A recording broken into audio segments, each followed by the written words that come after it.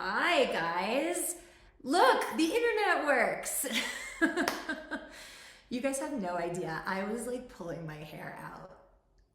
And you know how many, I coach online all day, every day, all the time. And I have never been in that situation before. So I really appreciate you guys being just so understanding and flexible and just rolling with it when life happens. So thank you for all being here today for the reschedule. And we actually had a few more people be able to register and come today who wouldn't have been able to come last time anyway. So, all around happy accidents. I see a lot of you here who were in the breast support reset a few weeks ago. And so I'm happy to see you guys again and some new faces as well. I would love for everybody to say hi in the chat and tell me where you are joining us from, where in the country, where in the world.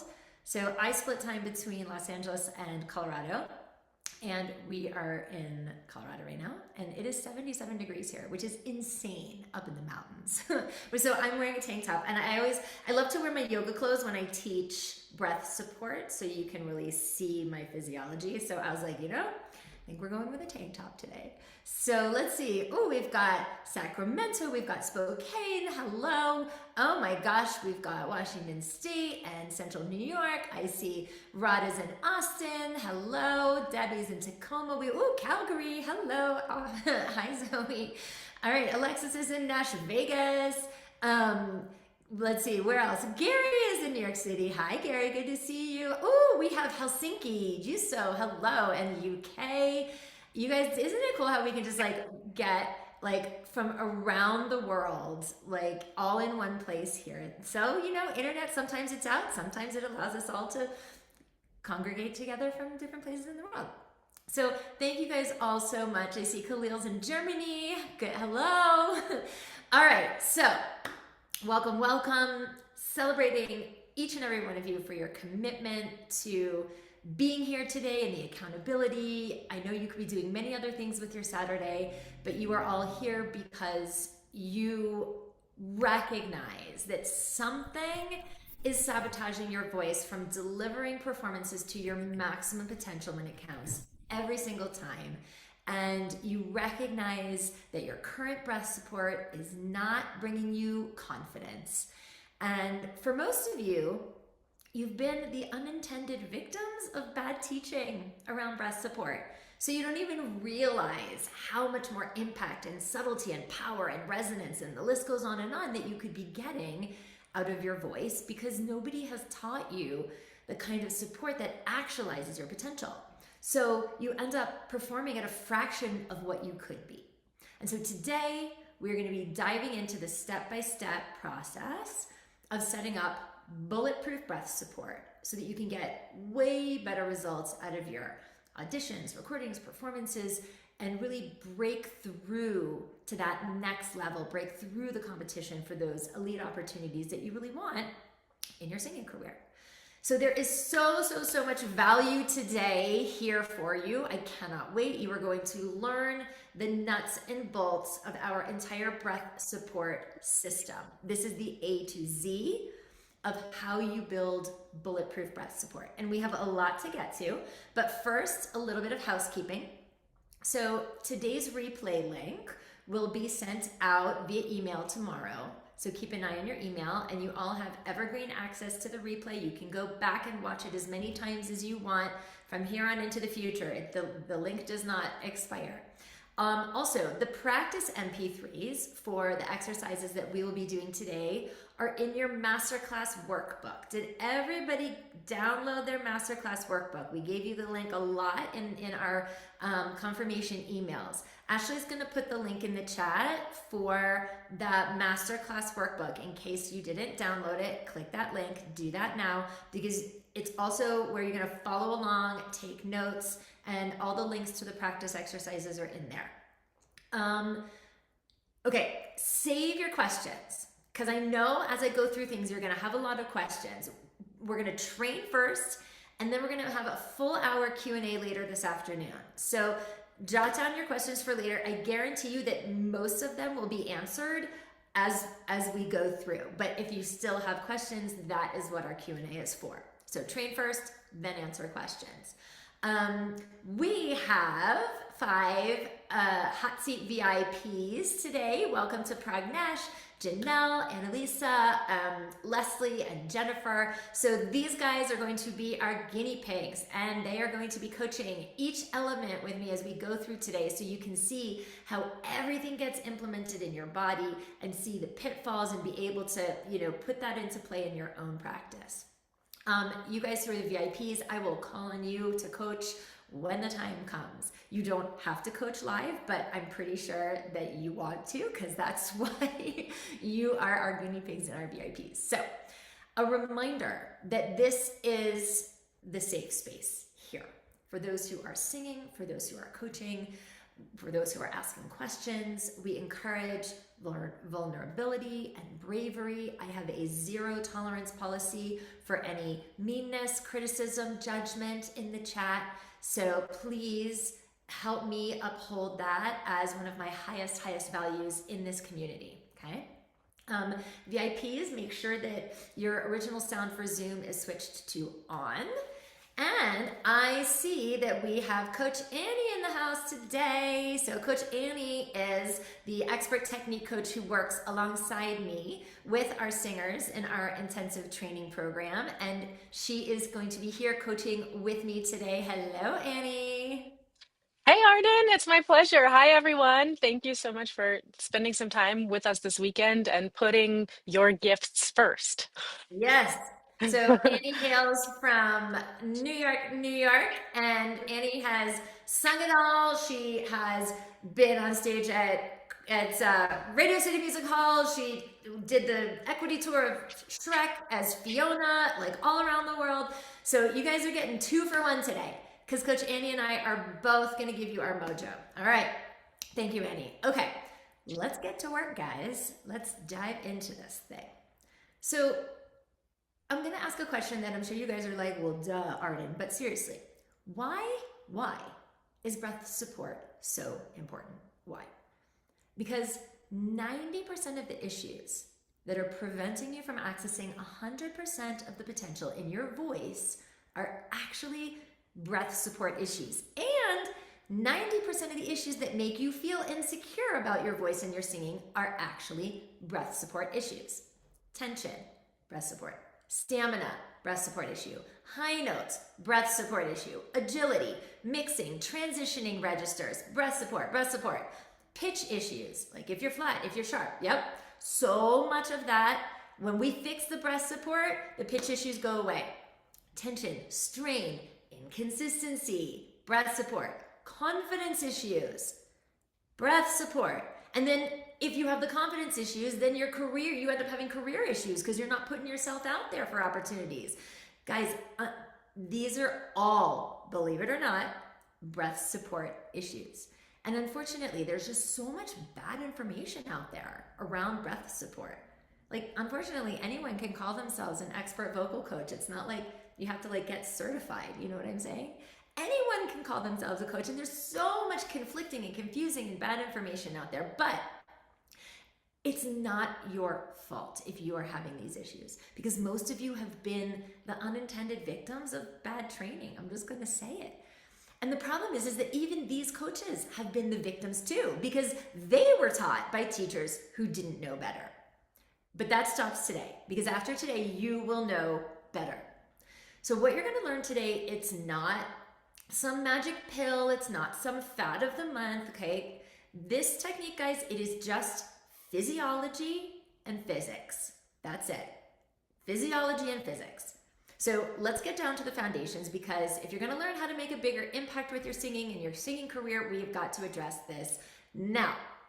So I want to go back to the fundamentals here for a minute. And before all of you trained singers here roll your eyes and you're like, Arden, I've already been taught the fundamentals. I've been taught support for years. I already know the fundamentals. Just remember this. Those that get the biggest breakthroughs here, they show up coachable, understanding that you don't know what you don't know. So this is just one piece of a larger puzzle if you're not where you want to be in your singing. And we're going to address this piece today. But please know that there's so much more to freeing your most powerful sound so you can go out there and be successful with it. So empty your cup and approach today with beginner's mind to fill your cup. Okay, so let's start with the anatomy of support. And let's talk about the diaphragm. I'm going to screen share for a second because I want you to look at anatomy here. Because again, what did I say? This is just anatomy and physics, right? So let me screen share. Okay, you guys can all see that? Yep. All right. So this like domey shaped muscle that lives right below where your lungs are, that is your diaphragm, okay? And I'm gonna, let's see, because I want to show you, all right, we can come back to this image in a second. But this, your diaphragm, this dome-shaped diaphragm, it lives like at the base of, at the bottom of your rib cage, okay? And it is what separates your thorax, where your lungs are, from your viscus, which is your intestines and your liver and your kidneys and all the other stuff, okay? And it's really important to understand the anatomy of your support because you have to understand how the diaphragm works. Because when you breathe in, this dome-shaped diaphragm, it inverts to become a bowl to make room for the lungs that are expanding and filling with air, okay? So it is when this diaphragm becomes a bowl as you inhale, then as you exhale, the bowl returns back to a dome, and that is what kind of pushes the air up, creates the velocity and volume of air that moves up and out of your lungs past your vocal cords for any kind of speech or singing, or even just in regular inhale, exhale when you're not even phonating, okay? And so the diaphragm here is incredibly important for the production of sound. But the one thing that I really want you to kind of get here is that we don't have a lot of nerve endings in our diaphragm. So it's really hard to kind of feel and feel like you can control the diaphragm because you can't feel it very well. And like, how many of you guys have been told by a vocal coach, like, use your diaphragm? Show of hands in the chat. So say yes. Who has had a voice teacher, vocal coach, choir director, whatever? Use your diaphragm. Is that familiar to you? Yeah, like so many of you, right? Okay, I hate that because while the diaphragm is super important for the production of sound, and I'm going to show you how in a second, it's super important for breath support too.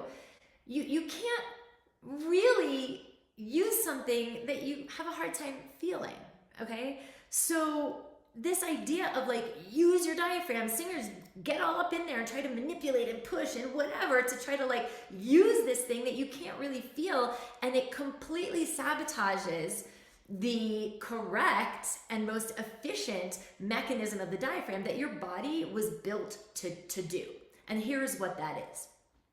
So when you inhale, like I said, diaphragm inverts to become a bowl to make room from the lungs. It is the slow rise of the diaphragm from the bowl back to the dome that controls the amount of air that passes through the cords, okay? When we talk about breath support, what we are talking about is not the diaphragm itself. We are talking about the muscles around the diaphragm that support the diaphragm to stay low and move slow. So if you can imagine that image that you saw of the diaphragm, if you were to like cut me in half and saw me in half and take off my top and look down, you'd see this dome-shaped diaphragm, and it tucks in to all of these muscles down my abdomen and my back, okay? So I want you to get acquainted with what these muscles are, because these are the muscles that are supporting the diaphragm to stay low and move slow. And why is that important? Because if the diaphragm is not supported and it pops right back up to a dome, what does it do? It pushes all the air out of the lungs too quickly. And now you're out of breath before you want to be. The phrase is airy. You don't like that. So now you're grabbing up here with throat, jaw, and tongue to create a dam to prevent all that excess air from coming out, because inherently you don't want that airy sound. And now you're in tension and strain, okay? And so merely because the diaphragm moved too quickly. So the muscles that support the diaphragm support it to stay low and move slow to create the exact right velocity and volume of air passing through the cords that creates the exact right subglottal pressure, meaning pressure below the vocal folds, and supraglottal pressure above the vocal folds that vibrates the vocal folds in the most efficient, perfect manner for the most beautiful sound. So when we don't have that support, the diaphragm just is whacking up, and most of you, what you don't realize is that it doesn't take a lot of air to sing. Truly. Like, it is just a very narrow, focused, steady stream. If you imagine like the eye of an embroidery needle, okay? Like, most of you send so much air out because you don't understand how to manage the muscles of support to manage the diaphragm. And so it's like you're trying to thread a massive, chunky kindergarten yarn through this teeny little eye of an embroidery needle. And it's too much, okay? So what you're learning in learning breath support is how to use the muscles that connect to the diaphragm, that support the diaphragm to stay low and move slow to create that beautiful, narrow, focused, steady stream of air. So that is concept number 1 today. If you're following along in your workbook, breath support is about the muscles around the diaphragm, supporting the diaphragm to stay low and move slow. Now, let's isolate the muscles of support and talk about what they are and where they are, okay? So, let me just shift my screen so that I can see a little bit better. Okay. So this is why I'm wearing yoga clothes today, because I really want you to be able to see what's going on here, okay? So everybody, I want you to stand up, and I want you to start to get in touch with the muscles of support. So first and foremost, I want you to put your hand right down six-pack muscles, right? Rectus abdominis, right where your ribs part, okay? And I want you to pretend like you're shushing a dog, like a dog is barking, and I just want you to shush the dog, and I want you to pay attention to what happens to these muscles under your hand. So just go, shh, shh, shh. Just shush the dog, see what happens, okay? You'll notice that these muscles, they fire. You feel them engage under your hand, right? Same thing down here. Oblique muscles, okay? Put your hands on your obliques and shush, whoops, I don't want to go away from the screen. And shush the dog, same thing. Shh, right here. Shh, shh, shh, into your palms. You feel those muscles firing, okay? Same thing. Transverse abdominis, low, right above the pubic bone.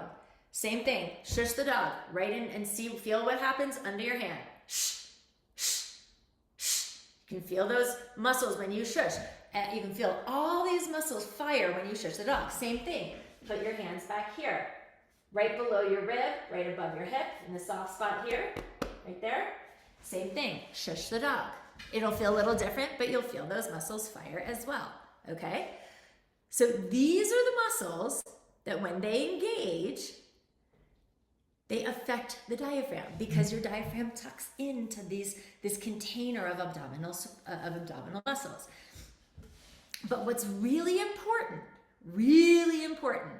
and this is concept number 2 for today, is that the direction that you're using to engage these muscles matters.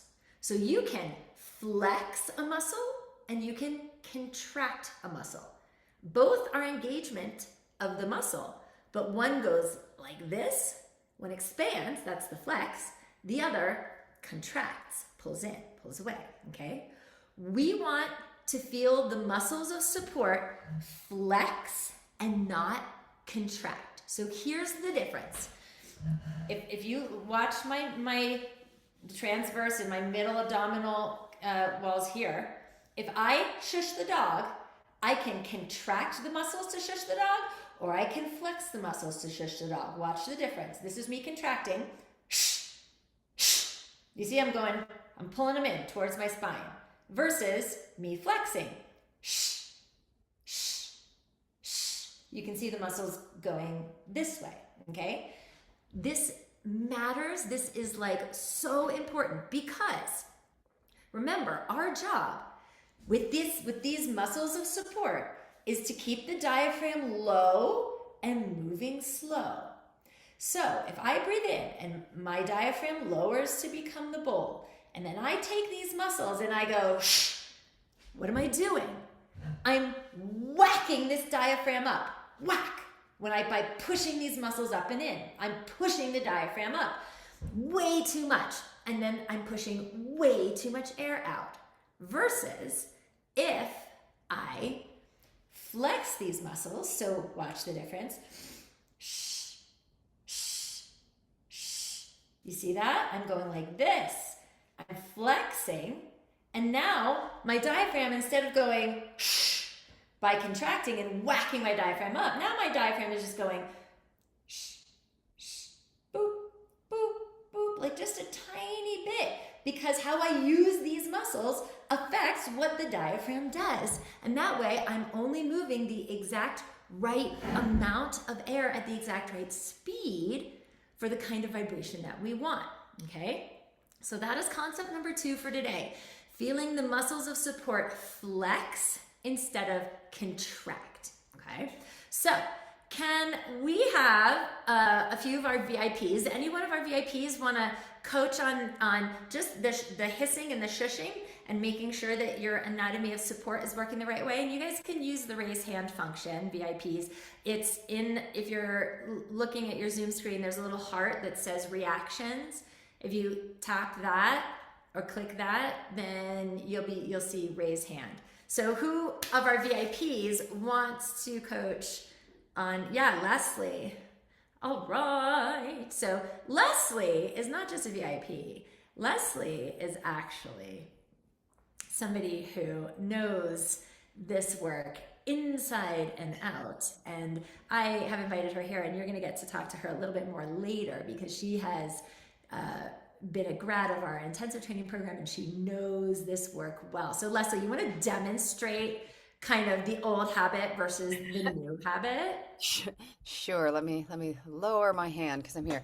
Sure. So, and I also have my yoga shirt on because it's like, okay, not hiding from the thing. Right. Um, So do you want to show us what your habit used to be before you came and worked with us in the intensive? it was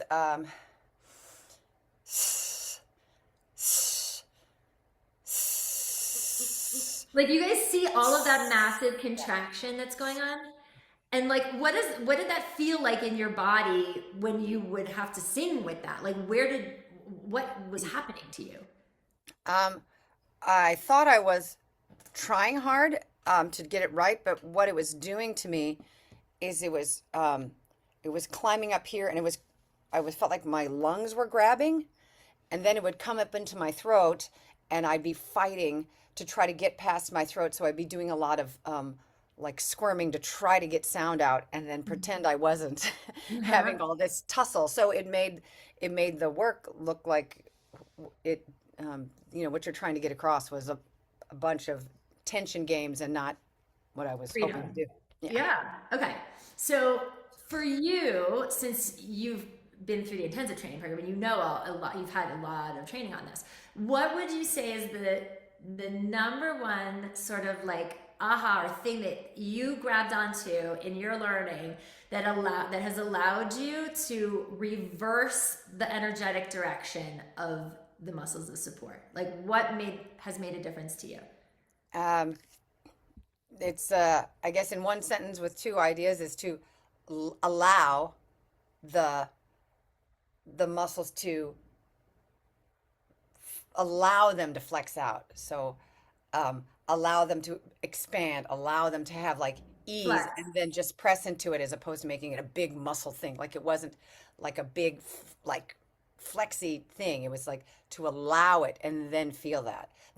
Was a really different feeling than being aggressively muscular. Right. So you guys, this is a really good point, which is it is not the force of that flex that matters. It is the direction. We don't want to go in we want to flex down and out. And what Leslie's talking about is the big distinction for her is when she thinks force, she's going to whack and she's going to go this way. When she thinks allow, she's going to lean and flex and she's going to go the opposite direction that serves keeping the diaphragm low and moving slow. That's awesome, Leslie. All right. Thank you for that. Okay, so of our VIPs, Pragnesh, Janelle, Leslie Green, Annalisa, Jennifer, who wants to coach on the direction of support right now? Because this is super important. You guys know how to use the raise hand function? Yeah, Jennifer. All right, my dear. Hello. Oh my goodness. Okay, Hi. so let's do, that's great. Stay right there so I can see, maybe, yes, perfect. And you can lift or you can just hold your shirt behind you, either way so it's tight. The Zoom is doing whatever it's we doing. know how to undo that. How do you undo Are you on an iPad or are you on a computer? on a computer? Oh, then I don't know how to undo it. I only Oh. know how to do it on an iPad. Okay, good. Stay right there. That's good. Okay, now just hold your shirt tight. You don't have to lift it up if you don't want to. And like technology thinks it's helping us by doing that. It doesn't realize that we don't want it to zoom in. What would happen if you take a step back? Would it keep going? Maybe. I don't know. Okay, but I can tell by the quality of the sound what you're doing anyway. The quality of the, okay, good. Stay right there. Okay, now I just want you to do a few shushes. Shush the dog. That's okay. I can tell what's happening even if you're not. Okay, try. Yeah, I want you to find a little bit more of resistance. So put hands on obliques, and I want you to focus on putting the flex into your hand. So, and don't like, yeah. Okay. Yeah, feel that sensation. Do a longer hiss.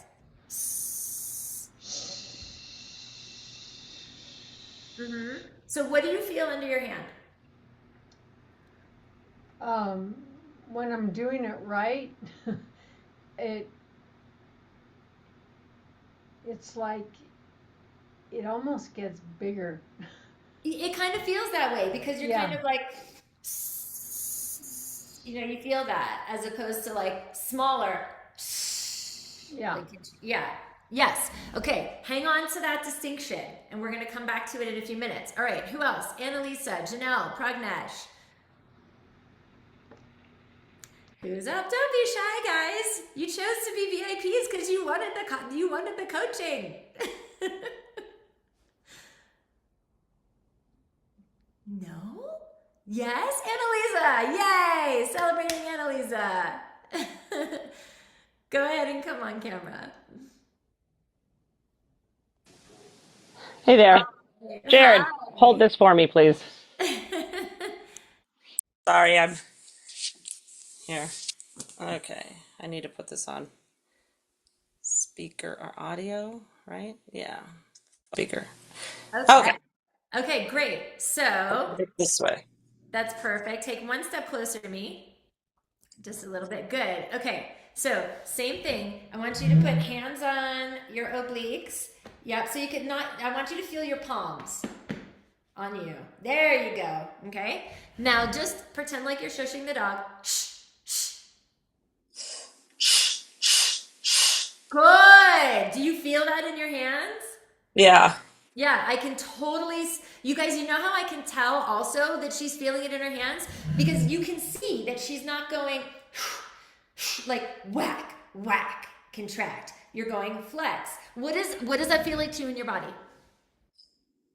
For me, it feels like I'm just staying open, and it's Right. consistent.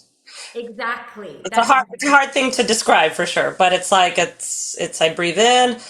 And I feel a little bit of resistance, but not so much that I'm tightening. It's like the And difference and then I between let it stay in that space. I lean into it. yes, exactly. Good. All right, let's see. Who else? Pragnesh or Leslie Green or Janelle. Don't be shy. Hi. All right, Janelle. I Come don't on. know. I think that I'm just tensing up too much. It's very I'm possible. not getting the concept.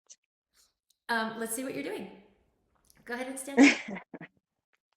I don't know what I'm doing. That's okay. We'll help you. That's why we're here. Okay.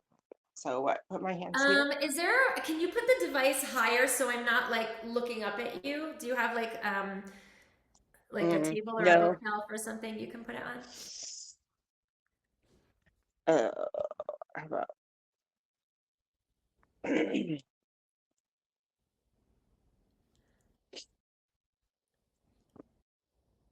Okay. Are you able to tilt the screen a hair? no. Okay. Are you still looking up at Yes, me? that's if you can put it so I can see a little more of you. That's great. That's great. Leave it just like that. Okay, Okay. perfect. Okay, now you can just like hold your shirt tight or whatever, just so you can hold your sweatshirt behind you a little bit so it tightens so we can see a little more of you. I'm Your sorry, I can't hear you. oh, I was saying hold your shirt a little tighter. Pull Oh, your shirt around you, okay. or you can lift it up. Either way. Okay, now just shush the dog and let's see what happens. Okay. What do you feel under your hands? What do I feel in my hands? Mhm. I don't know. I do a lot of exercise, so it just feels like the same. Okay. Okay. I, Here, Annie, let's I'm put, having trouble understanding, like feeling what you're saying okay. to do differently. Okay. So you're in luck because you have two experts here today, not just one.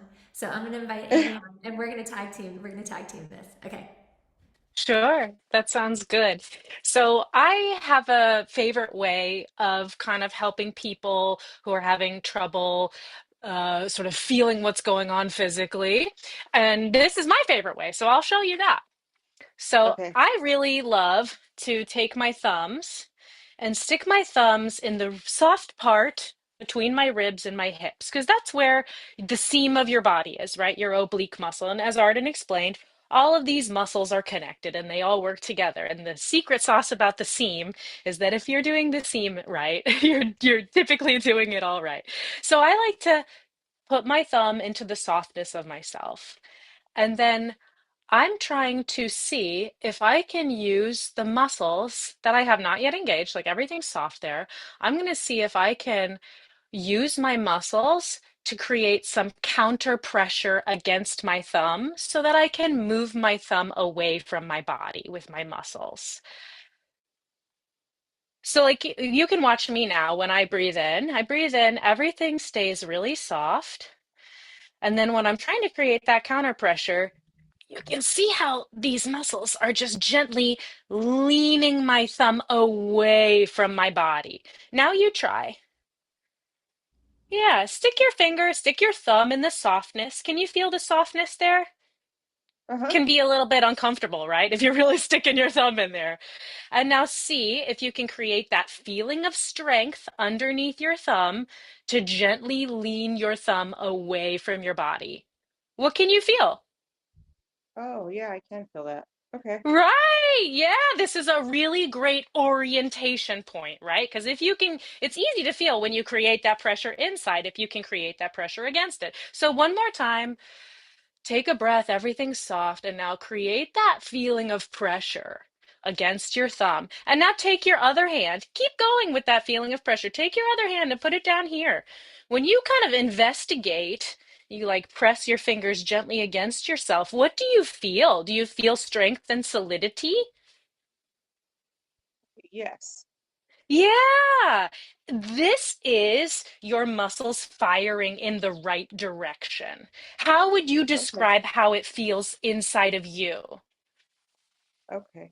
Yeah, that is how it feels. It feels like it's going down more Yes. than, and when I try to do breath work and the first class where you talked about belly breathing, that was like my whole life as an athlete. So that disconnect there Yeah, is causing confusion. don't focus on the belly because it's not about what's happening in the middle. It's what's happening in all of these muscles that you're now feeling that Annie just helped you kind of connect to around that. Thank you. So Of now Okay. course. keep your thumb here, okay? And just start exactly the way Annie told you to. You're soft, you take a breath, and then when you engage and flex into your thumb, everything else engages the right way. And I want you to shush the dog. Shh, Hmm. shh. Yes, yes. Do you notice, Thank Janelle, you. how nothing else Okay, is yeah, I can see the collapsing? difference. Right? Like Thank you it's so all much. just, that's it. That's it. Awesome. Thank you, Annie. That Of was awesome. course. Thank you, Janelle. That was super important because I'm certain that you are not the only one here who was like, okay, what am I supposed to be feeling right now? Okay, so now I want to talk about body alignment for a second because bad alignment can interfere with the diaphragm and these muscles that we were just exploring doing what they need to do. Okay, so what I would love for you to do is just to understand what your default alignment is so that you can start to shift it into something that might be a little more powerful for the breast support. Because here's the thing, as you're noticing, we want the diaphragm to be able to drop when we inhale in the most, constructive fashion. And we want these muscles to be able to, in a very gentle and focused way, isolate so that they can help the diaphragm move up to move just a little bit of air, like when we did, that's the diaphragm, just a little bit, a little bit, a little bit. Now, if your body alignment is counteracting that, it's going to sabotage what the muscles can and should be able to do. And what I want you to look at is the ribs. So if your alignment is here, now look, my ribs are now tilted this way. That's right where my diaphragm is. So my ribs are now cutting off the direct track of my diaphragm being able to lower as much as it needs to, and it's interfering with the top part of these muscles being able to flex and fire the way they should be. So just always be checking in with your alignment so that you're in length and width, meaning visualizing a lengthened spine and an open heart space so that you're not giving yourself the correct directions for flexing through your support, but then being sabotaged from doing it because your alignment is getting in the way. Okay, so that's just a little thing that I want to make sure that we're always in length and width. Open heart space, feel your shoulder blades sliding down your back because so many of us end up here and now the bottom of our ribs is cutting off the track of the diaphragm. Okay? Okay, so just keep that in mind. So the reason that I'm telling you also about this alignment is because it really will affect your inhale, okay? Now let's talk about the inhale. And here's a distinction, okay? The inhale is not breath support. So breathing for singing is not breath support. They are two different things. Breathing for singing is about the inhale. Breath support is about what happens when you phonate, what happens when you're in the phrase, how the muscles support the diaphragm to support the just exact right amount of air for the phrase that you want to sing, okay? So breathing though, the inhale, let's talk about the anatomy of the inhale. Where are your lungs? And I know you're like, well, Arden, I know where my lungs are. They're right here. Well, they're actually mostly back here, okay? Your lungs, the majority of your lungs are in your back. And Janelle was at our breath support reset a couple weeks ago where I went on my whole diatribe about like belly breathing and why I hate when singing teachers tell you breathe into your belly because ain't no lungs in your belly. There's no lungs in your belly. And so singers end up trying to like push air or something into here and it like is not constructive at all. They tell you that because they don't want you to breathe into your shoulders. What they don't want you to do is go, because ain't no lungs in your shoulders either, okay? But where I want you to focus is on your back body. So I'm going to teach you a really great little exercise to find a back body breath. And that concept number 3 for today is that if you're following along in your masterclass workbook, your lungs are in your back. So when we are focusing on the inhale, we really want to get in touch with the lungs in the back body. And a great way to do this is with a little ragdoll exercise. So you're gonna stand up and you're going to, you're gonna dangle like this, and let me move my chair. And you're gonna let your head hang heavy and let your arms dangle, and let the weight of your head pull out your neck, and let the weight of your arms pull out your shoulders. And then I want you to breathe into your back. Send a nose breath right into your back. And if you're watching me on the screen, you can really see how my back expands up towards the ceiling. Do a few nose breaths into your back. Really feel the back expanding and the breath expanding up towards the ceiling. And let it go. And then roll up. And then even though now you're at standing, I still want you to focus on the same sensation of the back body. And I want you to send an inhale right into your back lungs and your back ribs. That 360-degree expansion, okay, that you have more lung in your back than you do in the front. So don't focus on up here, don't focus on belly, focus on that feeling of expanding into the back the way you did when you were in the ragdoll, except now you're standing. So do it again. Lungs, focus a breath, nose breath into the back body. Now, I could keep going, but that's when it gets into my shoulders. That's over breathing, okay? So when we're talking about the inhale, we want to send the breath into the back, and we don't want it to get any higher than your armpits. If you feel the breath get higher than your armpits, you're over breathing. So again, here's a really good breath, back body breath. Now, this is me overdoing. Okay, so only to your armpits. Okay, so let's play around with this idea of a back body breath. And when you inhale, this is concept number 4 today, which is the inhale is a release. Do not take a breath. The inhale is a release. Let the breath come in. Release your belly, release your ribs, release your throat, release your jaw. And let the breath come in. And here's why, and I talked about this in the reset. The reason I hate the phrase take a breath is because it implies a grabbing, a doing, a violence. And then look at me, so much tension. And I hardly got any air because in the attempt to grab, to take this breath, what did I do? I used all my musculature up here to take, and in doing so, I constricted and contracted, and now my windpipe is smaller, so I actually got less air. So your job is to release into the breath. Release your belly, release your ribs, release your throat, and just let the breath come in.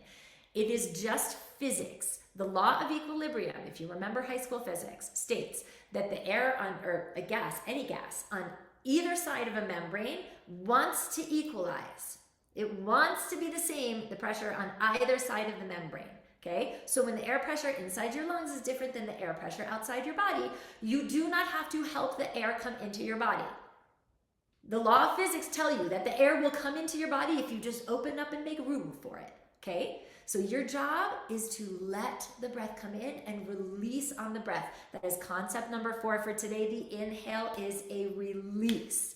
Okay, so let me have a guinea pig from one of our hot seat VIP coaches, because I have an exercise that I want to teach you for how you can really feel the release on the inhale. So use your raise hand function. Who of our VIPs? Yes, I see Leslie Green has unmuted. Leslie Green. Let's see, where are you? Hello. Hello.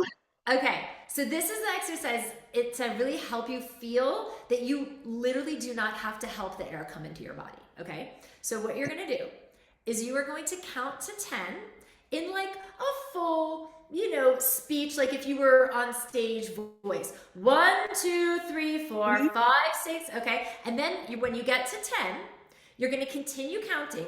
You're going to continue cycling 1 through 10, 1 through 10, but you're going to do it kind of under your breath, like not whispering, but you're going to use up all the air. So what it's going to be like is 1, 2, 3, 4, 5, 6, 7, 8, 9, 10. 1, 2, 3, 4, 5, 6, 7, 8, 9, 10. 1, 2, 3, 4, 5, 6, 7, 8, 9, 10. You're going to keep counting until your brain says it's time to breathe, Leslie, and then you're going to just let go of your body and let the air come in. Okay?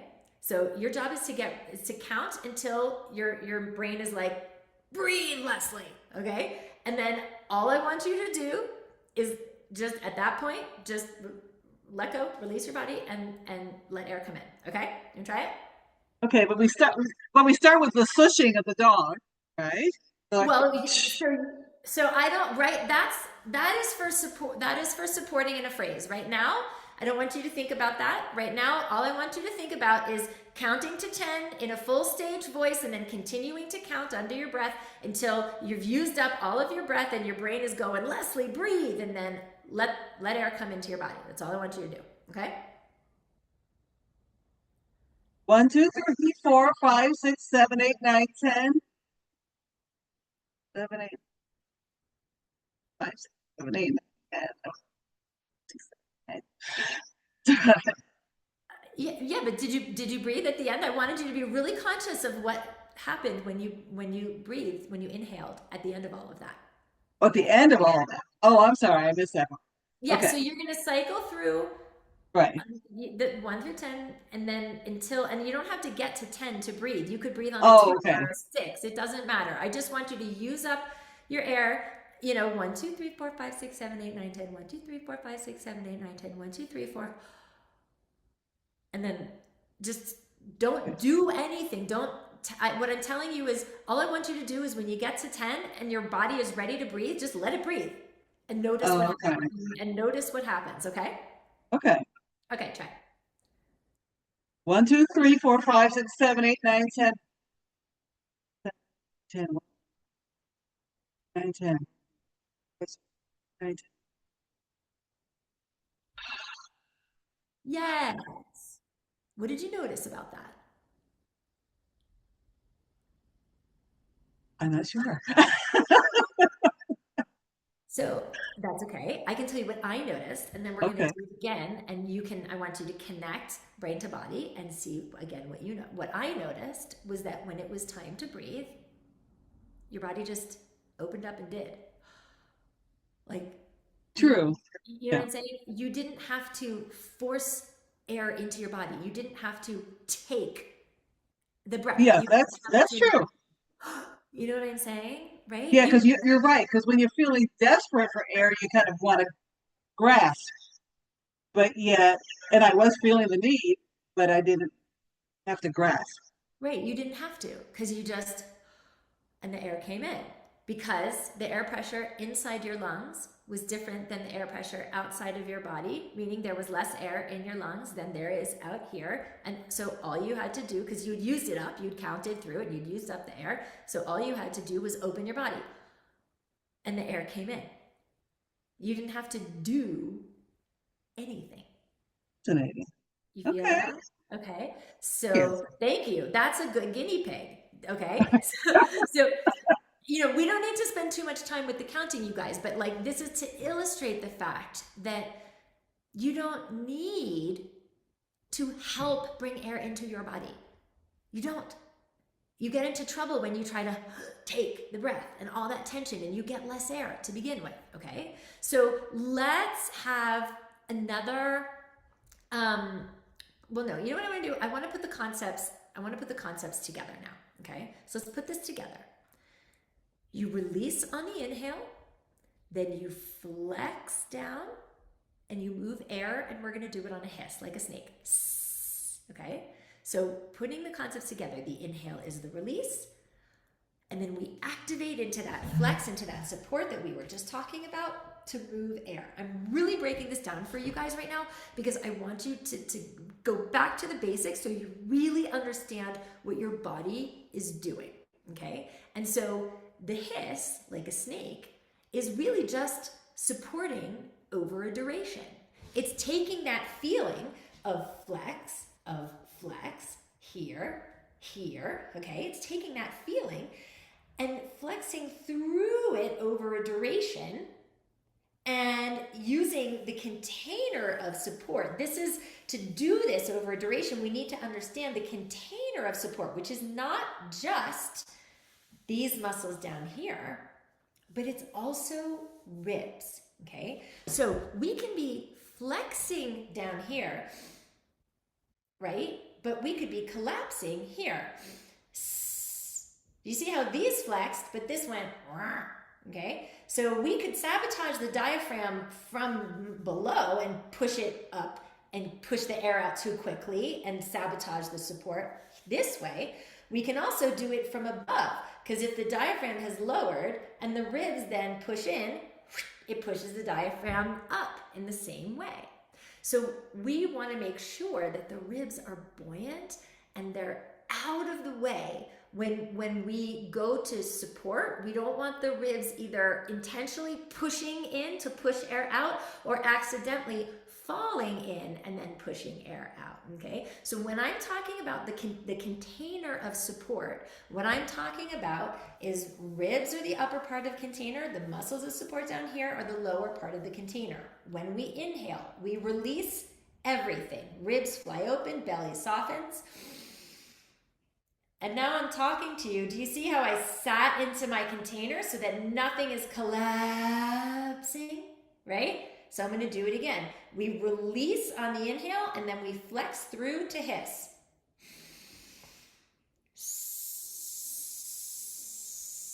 What I don't want to see is this. That's going to push too much air out. What I also don't want to see is this. That's going to push too much air out, okay? So your job on the inhale is to create the container by releasing, and then now we can talk about apoyo, which is supporting through the container over a duration. So apoyo means to lean, okay, in Italian.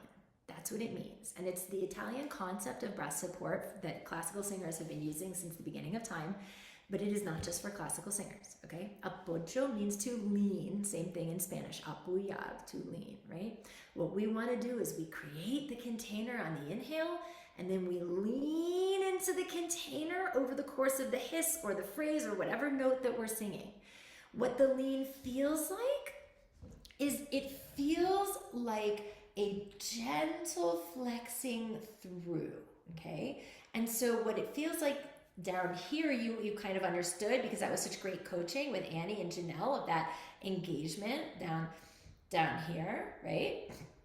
Up here, what the lean feels like, it feels like, you know, if you've ever, ladies, if you've ever like put on a bra or a strapless bathing suit or a strapless dress that's like one size too big and you have to like, you know, hold your rib, like, you know, kind of keep your ribs out so that it like doesn't fall down, right? Like that's how we can help you to feel this sensation of moving air without collapsing ribs. So this is an exercise that I call, you know, don't let the belt fall down or don't let the bra fall down. So it's like, imagine that you have a belt right around you or a bra right around you that's like hooked one size too big, and you have to breathe in and expand into it so that, because if you fall away from it, that belt, that bra is gonna fall right down, okay? So what I want you guys to do is you're gonna put your hand on your lap and you're gonna breathe into that beautiful release, that back body breath that we were talking about, okay? And then what you're gonna do is you're just gonna hiss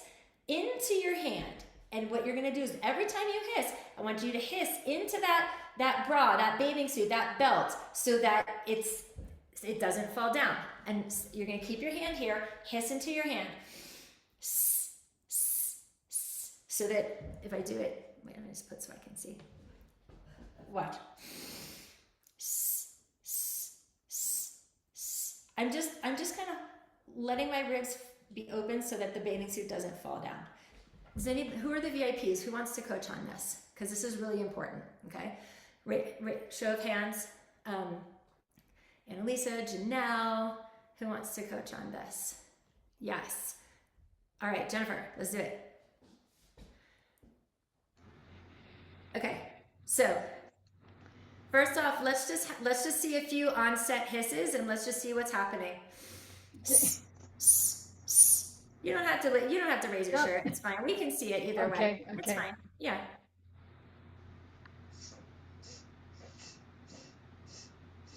Not bad. Not bad. Put your hand, wrap under your bra line so you can feel. So hard to do. Is that hard for you to do? Yeah. Okay, relax. Is that better when you relax? Yeah. Okay, so let's do it one more time. And this time I want you to hiss over a duration. Do like a 4 or 5 beat hiss. Good. Good. Do you guys see how she's not, like she's not collapsing? You feel how long you can go, Jennifer? Mm-hmm. And you guys, the reason she can go so long is because she's just moving a very narrow, focused, steady stream of air because her ribs are out of the way. They're not pushing in and pushing the diaphragm up, which pushes too much air out. And she's flexing. She's not contracting, which would push the diaphragm up and push too much air out. That's good, Jennifer. What does that feel like to you? It feels great. I mean, Can it you feels, describe like what that keeping the bra up feels like in your body? okay. It feels conscious still. Yes, yes. It's like if I let my ribs expand and keep them there, and then focus on my muscles down here, then I'm able to breathe right, and it's like so economical. Yes, that's a great word for it. Yeah.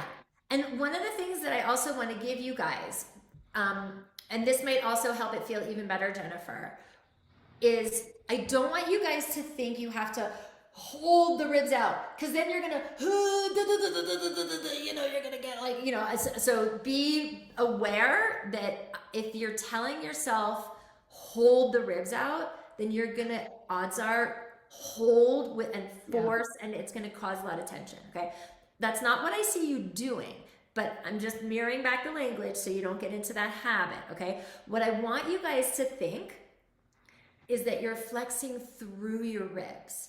It's an active thing. It's something you're moving through, not holding in place. So when I inhale, I release my lower support, I release my ribs, they fly open. And then when I go to hiss, I'm visualizing myself moving through like this 3-dimensional container. And you guys notice it's like very gentle. It's not that is a like that is I can't sustain over the course of a 4-beat phrase, let alone 8-beat, 12-beat phrase. Okay, so that's a great distinction, and I just want to make sure, Jennifer, if you can think about more moving, flexing, and flowing through the container rather than holding it in place, it'll be even easier. Okay. Thank you. Good. All right. Who else? VIPs. I want to make sure you guys are all getting this. Use your raise hand. Let's see. Annalisa, Leslie Green, Janelle, Pragnash. Don't be shy. Dare I call on somebody? Even if you think that you have it, it's a great idea to double check. Yes. Good point, Coach Annie. All right, Leslie Green, I'm calling on you because you're on a roll. Let's do it. And I see Janelle's already unmuted. Okay, we'll have Janelle and then we'll have Leslie. I don't think I'm doing it right. It's okay. That's why we're here. Okay. So, well, let's do the hiss. So that feeling of, just find that back body release on the inhale. then use what Coach Annie taught you to feel that engagement. But instead of like hitting that engagement, I just want you to flex through that feeling of engagement on a hiss. Can you try that? Through my back? What? Are you saying through my back to fill my lungs with air? So on the inhale, yes. And then when you Uh-huh. go to hiss, I was saying, I want you to focus on what we were doing with Annie a minute ago, which is you can put Uh-huh. your thumb back, but instead of like whacking it really fast, I just want you to flex through gently that activation into your thumb. So as you hiss.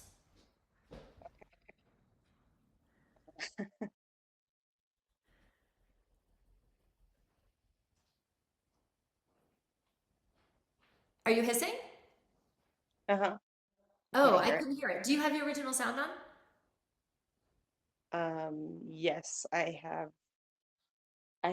um hearing things in though, so I sometimes can't tell Oh, if you it have was the in the earbuds in. earbuds, yes. Okay, but you I'm activated hard of hearing in original my left sound. ear.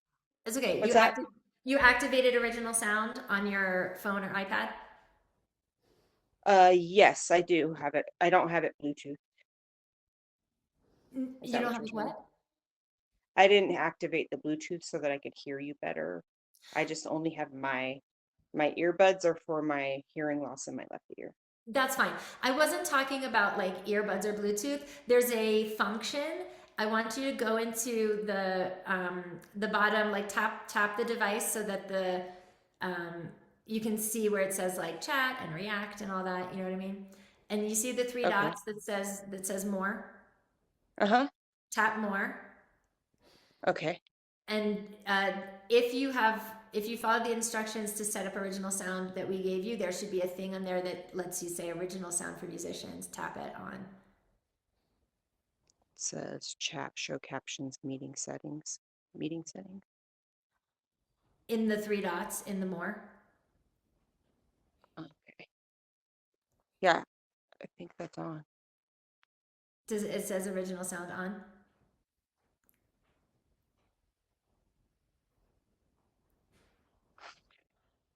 It It's doesn't okay. say any of those things.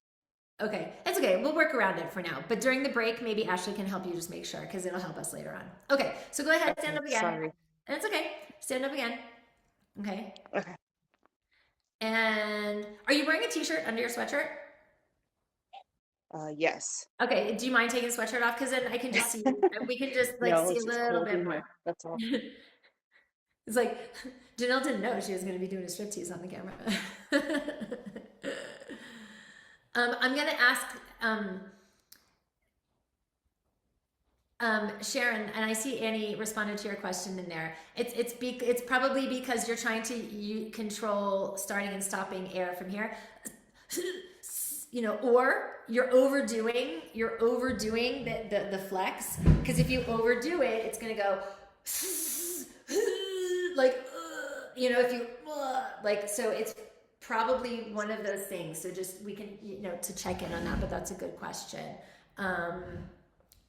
It's either because the muscles of support down there are not working and so you're trying to control it up here, or you're going so much force with those muscles that if you are having a bowel movement or something and you're like and you're trying to push and flex so much down there that everything else activates at the same time, and we don't need that much force. So those are the two things to check in on. Okay, back to Janelle. Sorry, 1 Is second. okay. All good. It's freezing here, so I had Oh, okay. too many layers on. Okay. Okay. So, thank you for that. Okay. So let's do this again. I just want you to Okay. inhale, and as you exhale on a hiss, I want you to just pay attention to that feeling. Put one hand here like you had with Coach Annie.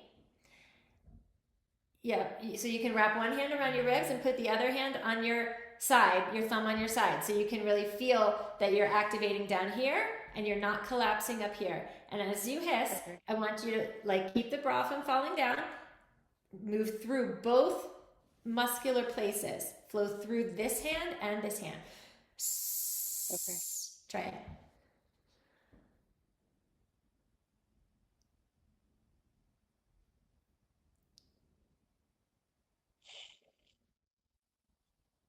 Yeah. Like really create like a very like intentional snake, like S, very intentional S, okay? Into your hands. So you're doing a sh, which makes it harder. S. Oh, Yes. okay. Okay. Yes. Do you feel how everything is just kind of staying? It's not like collapsing. Do you notice that? Uh-huh. What do Okay. you feel in your Yeah. body? Do it again and really connect brain to body and see what you notice. Okay.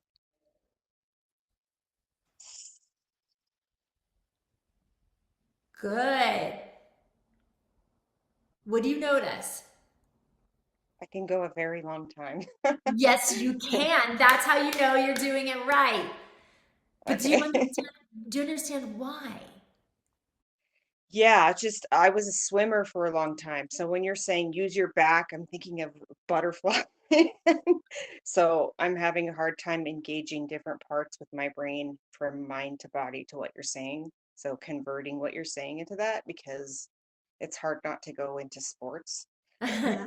So So um for you, that's what okay. I'm having an issue with is I don't know if I'm doing it right because I only know filling my lungs with air and I mean I could swim 2 laps and hold my breath the whole time and you're telling me not to do that because that would mean I'm shoving my air up here. Well, So now I'm wait. having to Hold find on. all these air passages to change around. Do you see what I'm saying? No. Here's the thing. Hold on, because there's a part of this that is good, and there's a part of that we want to sort of reframe. Okay. If Okay. you do know how to inhale to get the maximum efficiency of an inhale. It is what you would do to breathe for swimming. And it is the exact same Oh. kind of breath that you took. Uh-huh. I shouldn't say took, that you allowed, that you let in just now. Okay? It's the breath that goes, right? You know how to do that. There's no way you'd be able to like make it 2 laps if the breath was one of these, you wouldn't get enough air. Right. Okay? Right. So that's good. But now the difference is when you're, I don't want you to hold your breath. We need to move the air. We need to use the air. In swimming, Right. you're not That's what letting. I'm having trouble doing. I Right. don't know where And to so move what it. you just did, being here and being here and gently flexing through as you hiss, is what's allowing you to move just the very minimum focused, steady stream of air that you will need to sing with without like holding because you're afraid you're going to lose your air or collapsing because you're trying to push too much out. You know what I'm saying? Okay. Does that make sense? Yes. Good. It's just hard for me to not get into a rhythm. Do you know what I'm saying? Because if you're swimming, then you're counting 1, 2, Yeah. 3, 1, 2, 3. So yeah. And Okay, so I have to but kind give of like, yourself, if that works for you, then give yourself a rhythm here. And here's what I would want you to practice with this. And the rest of you can do this way too. Is you can inhale. So like you could do like a 3-beat inhale and then a mhm, 4-beat hiss. So you would go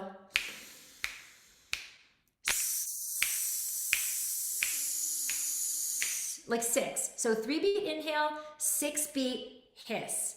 Then release and do another 3-beat inhale. So you keep time. You keep your time. yeah, I Okay. need a metronome.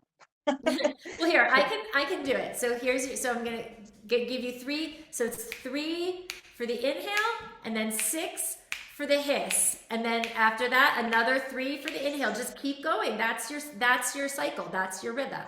Okay. 3, 4, 5, 6. Yeah, I lost you on the, but you're doing it. Yes.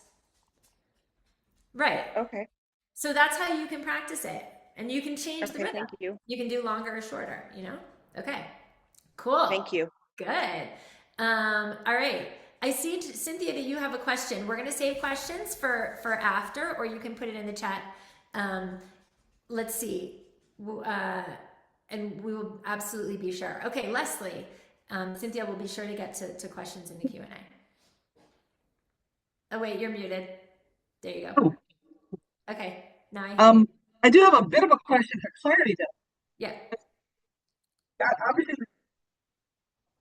the kind of Wait, breathing. Leslie, you're cutting in and out. Your audio's cutting in and out. If you Oh, I'm speak, sorry. that's I'm okay. sorry. I hear you Okay. now. So it doesn't matter, but it's almost an extension of diaphragm breathing, and then do the lungs. See, which I kind of have the same thing getting my, it's like trying to unlearn old habits. So, Yeah. So let me give you let me give you guys this piece. It's an order of operations. Okay. It's release the body. That's for the inhale. Release the body, receive the air, then engage your flex. It's release, receive, then engage. Release the body to receive the air, and then engage, and then hiss or sing or whatever, lip trill, whatever you're doing. That's like simplified. Amy, will you put that in the chat? Release, receive, then engage, then hiss. So you want to try that, Leslie? yeah. Are you standing? No.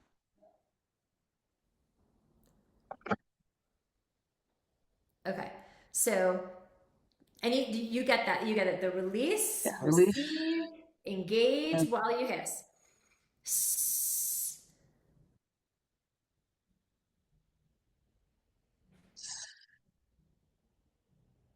Yeah. Can you take one step back from the device so I can see a little more of you?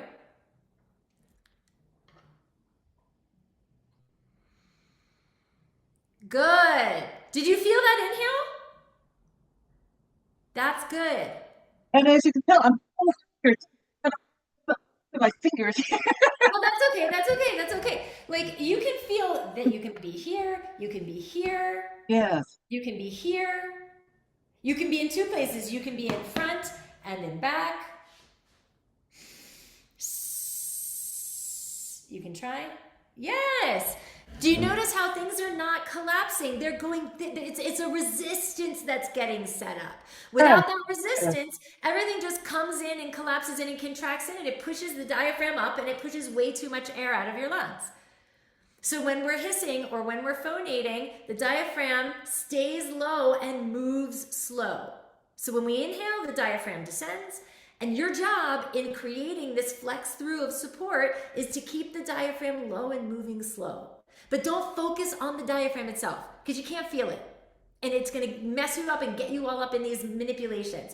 Focus on the container of what's happening that has a direct effect on what the diaphragm does. Okay? Does that make sense, Leslie? Okay, good. All right. So now,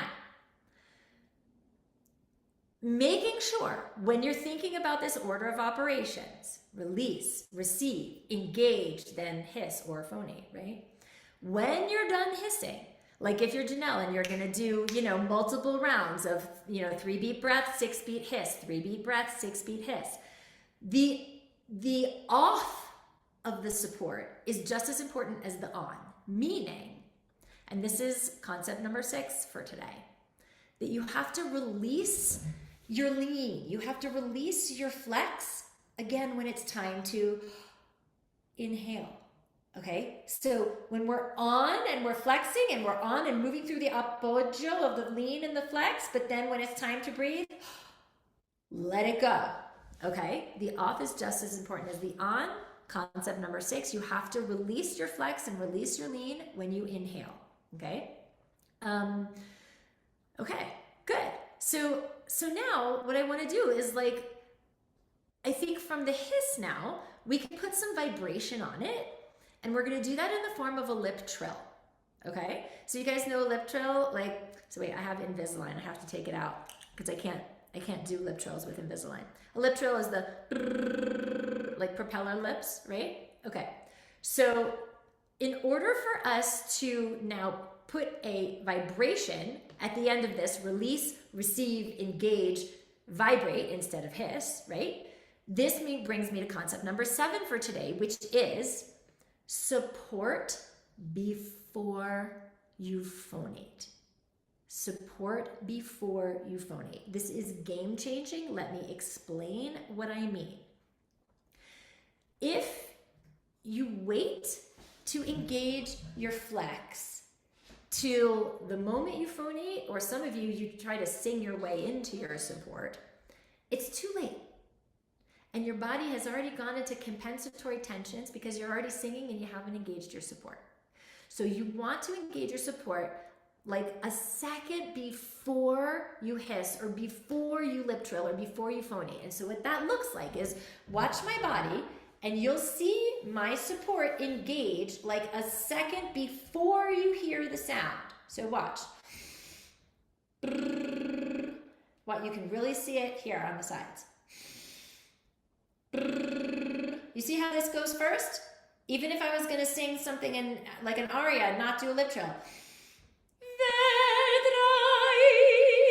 This goes before I phonate, okay? So the reason is if I wait, now I've started to phonate and I haven't started my support. And so now I'm singing my way into my support, which is going to create a whole domino effect of other tensions and inefficiencies. Instead of what I want you guys to do is support your way into your sing, which is why the order of operations is release, receive, engage, then phonate. Most of you get the last two wrong. You do release, receive, phonate, and then you engage.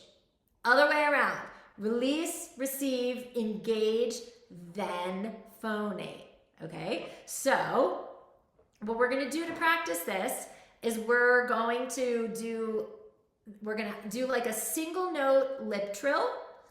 And I don't want you to change how you're using your body between the hiss and the lip trill. So we're going to go back to back between a hiss and a single note lip trill.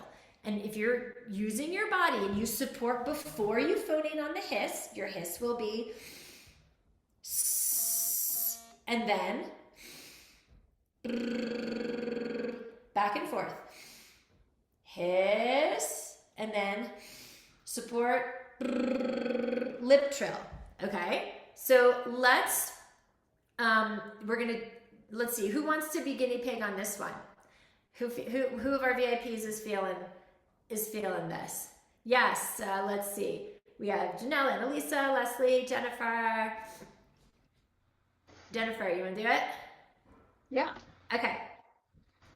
All right, let's see. So let's just go back and forth with that order of operations in mind. And you guys, the most important thing is that you do not change how you're using your body between the hiss and then the next one, the lip trill. It is exactly the same. I'm literally using the same release, the same engage, but instead of hissing, I'm now lip trilling. Your mind is going to want to go, oh wait, I'm making sound now. I got to do something different. No, you don't. Okay, Jennifer, just back and forth, single note.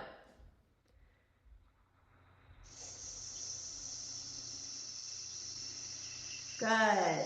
Now lip trill.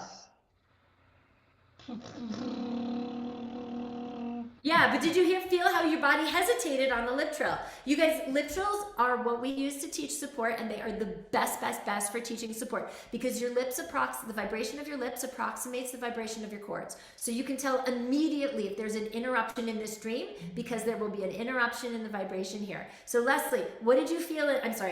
Jennifer, what did you feel in your body that was different between the hiss and the lip trill? Did you notice? No, I did not. I didn't even notice. I was all up in here. It's like, oh, now I got to do the lip trill. So think about the lips. No, right. And so this brings us a really good point, which is don't focus on your lips. Yeah. What is creating the vibration is this. This is your gas pedal. We don't start the lip trill from here. We start it from here. We don't start the hiss from here. We start it from here. Your mind gets that on the hiss. So create the same circumstance in the lip trill, okay?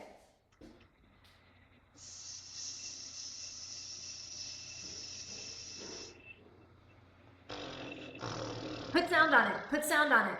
Put sound on it. Oh. I'm sorry, but I was just saying, put sound on it. Yes. Good. Now do it again and focus on the sound is down here. It is not up here. You guys, if she thinks that she's creating sound up here, she will not do what she needs to do down here because she's all focused on creating it up here. And now she's going to get in tension and that's not going to create what she wants. So you guys, even though this is vibrating and this is vibrating, the sound is created here. Put the tone, visualize like a little pool of vibrations down here. And your job is to just like gently flex and tap through and let one of those vibrations come out. Try it again.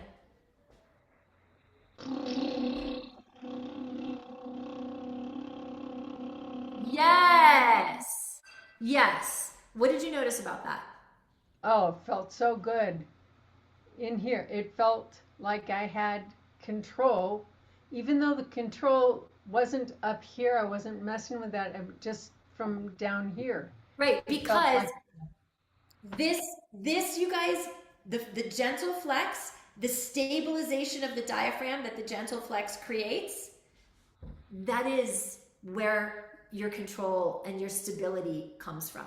Most of you, I see a lot of you in the chat, I can't do lip trills, I can't do lip trills. It's because you don't yet have this coordination down. This is the coordination that creates that. Most of you, if you can't do lip trills, it's because what is creating the vibration of the lips is the steady stream of air. Like the exact right velocity and volume of air is what is, when that is like in the sweet spot, it will trill the lips. If you're flooding, if you're not supported down here and you're pushing way too much air, think about it. Like a flag in a gentle breeze goes like this. You get an oscillation, right? Like your lips are going to vibrate.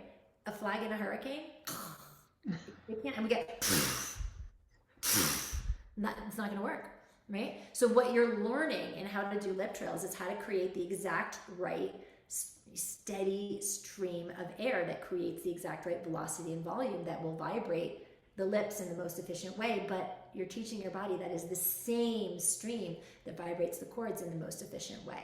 Okay, good. Jennifer, thank you for that. Let's see. And I see lots of really good questions in the chat. You guys, like, hang on to them because we will address them all in the Q&A if we don't get there sooner. You know what I'm saying? And you guys, the other thing that can sabotage the lip trill, right? Because there's the top of the container and the bottom of the container.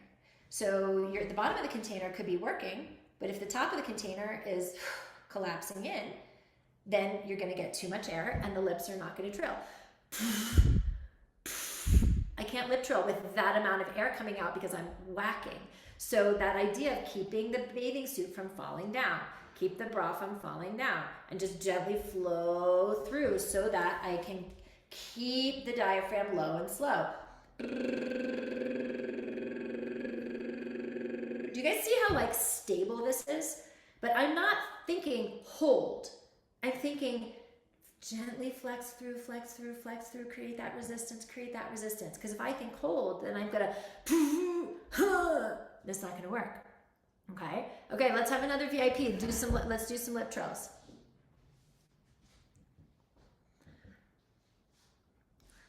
Who wants to do? Annalisa, you wanna do? I see you in the chat. Let's see. All right. Okay, so part of the other coordination of the lip trill is trust that I don't need to control the sound from here, or from here. If I am, that tells us two things. Number one, it tells us that I don't trust the lower support to do it. And number two, it probably tells us that the lower support is not doing it. Because if the support is working consistently, then you can let go up here and you don't have to control your embouchure, as it were. You know what I'm saying? You can just be like a dumb pout, and then just like this feels like literally like dumb and nothing. Feels like nothing, and my throat is open. So let's see what's happening. So tell me what happens when you usually do a lip trill. Like what usually happens? Well, for me, I'm fine with lip trills. It's students, Okay. Well, especially younger students or high schools, middle schools, and like they just have a problem altogether with tongue articulation, with lips, with anything. Like they're still developing a lot of things. And I find like even older students, like they're just right, and here's why. like from the beginning. Because they're focused up here. And Yeah. this is not where the lip trill or the tongue trill is created. Mm-hmm. Get them to focus on what we're talking about. Okay? Mm-hmm. So feel the coordination in your own body. Like release, receive, engage that feeling through ribs and through lower container of support, and then lip trill. And like really consciously and intentionally, because if you can feel it in your own body and do it in your own body, you can teach it. Okay?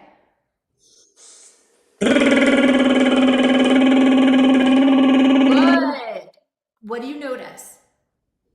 Well, I noticed an outward lean into my container, so to speak. Yes. Yes.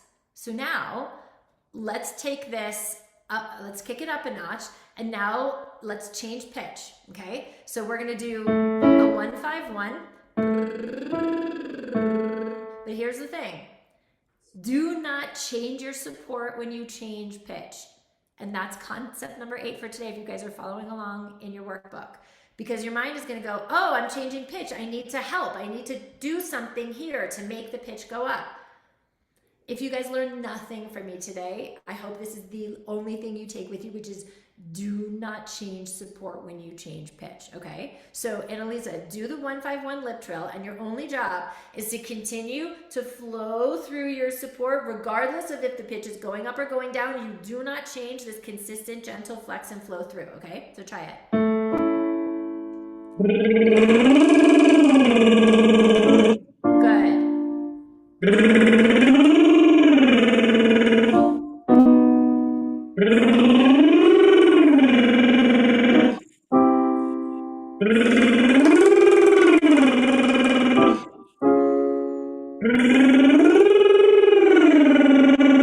Good. What do you notice in your body? Just consistency. Yep. And because you're focused here. Mm-hmm. This is where the focus needs to be. Don't like you're not focusing here. Yeah. When it because you have this consistency, this is working. This is doing what it needs to do. Singers who are all up in here trying to manipulate and do all of this thing, it's not going to ever work because they don't have the consistency down here that you feel. Makes sense? Okay. Good. Awesome. Who else, VIPs, wants to do a 1-5-1? Let's do it. Janelle, Leslie Green, or Jennifer. Yes, I can do that. I'll give it a go. Let's do it. Janelle, let's Okay. have Leslie, and then we'll have Jennifer. Okay. So, go ahead and stand up. Release. Wait, go ahead and stand up. I want you guys standing So I can stand up. while you're learning this. Okay. That's So you fine. have your whole body beneath you, and take like 1 or 2 steps back from the device. If you Okay, good. Okay. Release. Okay.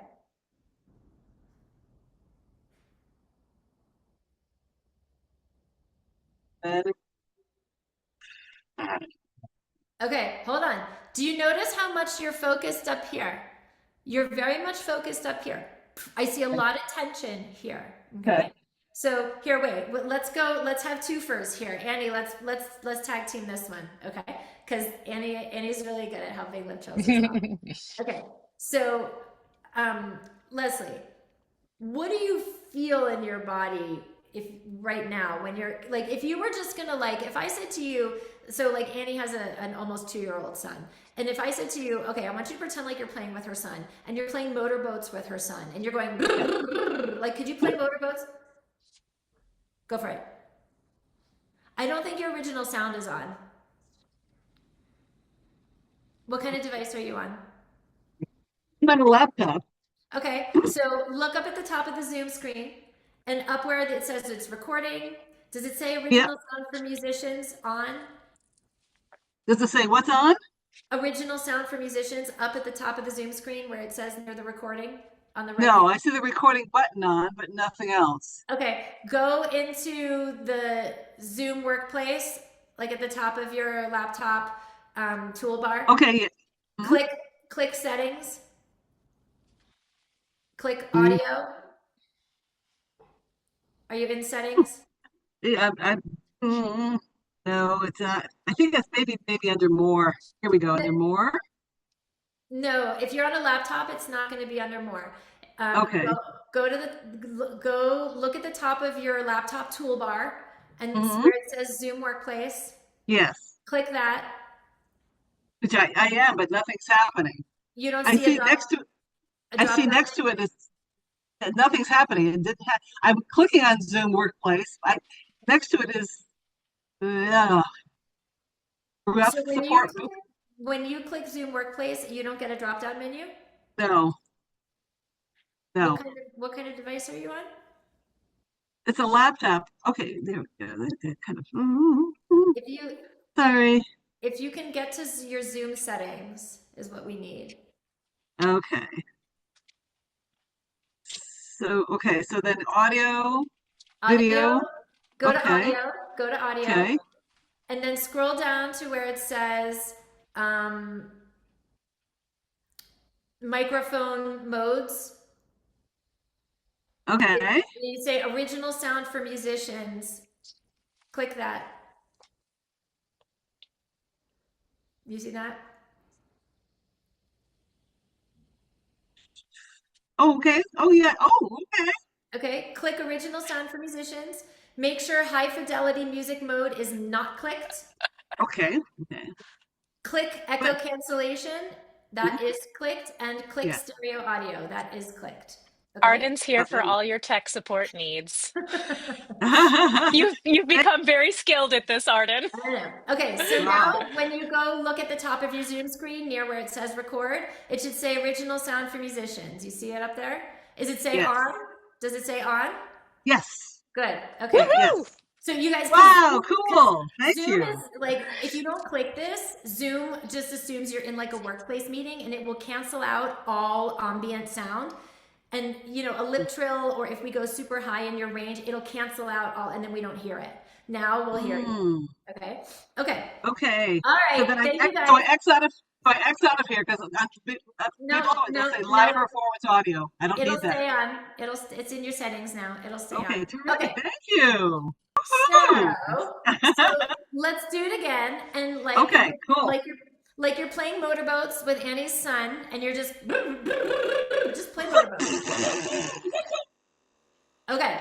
So when you do that, Annie, I see you chomping at the bit. What do you want to? Oh, well, I was trying to create what Leslie's doing in my body so that I can kind of describe what she's doing. But I see, like, when I look at your face right now, like, your lips look really relaxed, right? Normal, relaxed. And when I see you going to make the lip trill, I see bottom lip really shoving up to try to, yeah, I see bottom lip really trying to take on this work to close the mouth and make sure that the air can't get out. So, like, when you close your mouth and you let your lips rest together, yeah, just like Mhm. normal. Show me what that looks like. Exactly like that. That is your face posture when you start the lip trill. Right now, what it looks like to me, putting this all together in real time here with you, is that the bottom lip wants to do the work of the lip trill and wants to muscle the lip trill. But really, like when you just have your mouth like in a very neutral, closed position, now it's time to turn the sensation over and down to that feeling of finding your lean, and that is what begins the lip trill. So let's start again. Because right, Leslie, what your body wants to do is it wants to start the lip trill and control the lip trill from up here. And so this is all grabbing, and this is not doing anything. So in softening, like what Annie is saying, softening here and putting your gas pedal to start the lip trill down here. So don't focus on this. Let this be dumb and focus on exactly what we were doing before. So do a hiss first and feel the body in that feeling of the hiss first.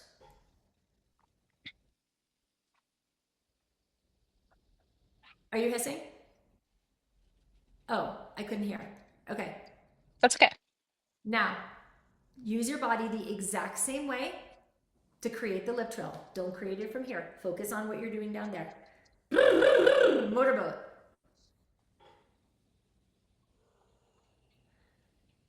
Because I trill very well, but I'm obviously having trouble doing that now with that. Okay, when you say you trill well, what does that mean? Show me what that Well, is. the fact that I'm able to make the sound. I mean, obviously before, I mean, Okay, see, what happens is you start off with a lot of tension, and it starts off with a, and there's no sound, and then you kind of settle into your support, and then you get the, do you notice that? That's like what happens? Okay. oh yeah, and it's very messy too. Okay, yeah. Okay, so instead of concentrating on what's happening up here, review in your mind what Annie just told you, and focus on creating what's happening down here. And just do a big old, just a big descending siren.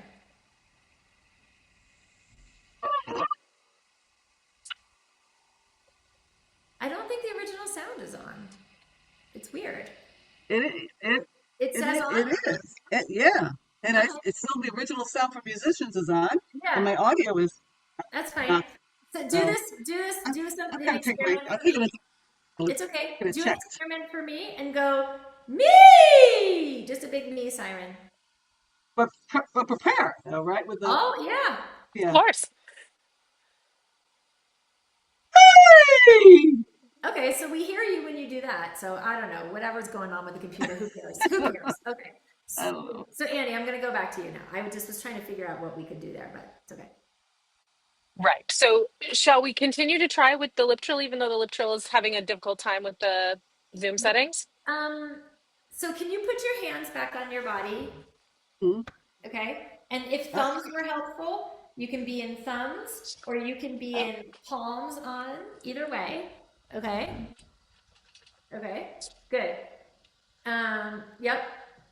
And as you're gonna go through release, receive, engage, phony, okay? And I want you to visualize just a few onsets. Okay? It's getting better. Can you step back from your device so I can see your face too? A little bit more? Okay, so I see you're half in the new and half in the old. I see you doing this. No, I see you doing this correctly, and I also see you grabbing to go boom, boom, boom, boom, and try to do it up here. I see you trying to do them both. Okay. And I have like 12 things I want to tell you, but I don't know which one is going to be the one that's going to make the most sense to you. How this isn't oh, I think of can't it even look. like, Wow. you know I what, can't even look. think of it like a B instead of a P. Don't try to explode. Okay. Go from dum dum dum.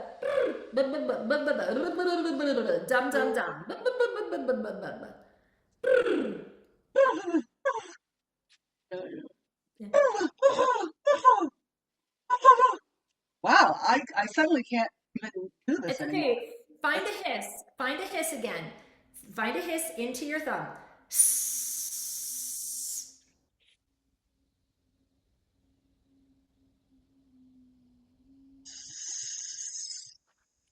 Yeah, do you feel how active that is? And how like there's that resistance? That's not happening in the lip trill right now, which is why you're having trouble. Okay? I want you to go back and forth from that active hiss, and then don't focus here at all. Focus on creating the exact same sensation right down here.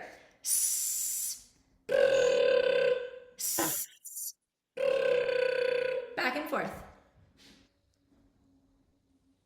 And focus and bring your awareness onto what's happening in the lower part of the container. And notice, when am I doing the same thing as the hiss, or when am I not? Do it again. Hiss first. What do you notice in your body? What do you notice? I really, I could do the hiss okay, Hmm. and I'm getting the concept, releasing the body. I like it, receiving the air, making just feeling almost feeling like you're really getting feeling a bag almost. It feels like a paper bag, Hmm. like you said, the bra thing or the whatever, just feeling very larger than large. Got that. Hmm. Then holding on to it. Yeah. That, So if you were gonna do a siren, if you were gonna do instead of using a lip trill, okay, if you're okay. gonna do a siren on a yaw like this, yaw, okay, Okay. can you do that for me? Same feeling as your hiss. Okay. Yes, I can do it, but I'm doing it properly. Okay. I So, know you can. oh, okay.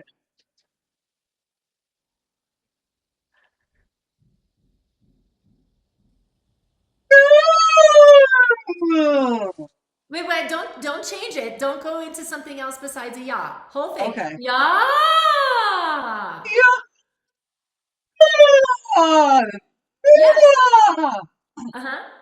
Yeah, all on just a big old ah siren. Ah! Ah. Yes, yes. What do you notice under your hands when you're doing it? Yeah. Yeah. Yes. Do you feel, because I can see it, but do you feel that you're staying in your resistance of your container? Yes. Yes. That Yes. is correct. Okay. Yes.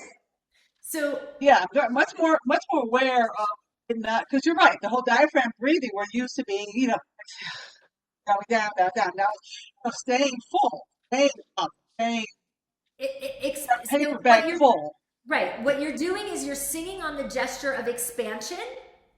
See, Yes. and what you're doing is you're singing on the gesture of the inhale. The gesture of the inhale is expansion. We expand on the inhale. When we sing, we want to keep singing on that same gesture of expansion and resistance. That's what the flex is. Somebody had put in the chat, I still don't understand what the difference between flex and contract is. That's the difference. Flex is flexing through staying in expansion. Contract is minimizing and moving away Right. from that. Right. You know what I'm saying? Okay. So for you, Leslie, and listen, Annie and I have worked with so many people who lip trills are hard. It can be a journey. It can be. And your body understands how to do the coordination when you do the siren, which is ultimately what we want anyway. If let's say you were gonna come work with us in our intensive training program, we would work with you. You would get the lip trill because it is important. But because the coordination is showing up for you in the siren anyway, like don't beat yourself over the head about doing the lip trill. You know what I'm saying? Like it will come. It will come over time. So Leslie, can I ask a question? yeah. Yes. I'm very, because you did execute it really well, that feeling of, gentle expansion moving through when you did the siren and the yawn. What did that feel like inside your body in your own words? In the correct way. I said I see this picture of a brown paper bag. It just kind of you blow a bag, feels very balloony, full, very Right, right. Like that image of someone blowing into it and it gently, slowly right, fills up. right. And so, whatever it is that you're doing, Leslie, if you're doing exercises or if you're working on repertoire, that is the feeling that you want to practice. That sensation of like, okay, I feel my paper bag and I feel myself like gently growing into the seams of my paper bag. Is the that is the direction, that is the work. Because what that is not allowing the body to, or not thinking the body has to push air out to move you forward in the phrase or higher in pitch or on to the next syllable. You're just consistently doing this, and we don't change that regardless if we're changing pitches, changing syllables, whatever. That idea of sing on the gesture of the expansion, That's the gesture of the inhale. The inhale is expansion. So we want to like inhale to inhale. That's, you guys know who Thomas Hampson was? He was like one of the most famous baritones of all time. He said, when I sing, I think inhale to inhale, meaning I inhale for the air to come in, and then I continue thinking that feeling of inhale as I'm singing through the phrase, so that his diaphragm stays low and doesn't push all the air out, which then causes that domino effect of pitchiness, airiness, tension, strain, losing air, not making it to the end of the phrase, all the things, right? So all of these things that you're describing, Leslie, the paper bag, right? The way I feel it, which is like, I feel it like a beach ball. You know how like Right. in a giant beach ball, the air is trying to escape in the beach, you know, it's moving away. It's trying to, that's what gives the beach ball its shape. So I just visualize everything moving away from the midline, moving this way, moving this way, moving this way as I sing through a phrase. So that even if I have a long phrase, right? Like if I was going to do,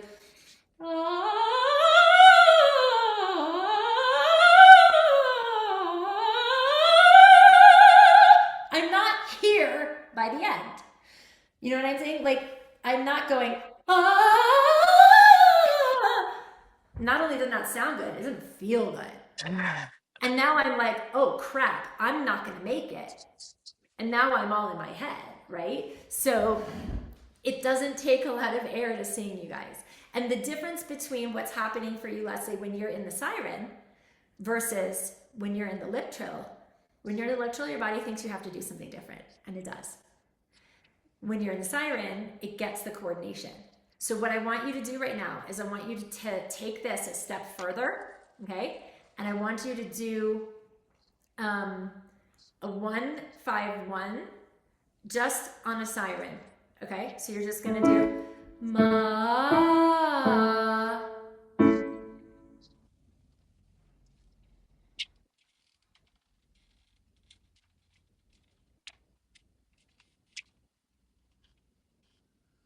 Oh, Put an M in front of it.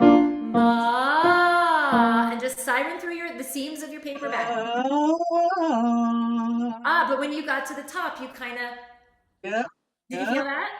yeah, I did. Yeah, so you interrupted that moving through the seams of the paper bag. Don't interrupt it just because you're changing direction. Yeah, but a real good ma. Yeah, I don't mean that you need to like force your jaw. I just want you to be cognizant of like a real Yes, good yes. with lots of integrity. Uh-huh.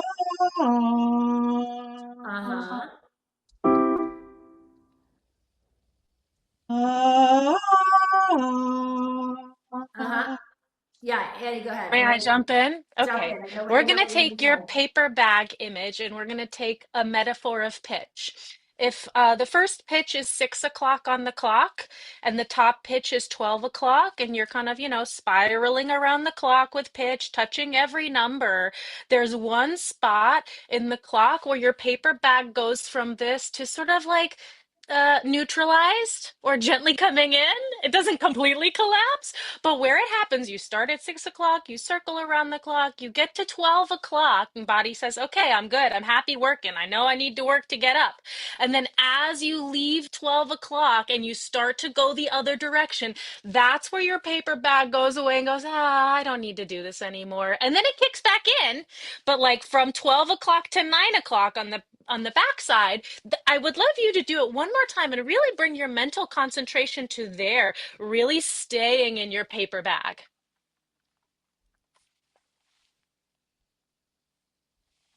Here, let me give you a pitch.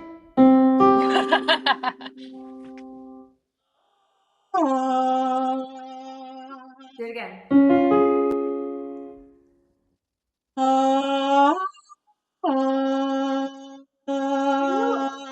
Leslie, can you luxuriate and be so gooey? La, or on the, like, as you move around, ma. Do you hear how gooey I am and slurry? Like, you can Right. hear every semitone, okay? Okay.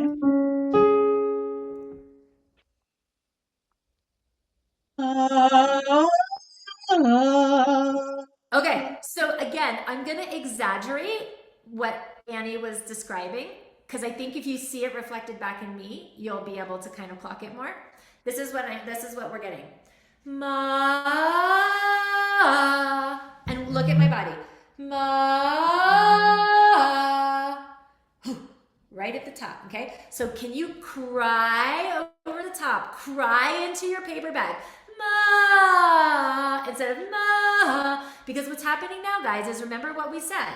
Do you guys remember what concept number 7 was? Do not change support when you change pitch. And Leslie's doing a good job of that on the way up, but now she's changing pitch to go down and she's changing her support and it's interrupting because you're supporting this one and you're supporting this one, but I lose you in between. The bag is here and then on the top, we lose that. You see what I'm saying? I hear it and I feel it. You do? Okay. That's the first step. Right. Yeah, I'm definitely aware of it. But yet it's frustrating because you're right, we're fighting the old, because I mean, to do the fifth is easy, like, but as is, now I have to breathe, exhale. It's a matter of, Right now it's brain work. It's brain Right. work so that the body Brain is works in the more brain. efficiently. Because when your body does its habit, like when you just demonstrated just right now, yeah, I know I can do the fifth, but we got a lot of changing support to change pitch. We got ma, we got H's, which tells us you've pulled off, and then you've re-engaged, which gives us a flood to move up, right? So for right now, focus. I want one hand here, get under your bra line, one hand around your lat, Right. lower. Under your bra line. Yep. Yep. You got it. And Give the other girls hand, out of the way. yeah, I know. And then other hand, either on your oblique or in your thumb, either way, whatever is better for you. Okay. Now drop your shoulders. Okay.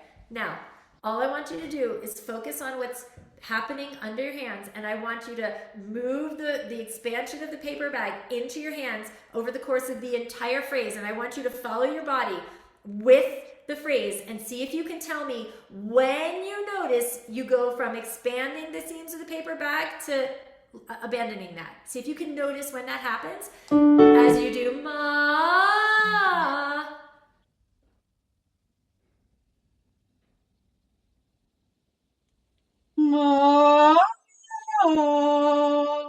Better, even gooier, Leslie.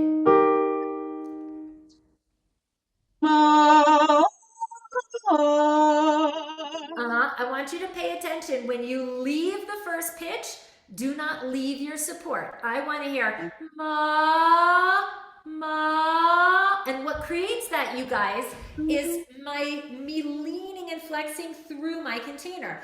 Ma. You can see it. Try it. No. I'm getting this one and I'm getting this one, but I'm not getting the in between. Okay. Like agree. Oh, yeah. You feel how your body like goes away from your paper bag at that point? I want you to go into your paper bag and be egregiously slurpy, Leslie. Like you cannot go too far with this right now, okay? Ridiculously slurpy.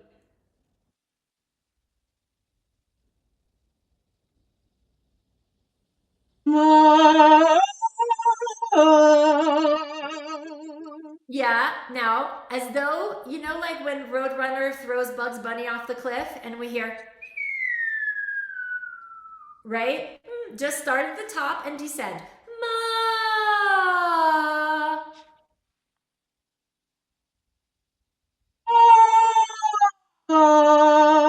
Yes. What happened? What did you notice happened here to create that and not just fall back down, but like hear the slur?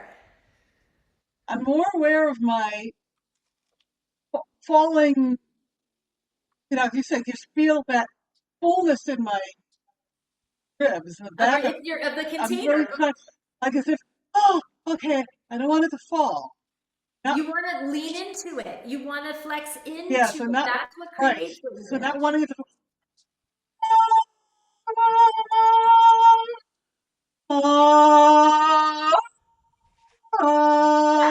So now, instead of thinking of this as 3 separate pitches, okay, I I want you to think of it as one thing. There is no up, there is no down. Ma, a train on a track. Uh, Yeah, you're doing better on the way down now, actually, than you are on the way up. okay.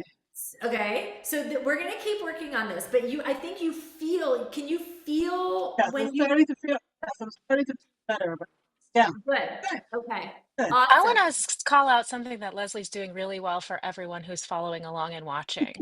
If everybody was following and paying close attention, you notice how Leslie had her hands on her body and she didn't just jump in. She gave herself time to feel her release and connect her witnessing brain to her body before she went. That is a really, really pivotal piece that Leslie did a really, really excellent job of. Everyone, when you follow along and you do these at home, give yourself that time and space so that your body and your brain can connect and you can notice. Super important. And you guys, this is stuff that we progress with over time. You know what I'm saying? Now Leslie has the awareness of, oh, I know what the good feeling feels like. And she has an image for it. The paper bag for her, that expanding feeling. Once she knows what the good feeling is, because you guys, your job is to recreate the feeling of the good sound, not the sound of the good sound. What we hear in our head is not what the audience hears out here. It never is. So don't go making manipulations with your body to try to make it sound a certain way in your head and that sounds good to you, because out here, that is not what we hear. Your job is to create the feeling of the good sound, know what that is and know what that sweet spot is, so that you know, regardless, what the feeling of the good sound is. So even if you're doing a gig and the monitors suck and you can't hear yourself back very well, or the orchestra is really loud and you can't hear, it doesn't matter. You don't need to hear yourself. You need to feel yourself. So Leslie now understands the feeling of the good support, which means that when she really is learning to come into present awareness and clock what's happening in her body, she can feel when she moves away from it. And it's super subtle. Ma, ha, ha, ha. She supports this one and then she pulls off. And it's super subtle. But she now knows what that feeling is instead of continuing to gently flex through, which creates the siren. So when she thinks siren, ma, Mhm. because I'm not going to make you guys sing Slurpy Derpy forever, okay? But for right now, you need to learn how to change pitch without changing support. That is the number one thing that sabotages everything else you guys want to do. It makes you pitchy, because every time you change, you leak air. So now that's the air that would have sustained you at the end of the long phrase. So now you're worried about making it to the end because you were leaking. Right? It's also the thing that contributes to tension, to strain, because when this is not consistent, other parts of the body, neck, jaw, tongue, start to want to support the sound in the absence of the consistency down here. So if this is changing every time you change pitch, you're going to get into jaw and tongue and throat trying to control the sound to try to compensate. And now you're in tension and strain and it doesn't feel open. It's harder for you to access the best resonance because jaw and tongue are all up in there. So it's a domino effect, you guys. So first and foremost, use the siren to learn how to change pitch without changing support. Siren into your feeling of your container of support. Breathe in, gently flex, and then 1-5-1, and then go up to the next one. Ma, next one. And just keep going up the scale. We're giving you these exercises so you guys can have it. Okay. All right. Thank you for being such a good guinea pig, Leslie. All right. If I may ask you, because I think what also is just when you're doing that, it's pushing. Because I just tried to do it the wrong way, and I think it's true. You're doing it your way makes more sense because you're going visual. It's gradual. It's like Yes, you did Yeah. it. That's it. um, That's it. like,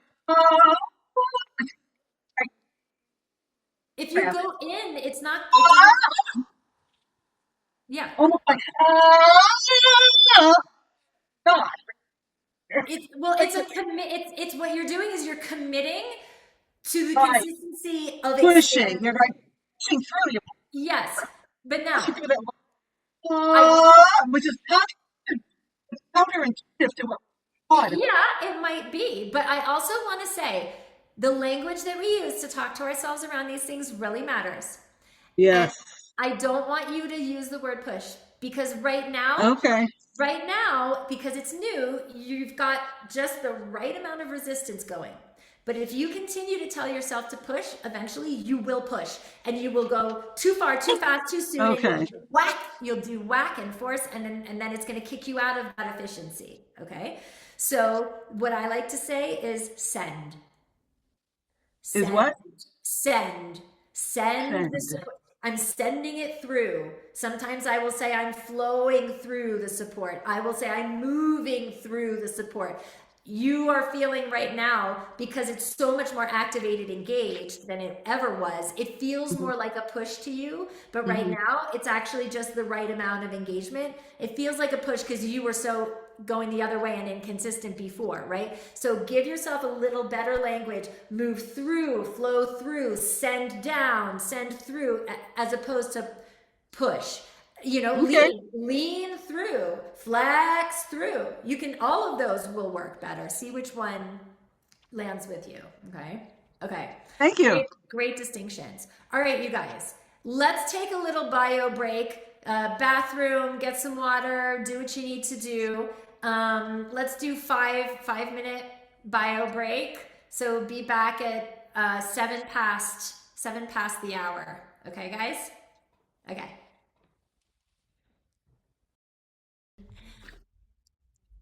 Okay. So before the break, we were sirening and working on the progression uh, through different pitches, changing pitches on not changing support. And now what we're going to do is we're going to add multiple syllables and multiple pitches. And so this is the thing, you guys. Like, this is where most high-level singers get tripped up. Because your mind is going to want to convince your body, oh, okay, now we're on syllables, now we're singing, now we got to make it sound good. And all the things that you think you need to do, all the habits and all the ways that you don't want to fail or sound bad are going to come rushing in, because now we're on syllables. Now we're singing, right? And all the habits of make, force, do, manipulate, control that have sabotaged the consistency of your breath support in the past, they're going to try to come back. And so what I want you to get right now is we are not singing. We are not singing right now. We are just vibrating on pitch. We're just vibrating on pitch. So what we're going to do is we're going to do a single scale on Mamo Moo. Mamo Moo. Simple. Mamo Moo scale. And what you're going to do is you're going to get present in the moment of your body. You're going to direct yourself to use your body in the exact same way you did when you were sirening, in the exact same way you did when you were hissing, when you were lip trilling. It is the exact same flex and flow through that container of those muscles of support, okay? And then you're going to use the progression to set up how to use your body. Release, receive, engage, phonate.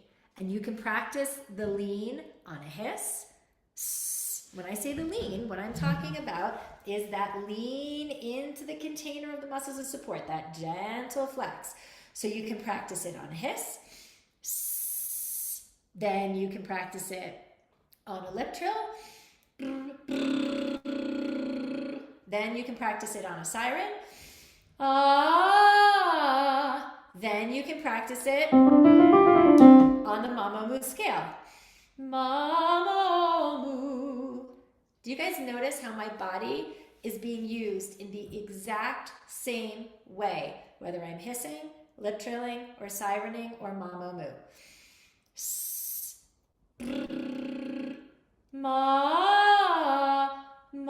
Mamo Moo. Like, exactly the same.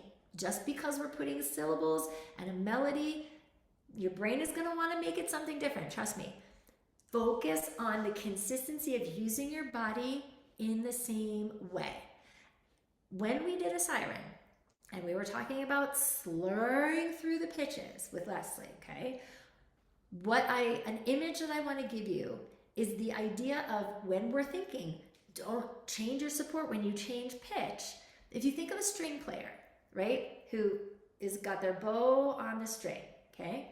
So many of you, when you go to change pitch, you do this with your bow, which is a metaphor for how you're using the support, is you go, ma, mo, moo. It's like, right? And you're articulating the pitches with your support, which we don't want to do. The support is the single current that you create with that single gentle flex through, no matter how many pitches are changing. So think of it like that single bow that just moves across the string, no matter how many pitches are changing on the neck up here. Ma, mo, moo. Okay? The lean is consistent, guys. It's the flex and lean. The consistency is what matters the most. It is gentle. It is not force, okay? It is gentle and consistent. And then don't forget to release that flex and flow when you breathe for the next one. Okay, so I see Jennifer wanted to coach on the last thing. So Jennifer, let's do the progression from the siren to, well, let's do lip trill to siren to mama moo. So we're gonna go down here and you're gonna do a lip trill first. Then the siren, ma, then mama moo. And we're gonna do that for each key, okay?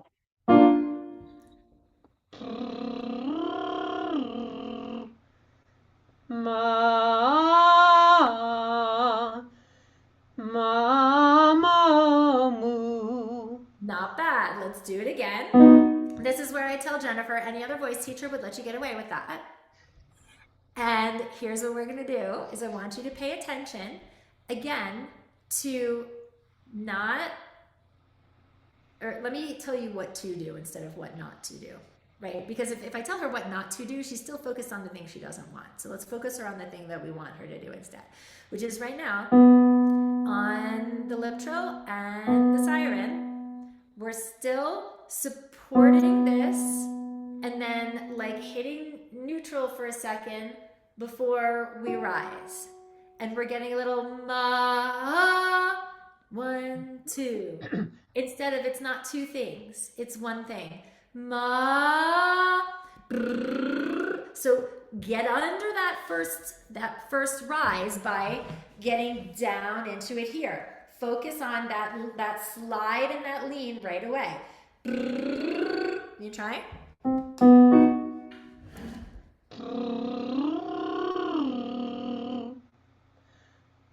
Ma, Good. ma, I forgot. It's okay. Mama. Mama, moo. Good. Let's skip a couple keys. Go here.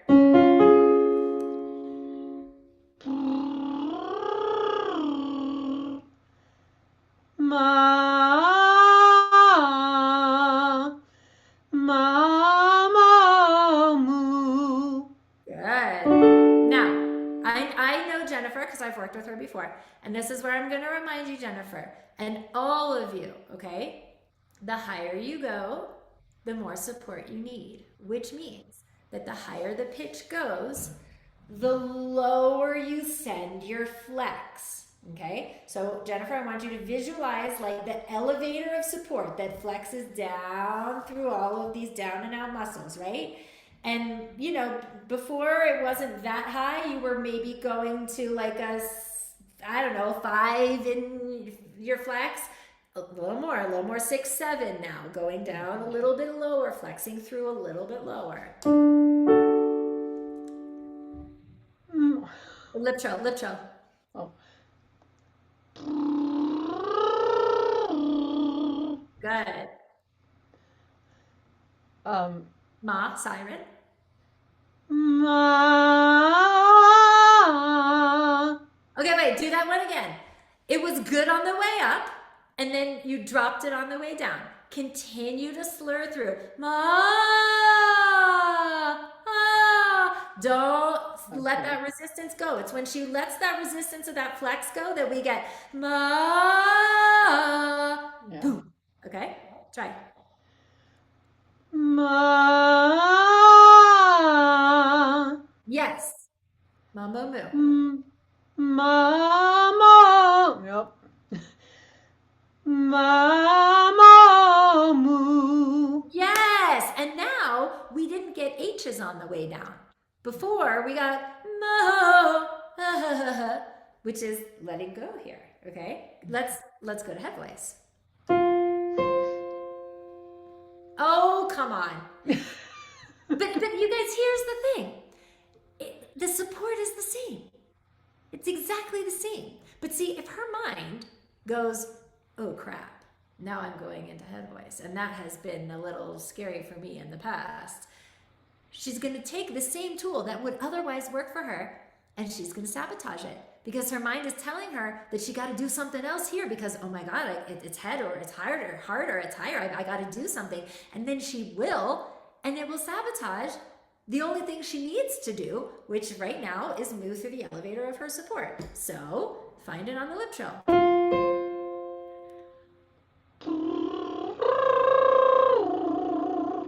One more time. Really luxuriate into that. Lean from the beginning. Get under those first few slides, semitones.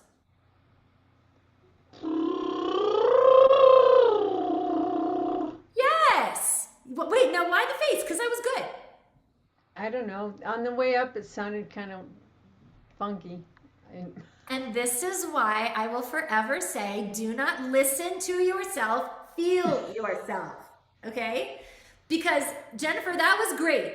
And out here it was great, and it was exactly the right efficient use of your support. But see, here's how sneaky the brain is. It didn't sound like what she's used to in her head, because what she's used to in her head is the sound of the bad habit. And this is new. And this doesn't sound like the bad habit. And so her brain goes, danger, it's different, it must be wrong, when it was absolutely right.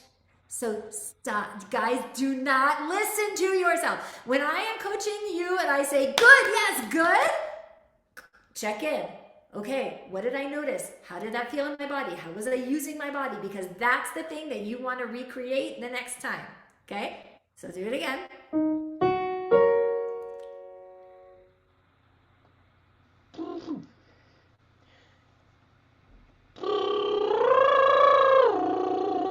Nope. Yeah, it was really good on the way up. Just don't drop I it know, on the and way then I down. dropped it on the way Right. down. That's Okay, but how did you know? What did you feel in your body that told you that? oh, I heard myself drop it. I didn't feel it, and then as soon as I heard it, then I felt it. Okay, fair enough. So do it again and continue to cry. There is no up, there is no down. If Jennifer thinks that there is an up, then to go down, she's going to let go and drop the rope. Because it's easy to get down. Gravity will take you down, right? So pitch does not exist in physical space, Jennifer. It's all here. Or for you, it's all this way because we're going higher. We want to just lower the support, okay?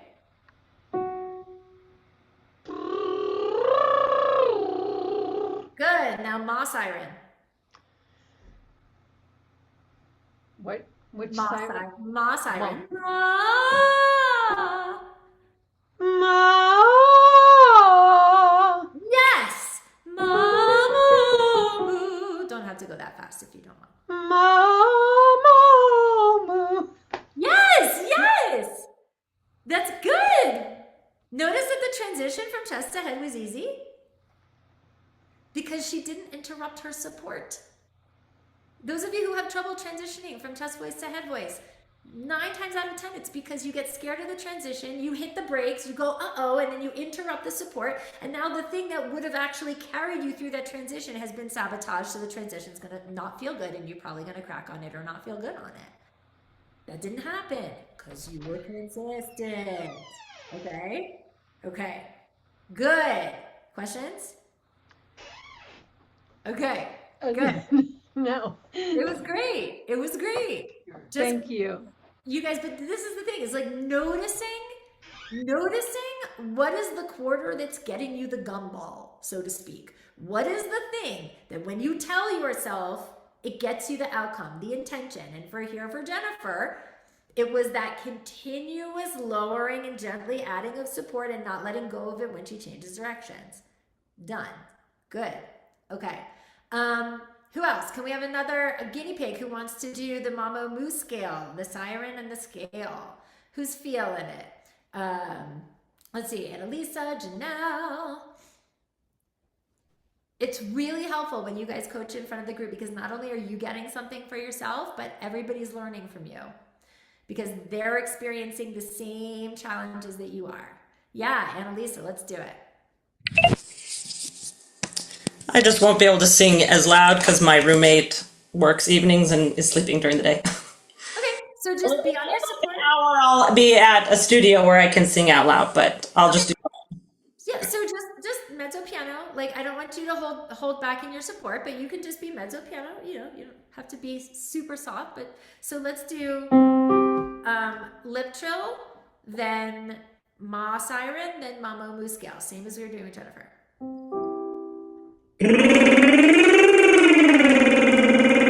And then what was it again? Ma siren. Ma. Now mamo moo scale. Mamo moo. Okay, so I noticed the same thing that was happening to Jennifer is happening to you, which is you're better supported on the way up, and on the way down we get mo na na na na of the container. Okay, so wrap one hand around your lat, okay, and put the other hand on your oblique, right? Not on your hip, but like right here on that oblique muscle. Yep, okay.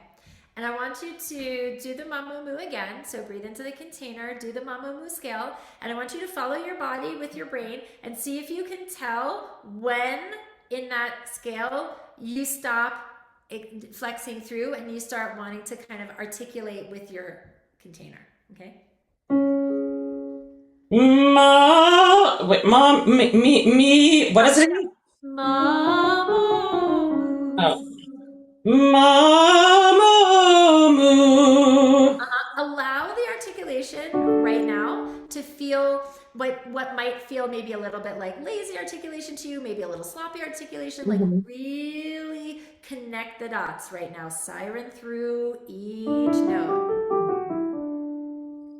Mommy, mama. Oh my gosh, what? Mamomu? Mamomu, yeah. Oh, I'm like, where's the E? Okay. No me, just Mamomu. Mamamoo. Okay, so once you're in the scale, I see you doing a good job now of kind of staying in your lean. It's much better legato than what was happening a minute ago. When I said, you can just think a little bit more what might feel a little lazy or a little sloppy. Out here, it doesn't sound lazy or sloppy. It sounds like good legato. Before, you were a little articulating with your support, and out here, it sounded a little unstable. Okay. But what I am noticing is that body still wants to start the onset of sound from here instead of here. So I want to do a few onsets of ma. We're just gonna do ma, ma, like just a few ma onsets. And I want you to be really cognizant of flexing the flex of support before the M. So what that's gonna be, if you can see me, is ma, ma. Like you see how early I engage? I want you to just be really obviously early for a minute, okay? Okay. Okay. So the ma. No, I want you to do a few ma onsets. Okay. Just like I did, okay? Ma. Ma. No, I'm getting Okay. I'm getting you kicking in and it kicks Oh, up beforehand. Okay, let's try it. Ma. Ma. Okay, now don't hang on to the M. Okay. Go right to the vowel. Ma. You feel how open this is? Ma. Yes. This is much more open now. because you're starting earlier.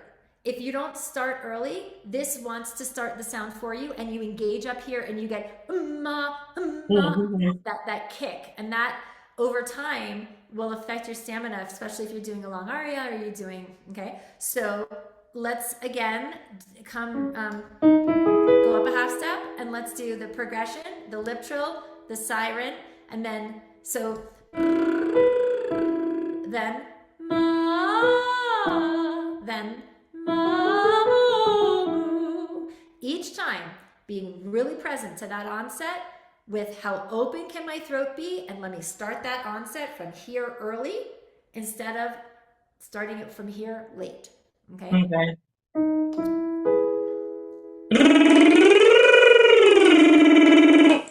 Ma, ma, ma. Do you feel it when you go here? Mm-hmm. You do. What is the feeling of the habit? It's just a tiny, like, Yep. But you do that enough and it'll tire you out. yeah. And Mm-hmm. it will also make onsets for pitches on the higher part of your voice much harder. So let's go up. Let's go up there a little bit. Let's start here. Lip trill first.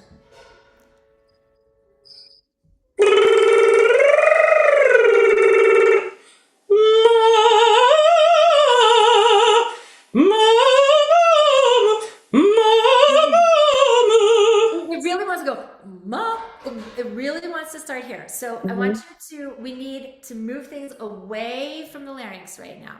So support is still starting a little too late, which means it's starting on the sound instead of before the sound. And therefore, things up here want to start you and go, so you're also starting below the pitch. The end is not ma, it's ma, okay? And the reason you're below is because you don't have enough support to be on this pitch, okay? So I want you to find a really, really wide smile. A really wide hum. Hum on that pitch. Do you feel how you are now above your throat? Now, focus on starting your support early before the M and be in your N here.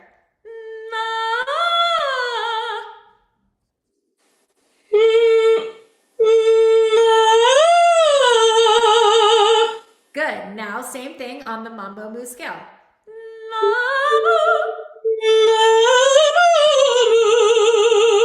Better. Now I'm wondering if you can stay wide between your ears as you do the whole thing. Because I'm seeing and then the sound gets pushed right back down here, and then what happens is you want to then get out of your throat, so you tend to push a little more air to try to get you out of your throat.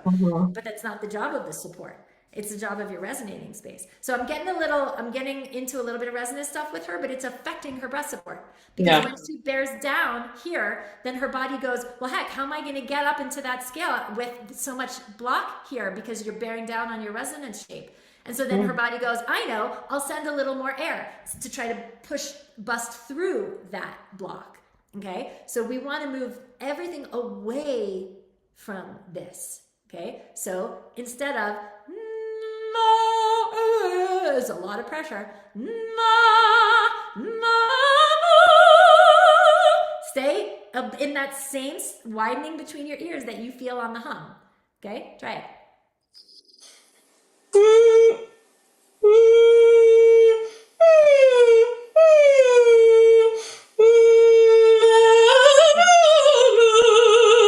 My isn't quite in that placement yet. Yeah, it's not. It's not. Just think ridiculously smile right now. Just like ridiculously smile. If I feel your face.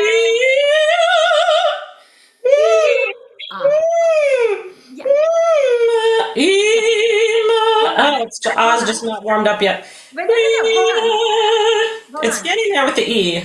It's not that it's not warmed up. It's that what you're doing on the hum is great, but you don't do it when you open into the vowel. So what you're doing on the hum, you have a nice high soft palate. You are nice and wide between your ears. Your molars and your fangs are riding up into your brain. You have a nice high tilted soft palate and hard palate. You're in a great place.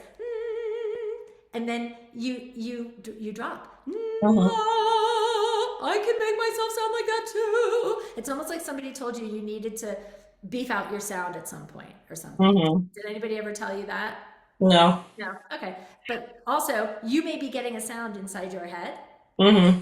that sounds nice and rich and chocolatey and Mm-hmm. yummy when you go to that place, but out here, we don't get the pingy sound. We don't, Yeah. and it's airier because it creates a little more pressure, so you send a little more air to try to break through that. Okay. Mm-hmm. So, I want you to take your finger. I want you to go like this. Uh-huh. I want you to tap the bottom of your teeth. Tap, tap. Uh-huh. And go, ah. Ah! Yeah, do you feel these wanting to come in and you touch your finger? An upside down triangle. Ah. Do it again and focus on your support. This is keeping you in the shape. It's not Ah! wide.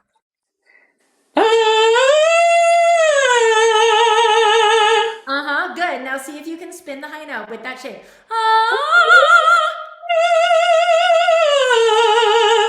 Yes. What did that feel like to you? It's getting more into the resonant space, so yeah, I don't have to use as much down here. Well, it's right. But see, you guys, this But is yeah, there's more like lift this way. yeah. It is out of your throat. It is Mm-hmm. up here.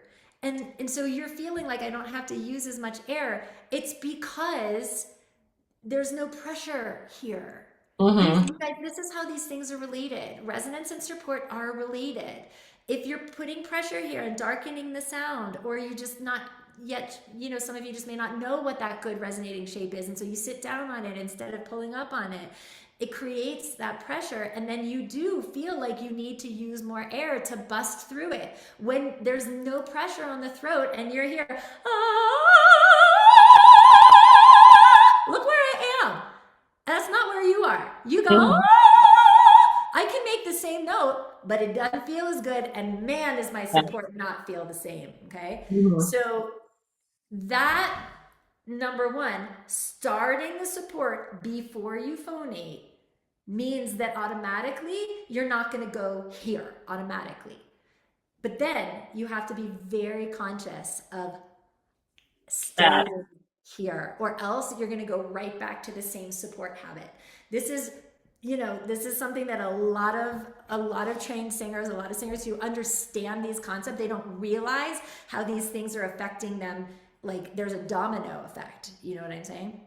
So what did you notice as you pulled up here? What did I notice here as I pulled up there? That I didn't. There was less desire down here to push. Right. Because there's nothing in the way. Yeah. Okay. Good. Good. Thank Okay. you. Yeah, you're welcome. All right, who else? Let's see. Let's see, of hot seat, of VIPs. Let's coach, Leslie, you want to do it? You want to coach the Mamo Moo scale? Let's do it.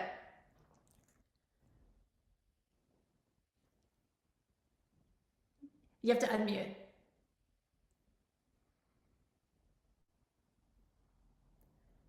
Here, I'll help you. There you are. Okay. Are you getting prompted to unmute? You can't unmute? No? Okay. Well, let's see. See if you can try to figure it out and then let me know in the chat. Okay? Okay. So once you guys get the scale, so again, the progression is using the hiss to feel that consistency, then doing it on the lip trill, 151. Then the siren, phonating with it, but without syllables. Ah, then the scale. And then we progress into a more multi-directional melody, moving from a scale to thirds and supporting on wider intervals in a more multi-directional melody, notes moving around more angularly instead of in one direction. But again, Don't change how you're using your body. So now we're gonna go mi, me, ma. Okay, so now we're moving in thirds and we're moving up and down. Mi, me, ma. And your brain is gonna go, oh, it's a melody, I need to sing, I need to. Nope, no, you don't. Same thing, sirening through that flex of support in your body to create the consistency, because what? When we change pitch, we do not change support. Okay? Okay. So let's do a few of these. Mi, me, ma. And who wants to be guinea pig here? I wish Leslie could figure out how to unmute herself. I'm sure you'll figure it out. Let's see. Jennifer, you wanted. Oh, there you go. You did it. Oh, I got it. Okay. Okay. So we're going to start down here. And I want you to do a ma siren and then, or sorry, let's do a mi siren and then mi, me, ma. So we're going to go mi, mi, me, ma. And we're going to use the siren to set up your leading through the seams of your paper bag. Mi, then mi, me, ma. And then we'll go to the next key. Okay?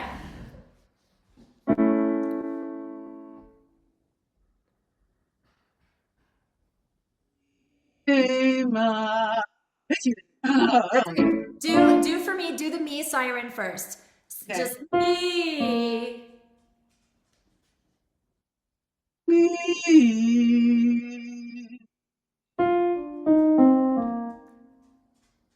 Me. Old habits, old habits.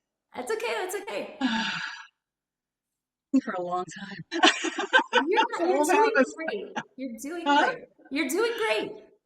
Okay. Ah.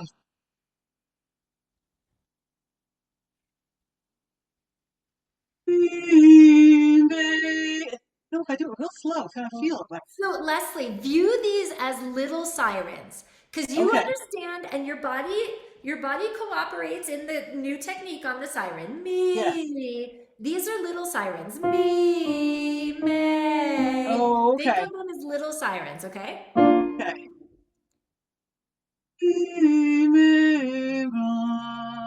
Even gooier. I want to hear near, like luxuriate in all this vibration you are creating.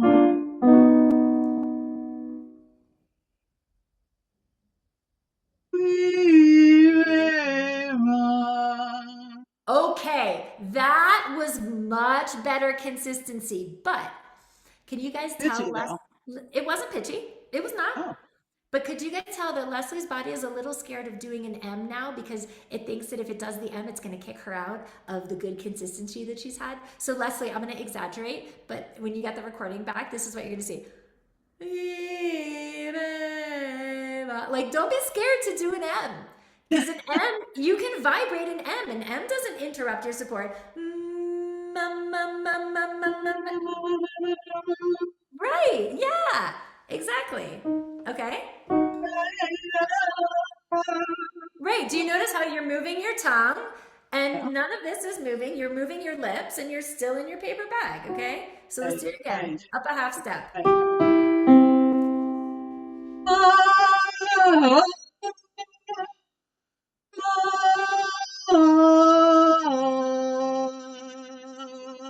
Okay, so now do me, me, ma.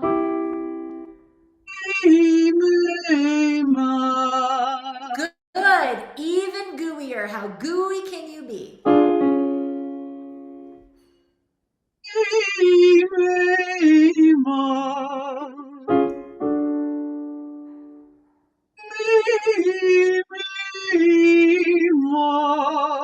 Okay. Now, what if I said to you, take the H's out? I'm hearing Okay. me. Connect the dots.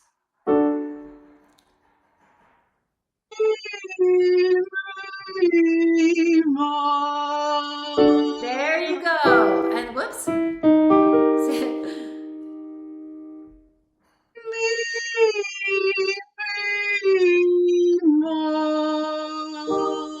Good. The support is now one consistent thing even though you're changing pitch, changing syllables, and changing directions. Now, because I can tell you're a smart cookie, I'm going to give you one other thing to think about, which is exactly the same thing that I was just telling Annalisa, which is you're bearing down. It's a lot of pressure, which is making it hard, going to make it hard over time to stay in this good support. Okay, so find that feeling of ears widening away from each other, cheeks widening behind your eyes, molars riding up into your brain. Me, me, ma.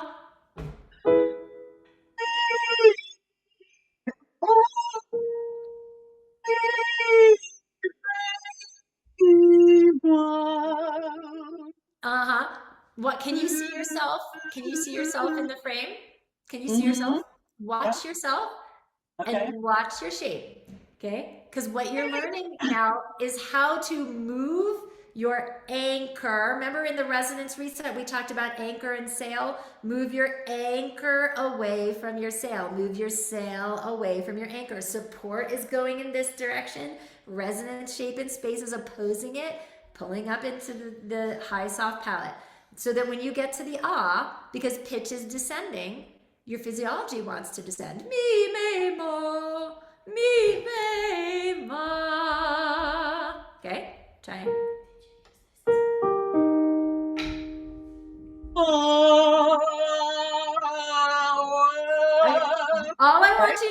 All I want you to do is the same thing that Annalisa did. It will help you. Tap, tap, tap. And say, ah. Now I want you to, as you're tapping, I want you to, as you're tapping, I want you to visualize your back top molars pulling up like a garage, like a trunk behind your eyes. Ah.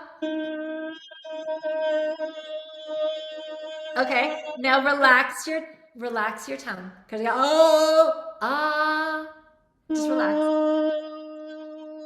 Okay, now let's siren. Say, aha.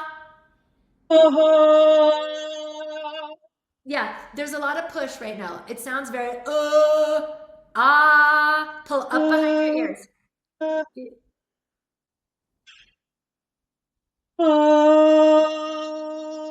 Pause. Pause. Just say for me, Father. Father. Yeah, notice as if it's a good memory. Father.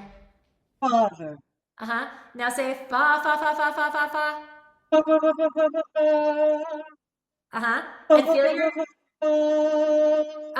that's not an ah vowel. That's an vowel. Fa, fa. Feel your fangs. Ah. Okay.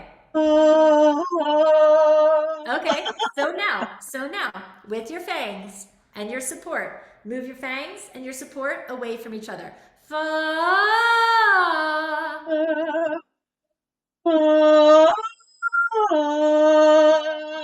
Yeah, so that's interesting because the ah vowel here is putting a lot of pressure on your throat. When you listen to the recording back, you're going to hear it's not really an ah. Right now, it's an Fa. You start with an ah, and then we go fa. And it gets a lot of pressure. Okay, so let's go back to the E for a second. Okay, and let's go back to the M. Me. Siren on the me.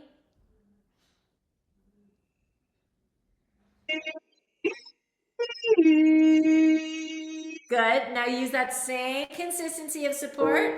Me and slide. Me, me, ma.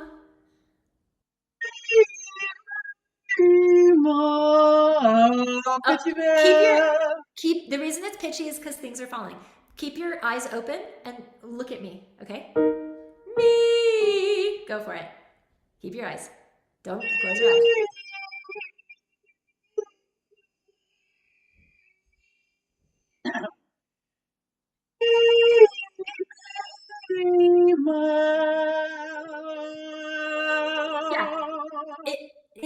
It's getting better. The reason I'm talking about some of this stuff, even though we're not really focusing on resonance in this boot camp, is because when you push down, it's the same thing that was happening to Annalisa. You feel compelled. It's harder to stay in that expansion here. You're going to feel Yes. compelled to push air up to pass that block that you've created when you push down with the tongue and the soft palate. So that's something that's going to require more work over time, but just want to have the awareness of it. Okay. Okay. Thank Okay. you. Good. Okay. So let's pause for a second, and we're gonna, because before we dive into how to put all this together and everything you're learning in your repertoire, I have invited a special guest who you met earlier on when we were talking about breast support, to talk about how she has been successful integrating all of this into getting results in her singing. Is it, my daughter's like, is it me? No, sweetie, it's not you.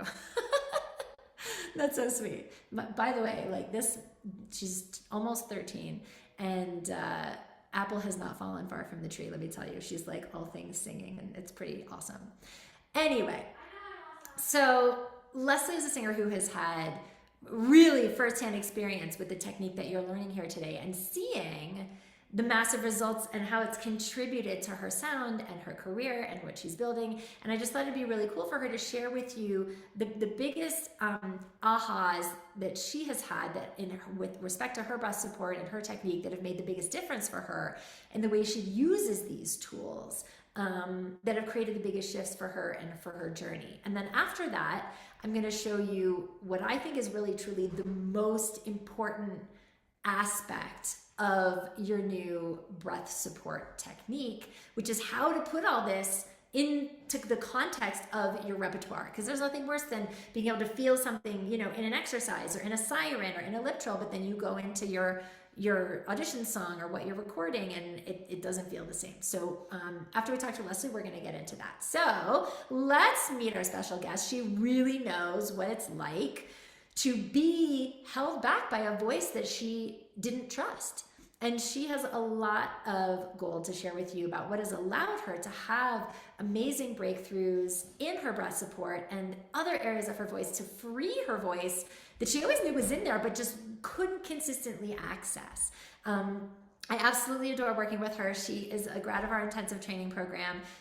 She is a successful Broadway actress who is a triple threat singer, dancer, actress, as well as choreographer and director. And not that long ago, she was literally like struggling and sitting with the same issues that you are struggling with now, and sitting where you are now, dealing with so many of these same issues that we've been coaching on today. And since working our method, she's gone from feeling like her voice was the weak link in her performing career and holding her back from those next level roles and shows that she really wanted, to accessing consistency and reliability in her voice at a whole nother level that's opened her up and given her a really newfound confidence to go after a new chapter of success in her career. So she just finished playing Karen in Applause for MTG, Musical Theater Guild, who won an LA Critics Circle Award in 2026. So I have invited her here to share her experience with you, the things that have moved the needle the most, in hopes that you can find a nugget of gold that you can use to change the outcomes of your technique and your journey like she has of yours. So please welcome Leslie Stevens. Hello, Hello. welcome back. Let me know if the headphones is better, or because I thought this would be nice and I'm outside so I can speak, but I want to make sure you can hear. We So can hear can you. you hear me? Okay. Yep, Okay, we good. can hear you. Okay, So great. I guess let's start with, if you could like share with everybody what was going on with your voice and your breath support and your singing before learning these techniques in the intensive training program. Like what was going on and how were you feeling? Well, I feel like I had collected probably every misunderstanding and physical misperception about how to make sound, and then poured years of effort and then uh, embarrassment and then like uh, shame on it, and trying to manipulate or fix it from the outside. And with a lot of wonderful teachers that were successful with other people, but I wasn't connecting with their imagery. So primarily what it would feel like is it was wildly inconsistent, where some situations, some auditions, some performances, if I managed to get cast in something, if I was really connected to the character and where the music sat, somehow it could work. But I'd warm up obsessively and things like that backstage because I wasn't sure if it would be. And it, then it would turn right around. I'd have another experience, and it would feel like I would feel like a crazy person. I couldn't make basic things come together, or I was swallowed by tension. I used to feel like, even on stage, and I have a recording of this playing Roxy in Chicago, and it kind of sounds okay. It sounds kind of right, but I remember the experience. I felt like I was choking, like I was choking in my throat, and I was choking in my chest, and then I'm pretending that I'm not, and that's just A, no fun, and B, makes me think I'm nuts or there's something wrong with me. How come everybody else can do this? And so it was a collection. It was all these experiences that didn't make sense. There were moments that came together, so I knew that it wasn't just something I shouldn't try. You can't be good at everything, but I knew I could do it. It was so wildly inconsistent and confusing, and I had a lot of physical habits or misperceptions that have taken me. It's actually this work with Arden that has, and you've watched the whole thing, to shift those or to even understand what was happening. And so I'm in a whole new aerial mermaid world. I'm in a whole new world here where I actually can feel my body, and I'm really still learning to put it together, but I actually have, it feels like a sane set of tools that I can find and not praying to the gods of mystery somehow to help me, so it's a huge relief, and I'm really encouraged, even if many things feel like they're at the beginning. This is another thing I've really learned, is that the simplest exercises and concepts, embrace them and come back to them all the time. Don't attach them to some idea like, oh, that's for beginners, I should be ashamed, I'm still working on it. I'm like, no, no, no. And I'm so grateful to have that deeply reframed, because I was giving myself a hard time about being slow or behind, and that just doesn't help. I understand that through the dance window, but I was really up a tree here, so I'm very grateful to talk about it. So please ask me how my experience can help frame the story you want to. Well, what I would love is if you would share maybe some of your biggest ahas you've had, or perhaps some of your favorite practices or tools that have been the biggest game changers for you. Okay, so well, here's a couple of the biggest ahas, and please laugh, or if you recognize it, please be relieved that, but I somehow had scrambled that the support of sound in your body was the same thing as my lungs. So I would breathe in, and then I would be grabbing the tissue in between my ribs. And it's like, oh, no, no, no. You're actually allowed to let them just breathe. And then the effort or energy of muscular stuff is lower. And that was the whole thing to sort out. And I felt foolish, but I was like, well, I'd rather not be choking, so let's continue to explore this. So that was one misunderstanding.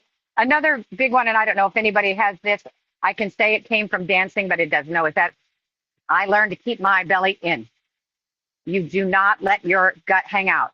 You will be a fat hippo, and they will fire you, or they will make fun of you, or they'll point at you, all that stuff. Some of that's true in the dance world, and a lot of that was made bigger in my own mind. I also think that that's an experience that, at least for women, that is just kind of this in the zeitgeist of suck your tummy in, and most of us, we walk around all day long, no matter what we weigh, just doing, and you can't sing with that. You cannot.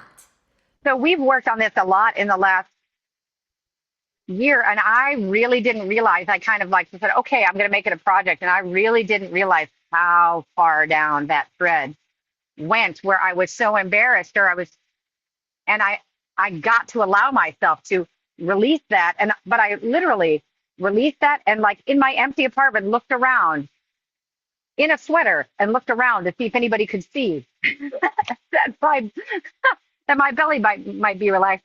And I think that was one of the most vivid moments where I went, "Oh, girl, you really got to sit with this and help yourself, because that's a little, that there's that is a distorted piece that you are creating. So don't be mean to yourself.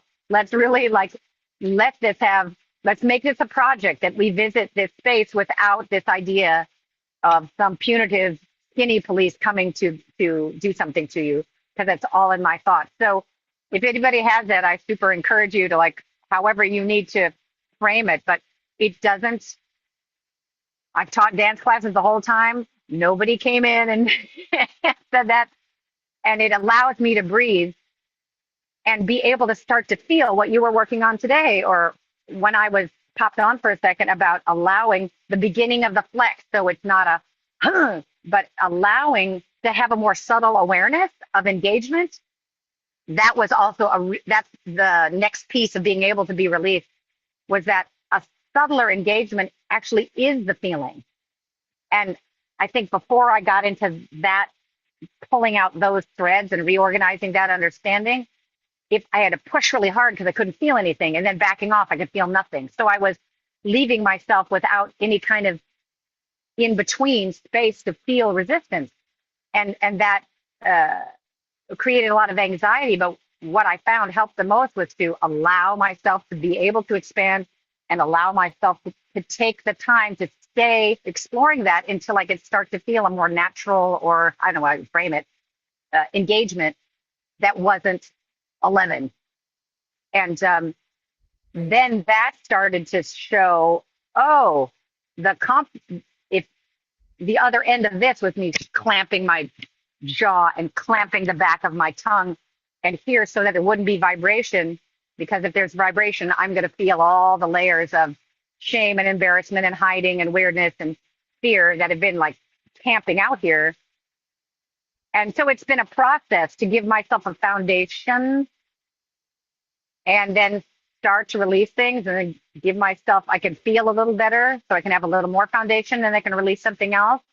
And just in the last month or something, I'm like, oh, my jaw is made of concrete. Like I couldn't tell. So even if you have something that you can't sense very well, I couldn't feel the back of my tongue. So I couldn't make vowel sounds because I couldn't feel it. So I couldn't make it do anything. And I can now. And I think it's been this layers of like allowing layers of tension to come off.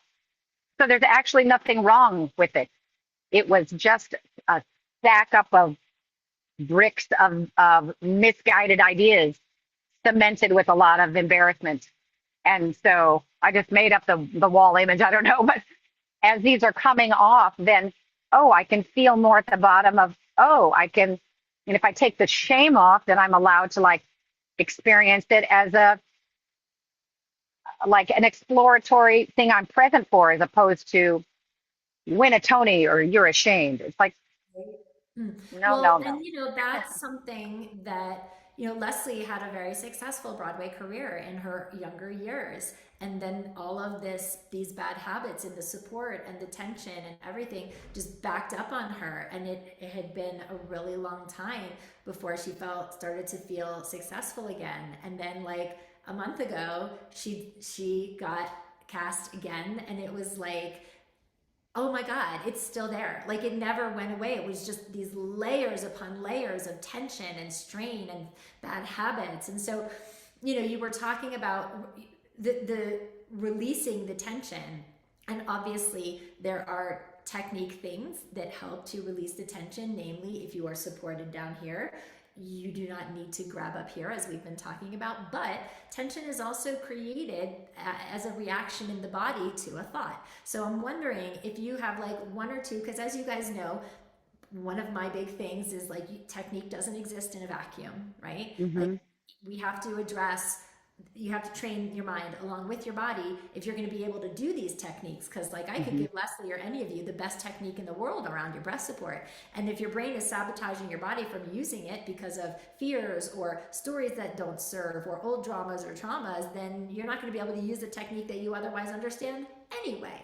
So I'm wondering if Yep. you have like maybe one or two beliefs that you've conditioned or mindset shifts that really have made a difference to you that we've worked on to really help you allow, because you've been using that word, you can allow now, where before you were forcing, and that forcing is a reaction to I need to control. Now you have a lot more trust and you can allow the body to do what it was built to do in the technique you understand. So if you wouldn't mind sharing maybe one or two either beliefs or reframes Yep. that have Well, made this a is difference to you. absolutely, and this is also what's made all the difference because I've been, you know, I could own a house with the amount of money I've spent on voice teachers, and it's not that they weren't talented people, but there was no addressing the mindset part, and so my efforts to do that separately weren't as effective. So I guess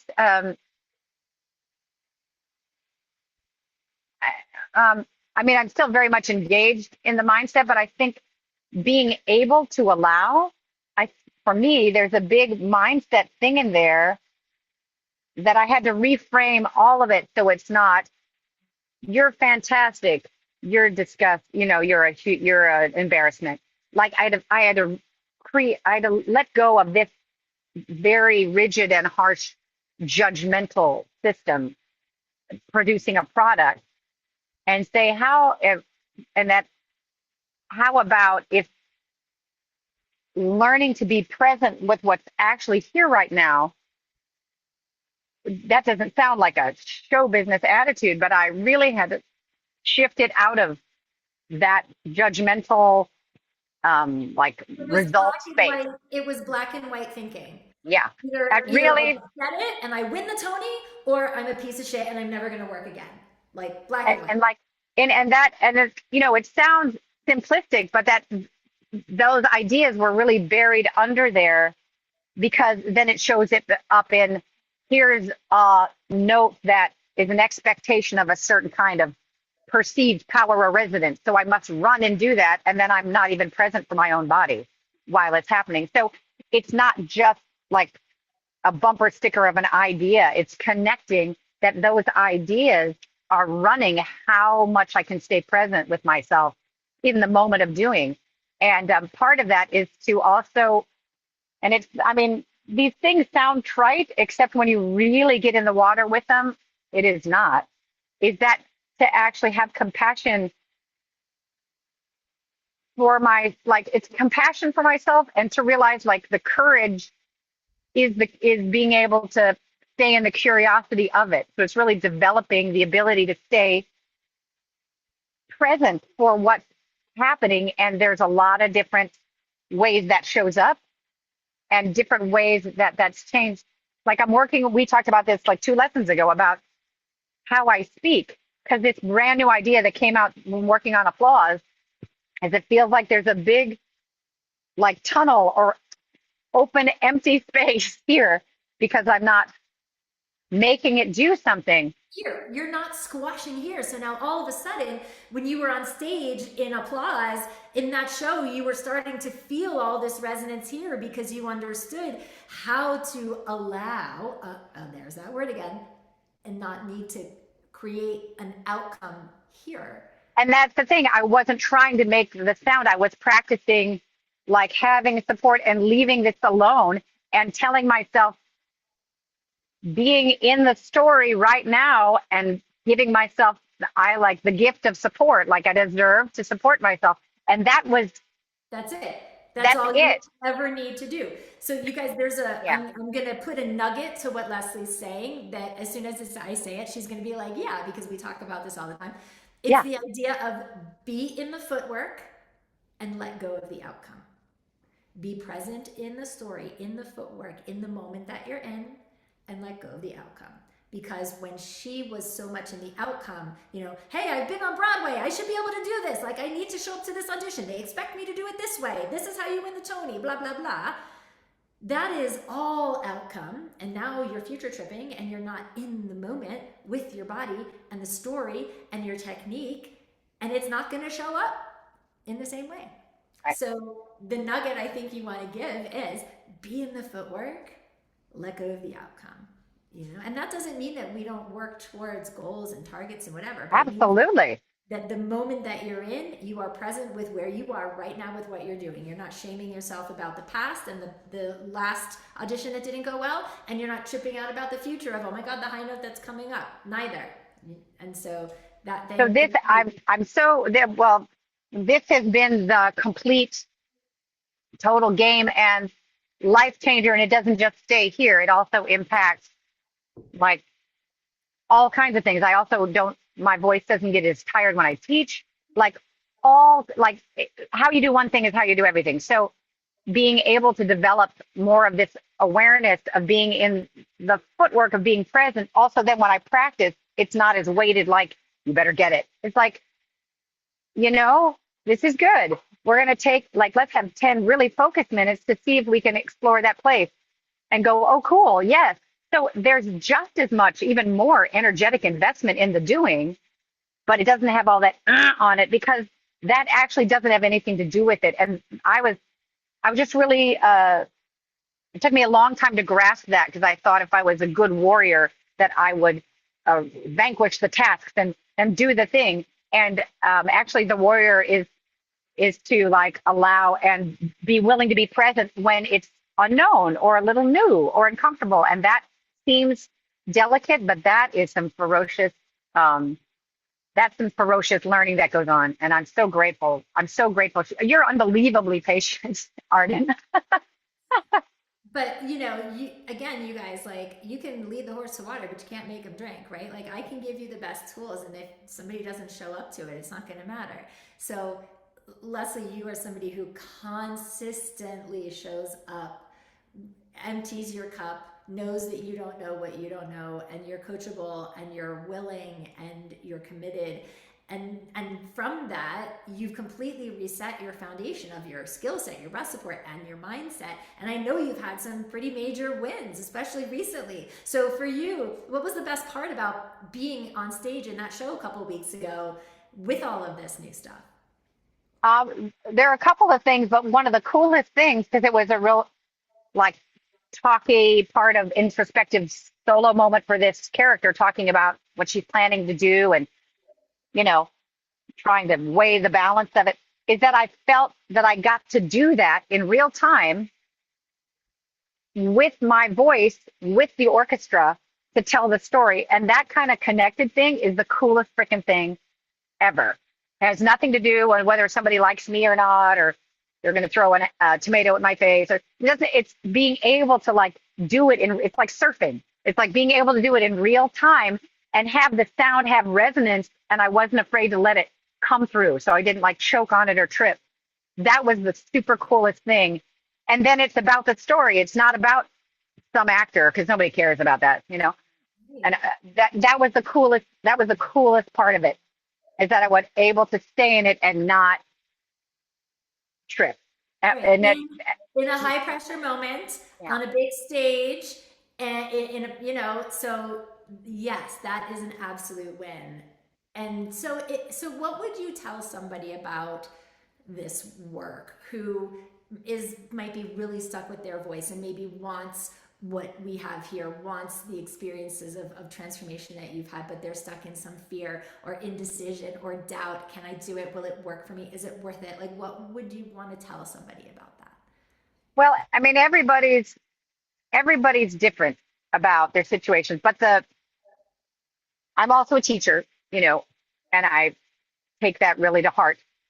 But if it really matters to you and it really impacts how you feel about yourself or how you are in the world, I had never really given myself the chance to have a more cohesive education. It was like saying, I actually am worth somebody paying attention to me to actually learn this, as opposed to expensive lady lesson over here once every 2 weeks with no connection or follow up. And that I did that for decades, and it didn't really create anything. so the shift that I decided to make was that I decided that my desire to finally understand and really connect with this, that I was worth it to invest in myself so that I could really understand, and that stop giving myself a hard time for not learning something or mastering something when I never really gave myself any structured support to do so. And so that's what I would say is if it really matters to you and it really tugs on your heart over a long time, give yourself, and it's not for me to dictate what it is for you, but give yourself the gift of saying, my heart, for the little bit of time we're here on the planet, is worth getting some real solid, structured, and non-abusive support. Yeah. And And look what you got from it. Like first equity role on a big stage again after decade, whatever. it was a long time, and then it was right as COVID was falling. I did Chicago, and that was going better, but I was still like choking and struggling. So I was hiding the pieces that didn't work, and it was going to hit the fan, anyway, if I got more jobs because there were so many holes. And then here, COVID was such a bummer, but it did stop everything because I think I came to you in 2023, I think, Something, yes, or 22, 21, 23. I don't know, sometime.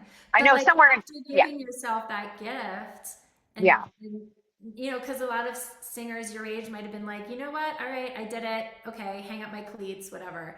And you were like, It just bugged me so bad. It just dogged my soul so badly that I didn't do it right, or I did do it right these two times.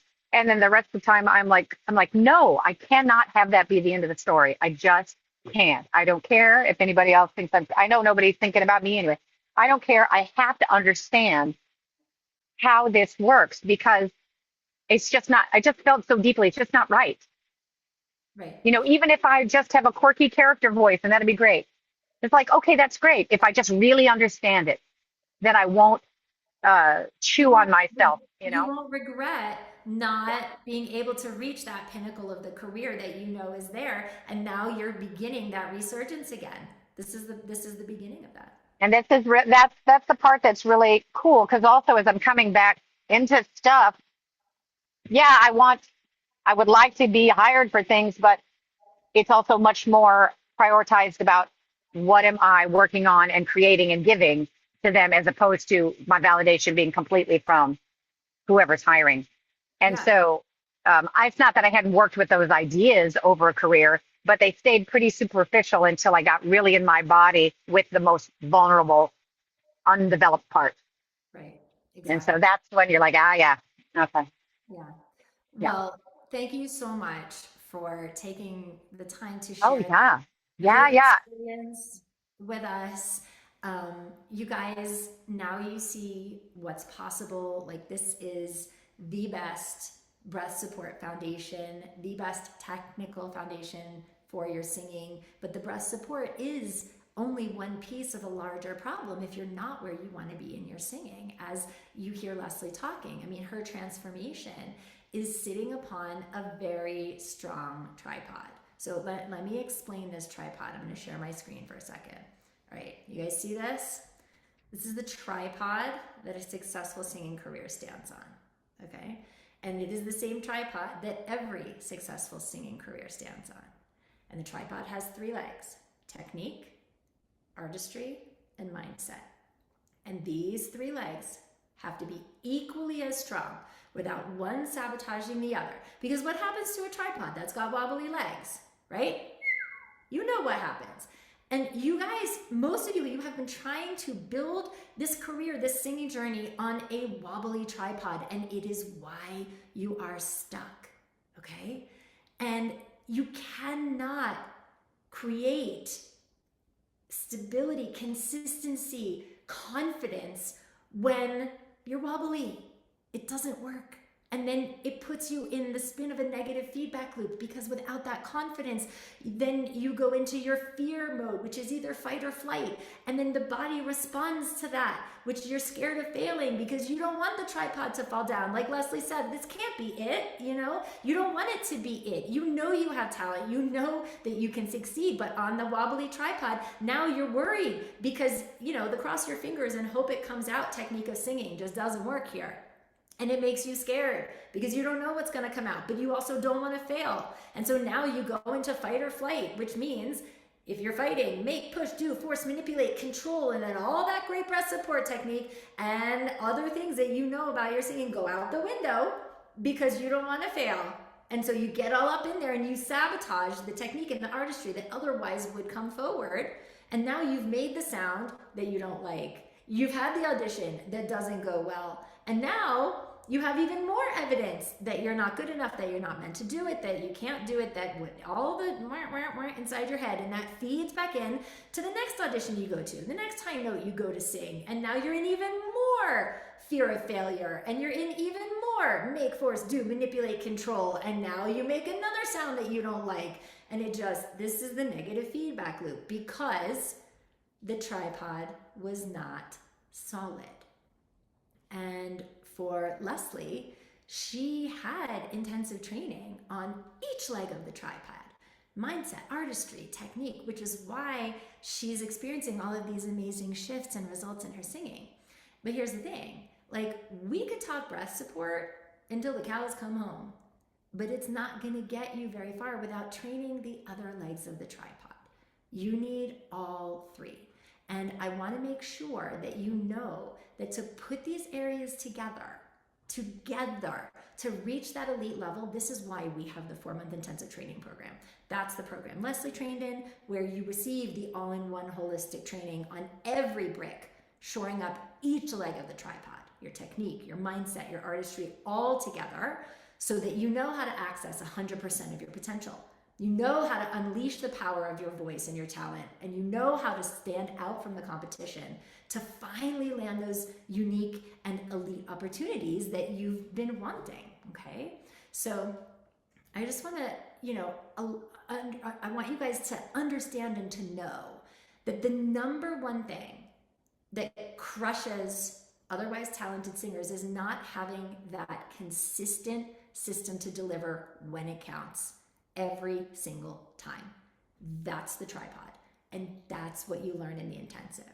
So it's me and my expert team, Annie coaches in the intensive, working with you on the tripod to access your full range with ease, annihilate tension, strain, vocal fatigue, access your most powerful and reliable resonance, multiply your stamina, have deeper mastery of your breath support, unleash your unique sound. Who am I as an artist? What is my sound? What is my special sauce as an artist? Get out of your head. How many of you are in your head in auditions, performances, recordings? Learn how to get out of your head and learn mindset tools to stop sabotaging you and your best sound in your performances, your auditions, your recordings, so that you can connect with the audience, rise above the competition, and land more elite opportunities, and honestly, reclaim the joy. Because if we're not enjoying this, you guys, like, then what's the point, right? So how do we do this? So Ashley is going to share a screen share that has a QR code on it, okay? We do this in the intensive training program through technique accelerator training modules, mind-body integration modules, individual coaching in studio class with me and my team 3 times a week, working with your mindset coach in weekly group one-on-one mindset calls and group coachings, individual mentoring, and through our amazing, amazing, amazing community and safe space that we create. And so to that end, really quick, I'm putting this out there now because for those of you participating in the bootcamp, I'm offering a special discount to come train with us in this game-changing program. This is the program that Leslie trained in. I'm putting your investment from this bootcamp towards your program tuition, and I'm giving you $2,000 more to put towards your tuition, which takes the tuition down from the regular $9K to just 4 payments of $1,897 or 1 payment of $7K. That's for the 4-month intensive training program. It's a huge savings. So we can talk in more detail about the intensive later, but you can scan the QR code on the screen for all the program details and all the enrollment information, or you can go to the link that Ashley just put in the chat. And I'm doing a special live only bonus for you guys who are here now in the boot camp. For those of you who used the link to enroll in the intensive, here while we're on live today, if you take care of your enrollment before we wrap the boot camp, I'm adding on 3 months more support to the 4-month intensive training program in our Momentum Collective grad program after you finish the intensive for free. So that's 4 months of the intensive training program and 3 months of our Momentum Collective grad program. So it's an additional $1,800 value and 3 more months of support for free on top of the $2K tuition discount for those of you who use the link to enroll while we're on the bootcamp today. So that's like almost $4,000 of discounts and continued support. And we can talk more about the intensive later, but I just wanted to put that out there now, because if you were listening to Leslie and you're like, I want what she has, I want that freedom, I want that confidence, like, or if you've been circling our tribe for a while now and you know you want to train in the intensive but you haven't pulled the trigger yet, do it while we're live before we wrap today, and you get a huge discount and 3 more months of training and support after you finish the intensive for free. So use the link in the chat or the QR code on the screen for all the info and the enrollment. All right, we're gonna take another little bio break right now. So go to the bathroom, get a snack, and when we come back, we're gonna rock and roll, putting all this new technique into context in your repertoire. So let's reconvene. So it's 22 after now. Let's convene at 1/2 the hour, at 30 minutes past the hour. Okay, guys? All right, see you in a few minutes. I had a little. All right, back to work now. Let's put all of this into your repertoire. So for you VIPs who are our guinea pigs, I'd love for you guys to think of a couple bars of something, or a verse or a chorus of something that you know really well, like you don't need to have your face in the music or the lyrics, you know it. And we're gonna work on putting these tools into context in the repertoire. So I see Jennifer had her hand from last time, because we were gonna pick up with you, Jennifer. So go ahead and come off mute. Wait, can I take my hand down for a minute so I can pick one of my songs? And Yeah, okay. you don't have to go first if you don't want to. No, just no. Thanks. That's fine. Okay, so we'll have Jennifer second. So Janelle, Annalisa, Leslie, who's up? Who is up? Y'all gonna go, so you might as well raise your hand.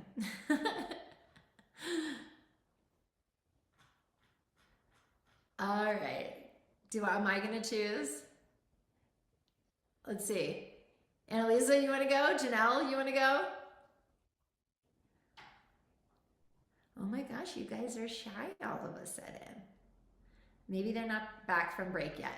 Well, I see Leslie's back from break. So, you want to come on? I can do that. Yes. Okay, so we'll have Leslie and then we'll have Jennifer. Okay, Okay. so you got a couple bars of something, and I see Annalisa in the chat. She'll be back in a minute. Yeah. So yeah, let's pick a couple bars of something. What do you want to play with? Let's do like precious chords. Okay. Okay. Yep. So as you approach it, I just want you to focus on that feeling of the seams of your paper bag, like expanding through each phrase. And then when you breathe for the next phrase, you release. And then you set your paper bag again for the next phrase. That's what I want you to focus on intentionally, okay?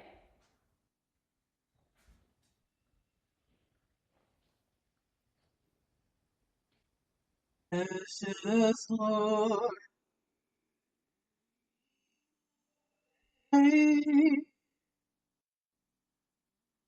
It's a Oh, it's so contradictory to what I'm used What's interesting is like sometimes your audio is cutting in and out. Like sometimes I hear you and sometimes I don't.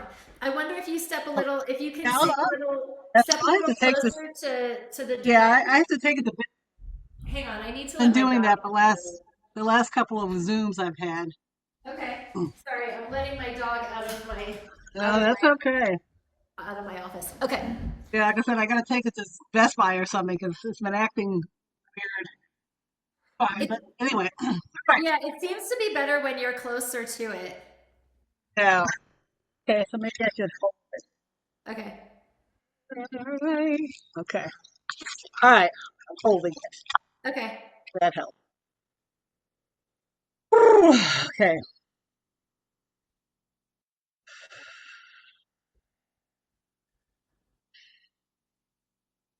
Precious Lord, take my hand. Yeah, so contrary to what I'm used to You're doing. doing it, but you're absolutely doing it. I could tell on that Yeah, first phrase. You were yeah, 100% doing it. yeah, yeah. I was. I definitely was. I just feel so different, but that's Well, okay. then how could you tell you were doing it? What were you noticing in your body? More the mindset. I'm just seeing my barrel, chest, and belly. just, I don't want to use the word push, but I'm, for lack of a better word right now, pushing or extending You're or leaning. pressing or You're whatever leaning. your word phrase was. Yes. You're leaning. I, That's yeah, leaning. right, What you because are doing is that flex and that lean. flexing, right? It's just that extending. I gotta still find a better word for me to, because I want to say push, but I respect you not saying that. Because you're right, I want to do like, yeah, and doing. She was saying even doing the whole diaphragm. I want to go. And I say, no, don't do that. Keep it full. Keep it full. Keep it full. Keeping it full.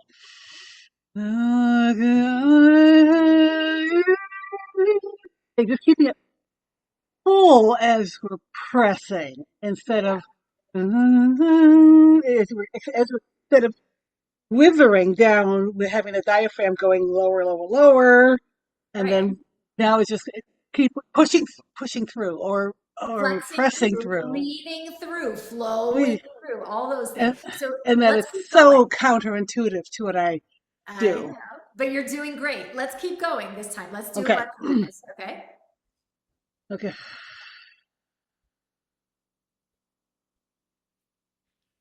Precious Lord, my hand, lead me on, let me stand. I am tired.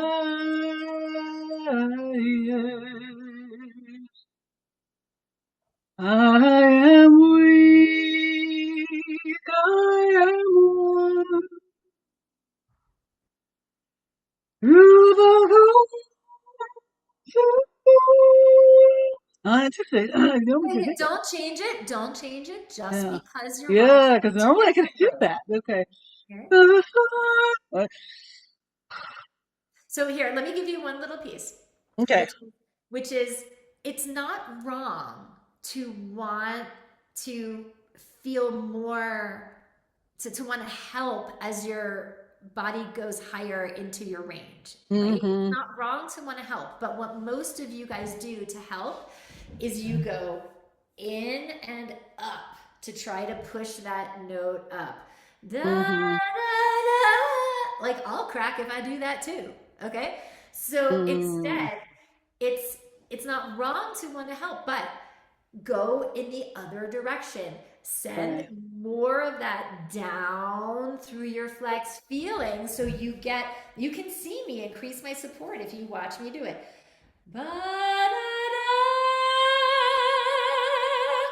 Like you can see, I'm just kind of, there's more here at the end of the high note than there was at the beginning. So just plan that out. Like make sure you have the room to flex through for that note. You know what I mean? And giving it a little more of that lower depth of flex is going to help that. Okay. So do it on the words. Okay.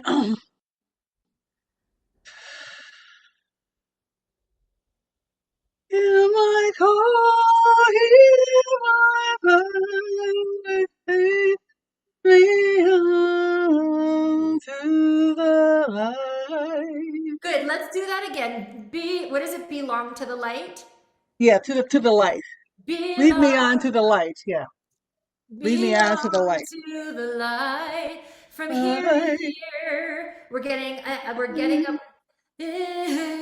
Don't drop. Yes, right. Da, and the same Uh, thing. Um, uh, la, la, no, la. Like think as uh, sinewy, yes, as gooey and as sinewy as you can make it. Because when I focus her on creating the goo and that slur and that creation of that feeling is created down here, she will stay on her support to do that. Okay, so do that phrase again with as much slide and goo as you can. Stay in that flex.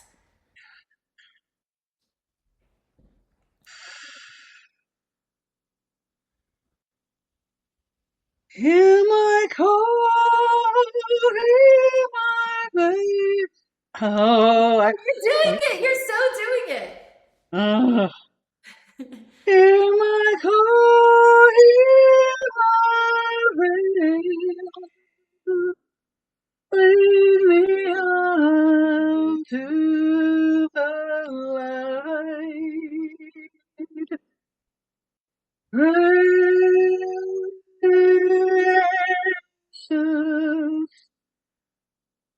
Lord,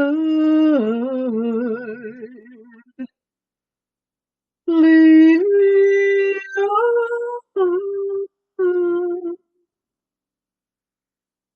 Take my hand and mess up the words. I can't believe that. And lead. Wait, let's do that again because I'm Mhm. getting and leave. I'm Right, getting right. and And that's what you're right. And leave. that's what I do. You're right. I do that a lot because I normally, and lead me on, but no, I can't do that. I have But to do, you can be just as powerful without doing that and leave me on. mm, You don't need that. It's a false okay. sense of power. And it actually Okay. makes you less powerful because you're leaking air in that point that you would need to for Mm, the rest of the phrase. mm, Just do that one little phrase and you can dig in more, but dig in more right, here. Lead me right. on, Hmm. Right, right, which is what I want to do and do and Yeah, feel. just do But that phrase. Do that phrase right on it with that feeling.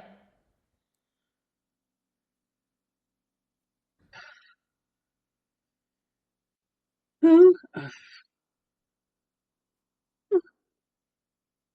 lead me on through the night.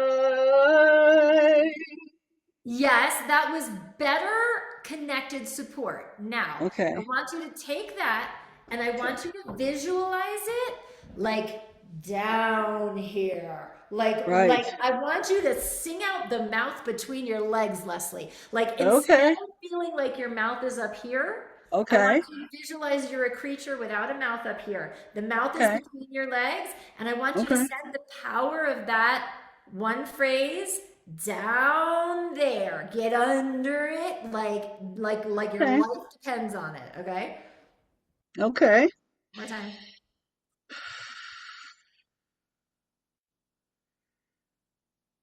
Lead me. Wait, wait. Lead me on through the night.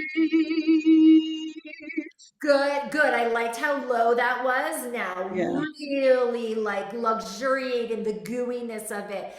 That word luxuriate. I want you to feel how yes. yummy this vibration is and how yummy, like you're taking a piece of toffee and you're going like this on Okay. through the night.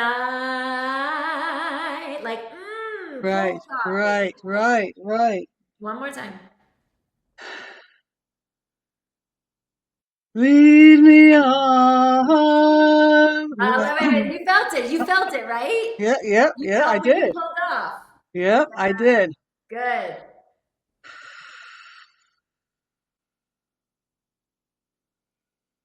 Lead me on through the night. Keep going. Praise, praise, precious Lord. Lead me on and take. I even need that. Okay, almost. Okay, but yes, got a million years of bad habits I'm trying to break all of a sudden. You're doing so good. Okay, You're doing so great. What do you okay. notice the most about this as you're doing it? I'm What's the sorry? what do you notice the most about in how you're using your body or what the sensation is? Like what's the biggest distinction for you right now? Well, with all due respect, to me it feels more, I feel less in control, actually. I Oh, feel no, that makes total sense to me that, because oh, the way does you it? were doing, yes, because the way you were doing it before was a lot of over control. Lead me on to the night. Right, I'm right, exaggerating, okay? right, But right, right, but that's true. so yes, I understand why this feels like a lot less control. It might feel even like you're a turtle on your back. You're kind of like, oh, because Right. it requires more trust to just be here and not need to micromanage all the rest of it. Which I do. You're absolutely, because you're right. Lead me on. Yeah, I'm doing all that stuff, but to be able to do that I was doing nothing Right, airwise with that little woo I just did. right. But So like now I have to like, you can learn, you can ad lib with this too. I can lead me on.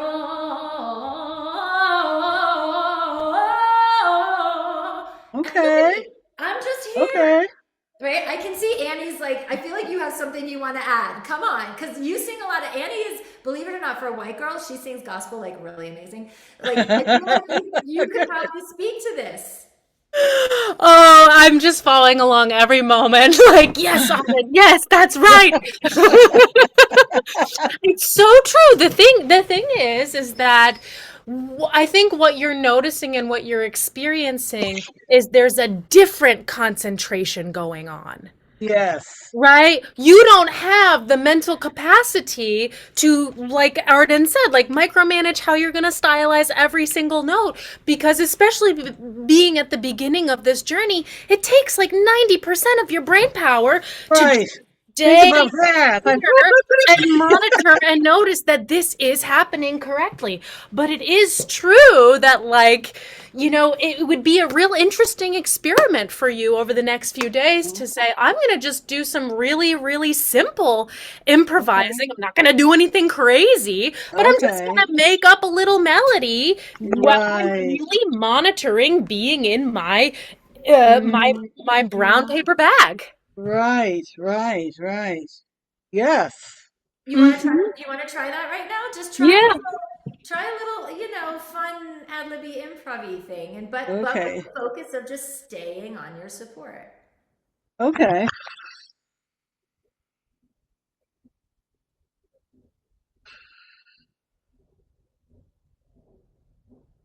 It don't mean a thing if it ain't got that swing. Do up, do up, do up, do up, do up, do up, do up, up. Les- Uh, okay. Leslie, do this, do this. So you did a little noodle on swing, right? You gave Hmm. us that little improvisational flavor there. So you're Right. gonna take just that word swing, and Okay. you're just gonna do it. You're gonna do it one way in your container.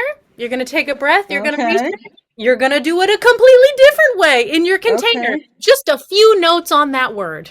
Okay. That good. Good. I like that idea. Okay.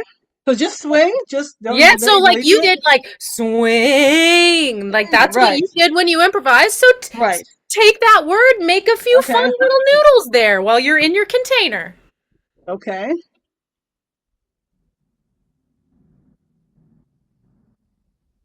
Okay. Swing. Now do it completely differently. You can start from somewhere higher and go lower. You can do anything you want if you're in your container.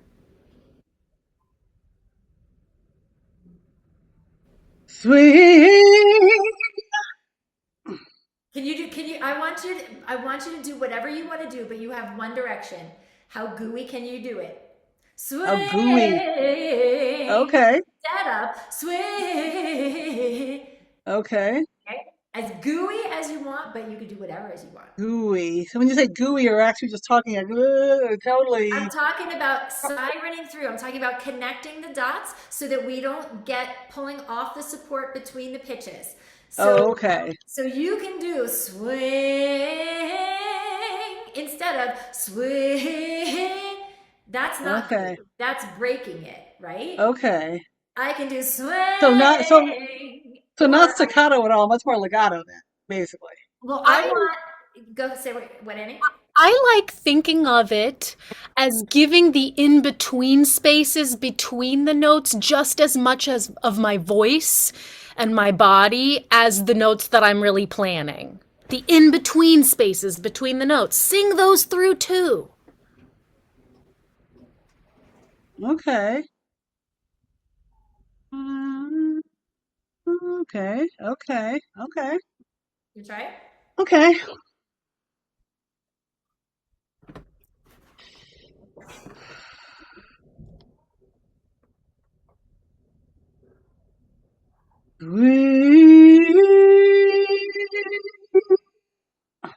That was better legato.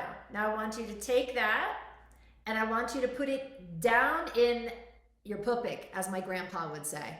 Put it down where the sun don't shine. Swing down in your pupik. Connect the dots. Sweet.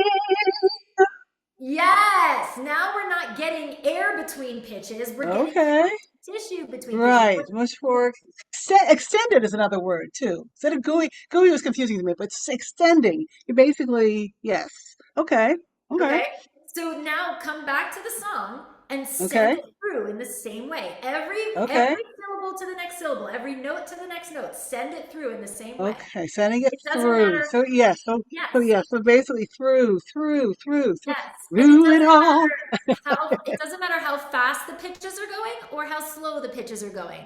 They could be slow like swing, or they could be fast swing. It doesn't matter. Uh-huh. Send Right. it Right. through. Right. Okay.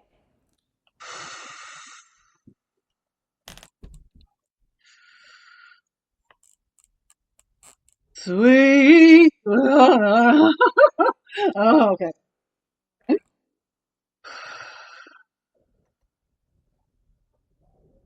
Sweet, sweet. Oh, that's Don't a. overthink it, Leslie. Yeah. Notice that you moved through those pitches, but we didn't get those H's that were bumping out at us Oh, before. okay. Uh-huh. Okay. Okay. Interesting. Okay. Okay. Hold on a bit. Sweet. Now Yummy. that pulled me.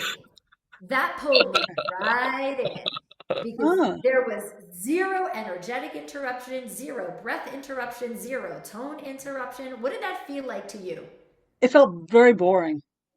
That's so interesting. See, you guys, this is where the mindset piece really Hmm. comes in because she's not used to this sound in her head.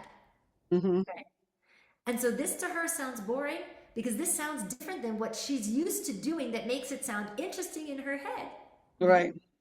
And so if we didn't address this mindset piece, she will never do this thing with her technique again because she thinks it's boring, okay? Hmm. So in words, don't sing it to me, but just tell me, what do you think would make this more interesting? In just words, you're saying? Yeah, don't sing it for me. Just tell me, what do you think would Oh, make that more interesting? I feel like I want it. I can't talk.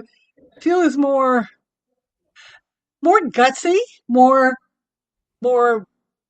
ballsy, for lack of a better word, too. Just basically kind of, yeah, just more gutsy.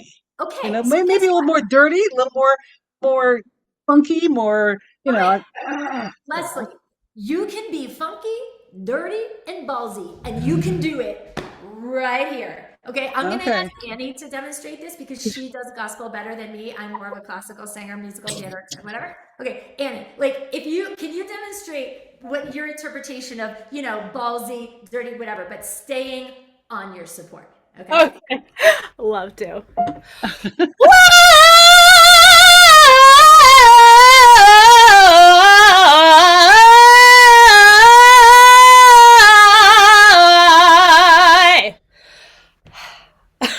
That's pretty Oh, ballsy. okay. That's pretty ballsy. Oh, oh yeah. But if you noticed, I was here the Yeah. entire time. And if you saw, I was a little bit in the ether, but my hand was moving through like this, Right, like right, this, right, like right, this, right, like right, this. And that was what I was saying with my mind to my body.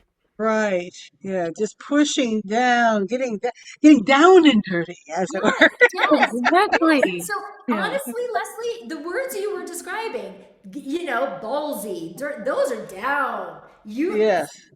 be down with it. So I want you to Right.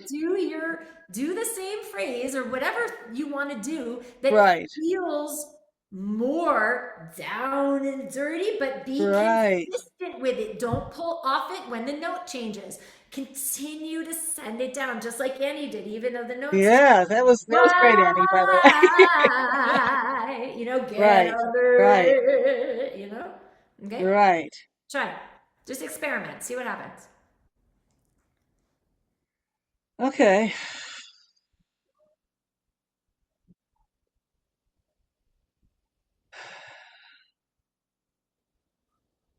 Swing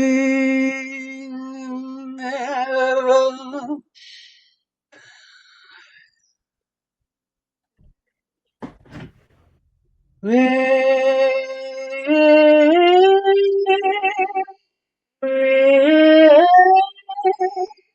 Yes. Swing. Keep going. Make it dirtier, but the way you're gonna do it is by going down through your pupik the whole time. Yeah, yeah, yeah, that's true. Swing. Yes. How did that feel to you? Weak. Wait, now, It yeah, felt yeah, but I don't know. It felt odd, but good. But yeah, right. So part of this is understanding that what you feel and hear right. is not what we're getting out here. You've done Wow. several things that we all are like, yes, like that is really awesome, and that sounds beautiful, and it pulls us, and that's great. You need to start feeling those sensations and clocking what those are because Okay. that's the feeling of the good sound. Okay. You're used to the feeling of something else. Right. Okay. Right. And the sound is But something. but yet it's interesting though because I also sing in a choir that is we do like the Handel's Messiah. So so even with a Hallelujah chorus, like so basically like Hallelujah. Hallelujah. But yeah, right now I'm seeing the yeah more legato, more Hallelujah because I'm alto, but I don't Yes, want to yes, just but that's much better. It's one thing. Whether you're right, doing gospel, whether you're right, doing right, classical, whether I'm mhm, doing hallelujah or I'm doing hallelujah. right, I am right. using my body the exact same way. Okay, okay, Okay? Okay. Good. Well okay. Good. done. Thank you. Well done. All right. Jennifer, we were gonna have you and then Annalisa. Okay. Ugh. I just got to take just 2 minutes to tell everybody on here that I didn't have a head voice before Arden. And so now I do, and I'm still working on it though. Oh, don't Um, set yourself up I, you're working on it and it's working. It's yeah, working. It yeah. is. Okay, what are we working on? What do you want to do? Defying gravity. Okay, which part? Because that's a big piece. Let's focus I on know, I specific know. parts. It's just the like right before the chorus and then into the chorus. You Okay. know, like, I just went blank. Go close. Too late for second guessing. Too late to go Hmm, back to sleep. I don't think I'm in the right key though. just wait. Uh, okay. It's I mean, God, I can't believe I got. Oh, it's time to trust my.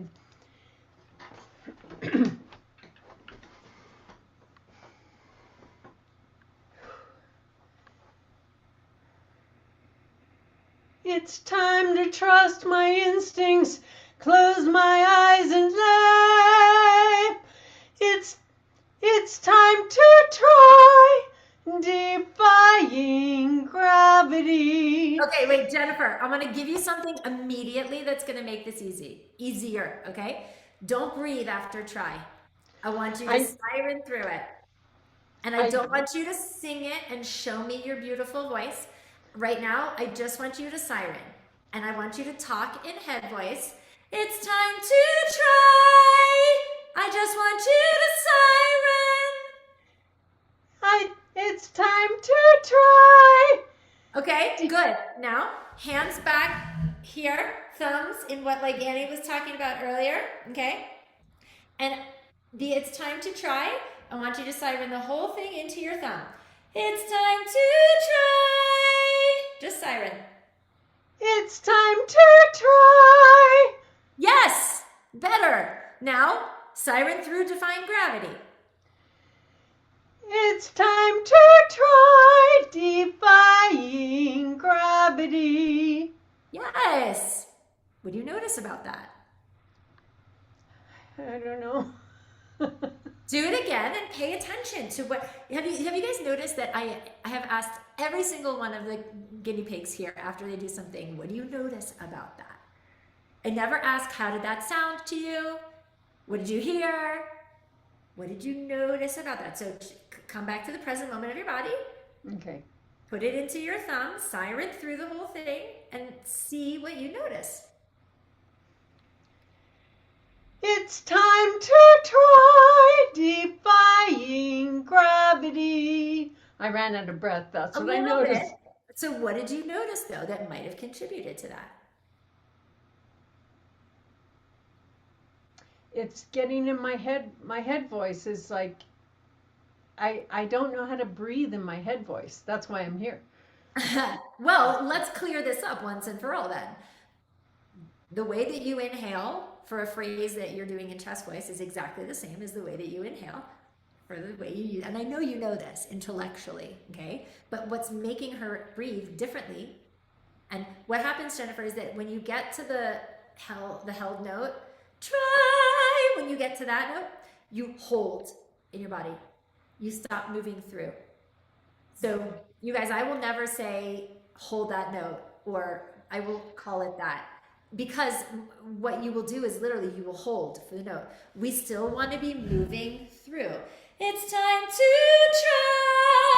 try, defy gravity. Move through, move through, move through. Okay? So, Okay. but her body won't do that if her mind is still going, oh crap, it's the high note. Because then the breath that comes before it is going to be, right? The uh-oh breath, okay? So, Jennifer, this phrase is not rising. This note is not holding. This phrase is descending. It is down to go up, and you're moving through the elevator of support. It's time to try. The note is not changing, but I'm still moving through my container of support. This way. Play with it. Play with it in your own body.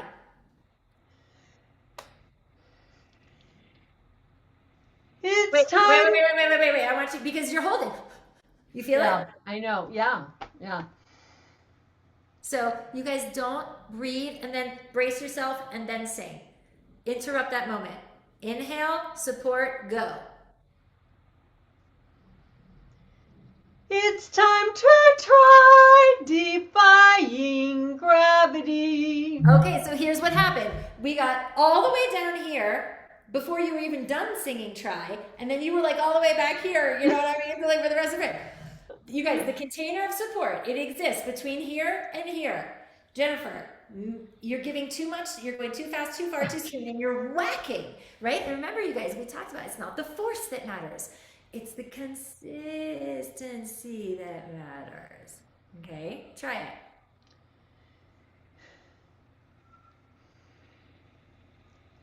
It's time to try defying gravity. Better, better. Yeah. Yes. Okay, now the poor dog is crying because first he wanted out of the room and now he wants in the room. Come on, buddy. Come on. Come on. You can listen. Okay. He's like my third child. Okay, so that was way better. But what I also noticed is you got stuck. It didn't, when you go and you watch the recording back, you're going to see it's time to try defying gravity, and then you moved, right? Really, pay attention. This is what's moving the flex of the phrase. This is what's moving your flow through, okay? Try it. Okay. It's time to try. No, hold on.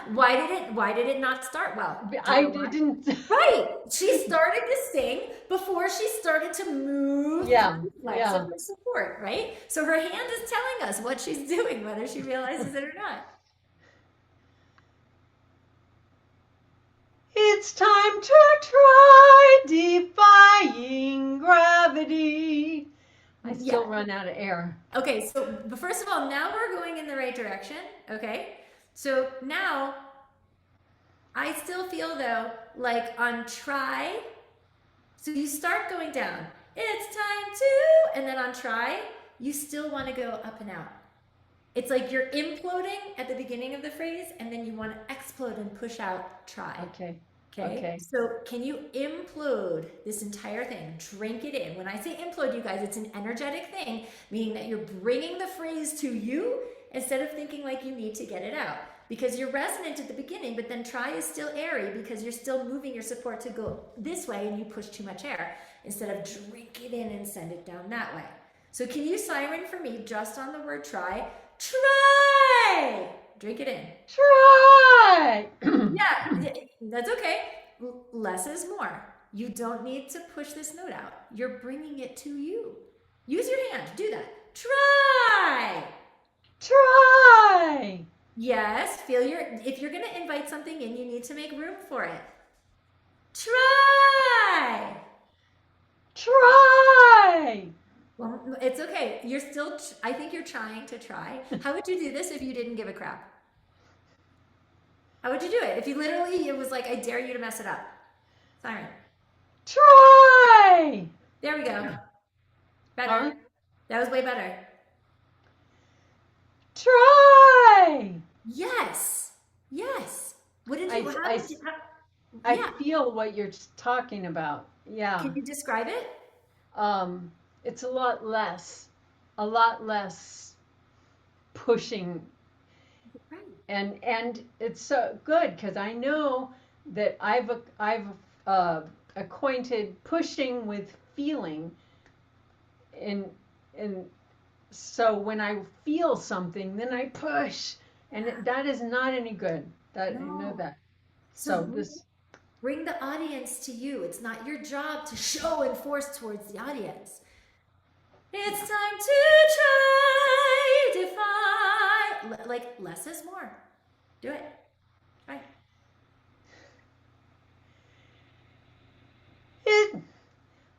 You're already trying. Can you feel it? The body is bracing. Yeah. I want to invite you to do something which I don't think I've ever done with you before, which is like, can we go back to like that newbie brain, that beginner, that almost like empty cup, like before you knew anything, sort of that like, sort of blissfully unaware where you just trust your body like as a kid and it just kind of comes out because you just do that, like that childlike kind of naivete. You channel that sort of untrained before you had anything you needed to fixate on or focus on or fix or whatever, you know what I mean? And just like invite in the phrase. Just play with that and see what happens. It's time to try. No, fuck. Because you're already Sorry. try. Do you notice how much you want to try on try, right? Wait, I want to invite Annie. I want to invite Annie on because I see her. I know when you have something to say because I know Well, you know what was for me as I was watching this coaching and I saw, what Jennifer, you kind of really, when you really successfully settled into sirening the word into you, as I was watching you, I was thinking, now I would probably begin to add more piece by piece. So I would go back to try, come back and do this one more time because that was really successful for you. Try. Try. Good. Okay. You made the space to receive it. You brought it to you. So now you're going to go to try, but it's not two things. It's one word. To try. To try. Wait, you're singing a pitch. Don't even worry about a pitch. Just siren it. Mm-hmm. To try. I don't know I don't know what the You've been difference is. sirening the whole time. Try is the siren. Try. Now to try. try. Siren them both. To try. Uh-huh. And so what does it feel like when you know that you're in the siren and you're bringing it to you? How would you describe the way that feels? So much easier. Okay, but what is it about it that is creating the easier? I'm imploding. I'm not exploding. Right. You're vacuuming it in rather than blowing it all out. Okay, so now we did to try in our vacuum. So now we're gonna start at it's time. It's time to try, and it's one big vacuum in. It's time to try. Okay, wait. Hold on. You're vacuuming for most of it. You go from implode to explode. Like, do you remember Spaceballs, the Mel Brooks movie? She's going from suck to blow. Like you're going from implode to explode. It's time to try, and then you whack it out. Keep going. Keep going. It's time to.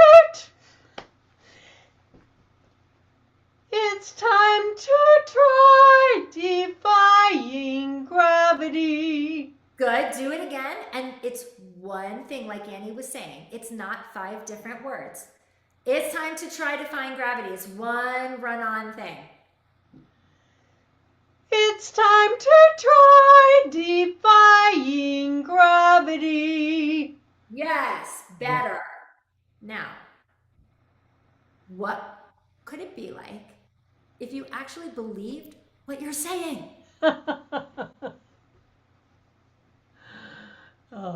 I do believe what I'm saying. Okay, so invite it in.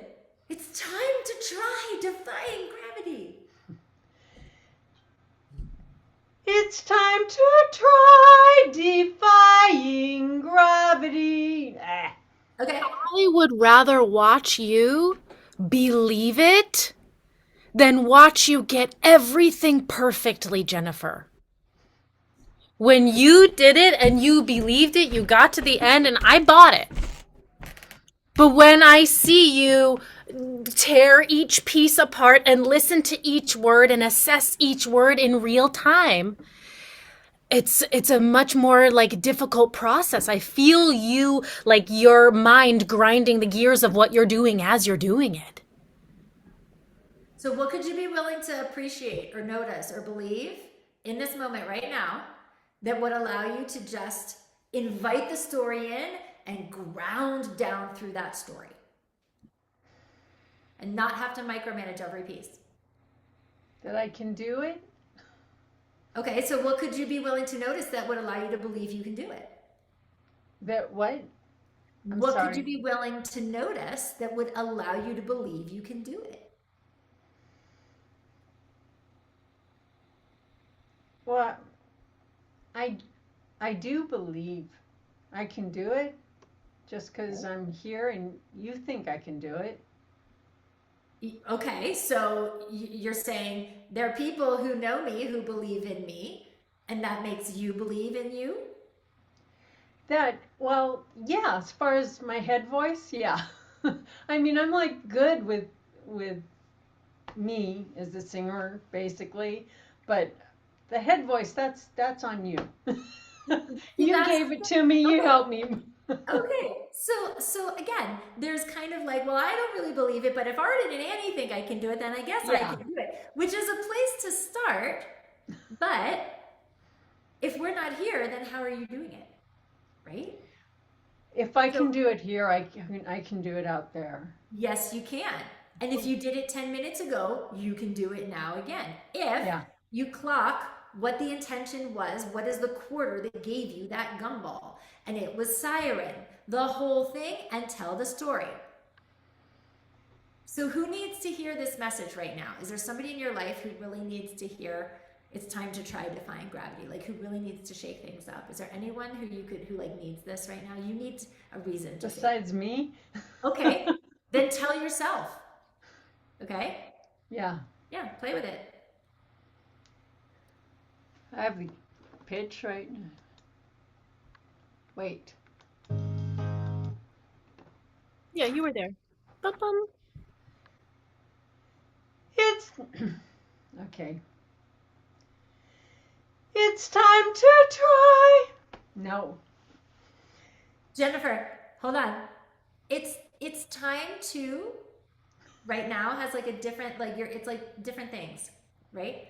Like the two right now, if I think you're so focused on the try that you're like, and you're not in the moment with what you're doing with the two. You're Yeah. future. Okay. So siren for me. Two, two, two. Just talk two, two. Two, two, two, two. That's so easy. You can totally do that. That's this. It's time to try. Can you just talk it? Go. It's time to try. That's it. That's it. That's it. This is where I It's say time. It's time to try defying gravity. yes. Next phrase. Same feeling. I th- no. I think I. Now, but Wait. do this for me. Aisle. On your support. I think I'll try defying gravity. Yes. Kiss me goodbye. No. Now we're improving pushing, right? Yeah. Good. Talk it. Good. What? Good. Good. Good. Yes. I want you to siren. Good. Good. Right, you know where that is. It's on your support. Kiss me goodbye. Kiss me goodbye. Yes. So you guys see, sometimes we just need to like hijack a singer's brain a little bit to allow her body to do what it already knows how to do. Your body knows how to do this, Jennifer. When I have her go, good, I'm reminding her what it feels like in her body when she doesn't sing. Because her body knows how to do this, is built to do this. And when I just say talk, good, oh, her support kicks in and she's able to siren. And then she reminds herself and it's like, okay, I know how to do that. And then I just say talk on pitch, kiss me goodbye, defying gravity. I'm talking, guys. If I think sing, I'll go back into my old crappy habits for my old support too. Okay, Jennifer, making sense? Yeah. Talk Yeah. on pitch, girl, because it's right there. Okay? Thank you. Good, you're welcome. Okay, Annalisa, last but not least. All right, let's do just like a verse of something, a chorus of something. The chorus of something? Well, my primary music is classical, but I'd like to try improving my lower belt and belt area. So I thought I would do something in musical theater. It's not really my repertoire, but I know it. There's a bunch of things, but maybe like a little bit of Die Ain't So Bad or something that's kind of not too high. Anything, honestly, the issues are going to come in whether you do classical, musical theater, it doesn't really matter. Because the Right. base support is the same, whether it's high chest voice, whether it's high head voice, it's the same Yeah. support. All right, so I guess we could go before just that middle section. I met boys who talk about farms and horses, Okay, and like immediately, wait, hold on. yes, Immediately, you're adding air to go up. I'm about to talk about, and I'm getting whoosh, yeah, whoosh, whoosh, whoosh, whoosh. yeah, So that same feeling that you had when we were coaching the siren before, okay? Slow okay, down and talk on pitch. I'm about to talk about, okay. into your container. I've met boys who talk about farms and horses, and they don't do much for me. I don't need to end up in a rocking chair. Seems you get to live your life just once. Although that could have been belted maybe, but Okay, so that's my go-to. I'm like, let's go to head voice. first of all, there was nothing wrong with that. It was a good transition. If you Yeah, want to make that choice, that's fine. But if you want to do it in chest mix, you can do that too. But first, what yeah. did you notice after I stopped you and then you came back in again and you were just a little more connected? What did you notice about that in your body? Was there any sensation or image or like how? It was just a little bit more of a container for the whole time. Yeah, but it might feel like a small tick on the dial. Mm-hmm. That extra tick on the dial is what's going to allow you to move through into high chest mix if you want to. Okay. Because otherwise, if you're flooding, you ain't going to make it. You just won't. Okay? So let's do that phrase that we went to head there. Okay. Let's see what you do if you're going to use chest mix instead. That's like checks, or yes, some kind of mix. I need to work on that. See, seems you get to live your life just once. Okay, And hold on. if it's, What's happening is you're going up to go up. So your support is going down. yeah, Live your life. And then you go, and okay, you pull everything up for that note. Okay. So okay, this is where I want to talk about pelvic floor. Has anybody talked to you about pelvic floor in singing? yes, Okay. So for those of you who aren't familiar, pelvic floor is the perineum, the space between in the front and in the back, okay, where you pee and where you poop, middle in between your legs, okay? I need you to gently bear down on pelvic floor on a siren. What is the word? Is it just? just, Okay, good. It's an vowel, which will help you keep your throat open anyway. And I want you to siren, and I want you on an vowel to go as high as you can go in chest voice. So only go as high as you can go without going into head voice, and thinking that you are bearing down into pelvic floor, lower and lower, like you're giving birth or pooping or whatever, okay, on a siren. Okay.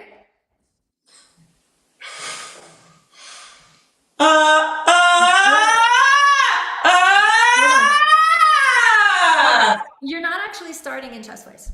okay, You're starting in some kind of mix. So find okay. find your chest voice.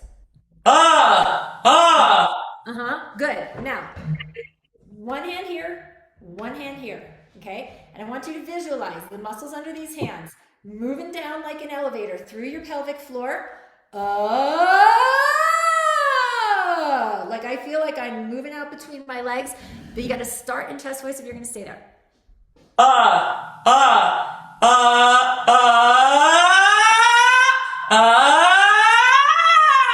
Okay. So part of what's happening now is you are moving in the right direction here. Yeah, But your larynx still doesn't trust it and it wants to hike up. tightening. Yeah. So I want you to visualize like the bottom of an Amazon box, you know? And I want you to open like hit the release valve and open the throat so that the bottom of the box, and I want you to think like ugly or under, and really think that vowel is opening down this way. So is this different than when you're doing high head voice? When you're doing high head voice, you're super high soft palate, like what we were talking about earlier, right between your eyes like that. For high chest voice, you need to keep your throat open. Otherwise, you're pushing and you're hiking your larynx up, which is why it doesn't feel good. We need to stabilize larynx. This way. Okay.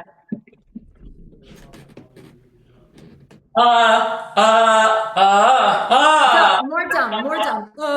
I'm trying to make sure it's like chest voice instead of some sort of mix, but is that The more dumb you can make it, almost like a seal.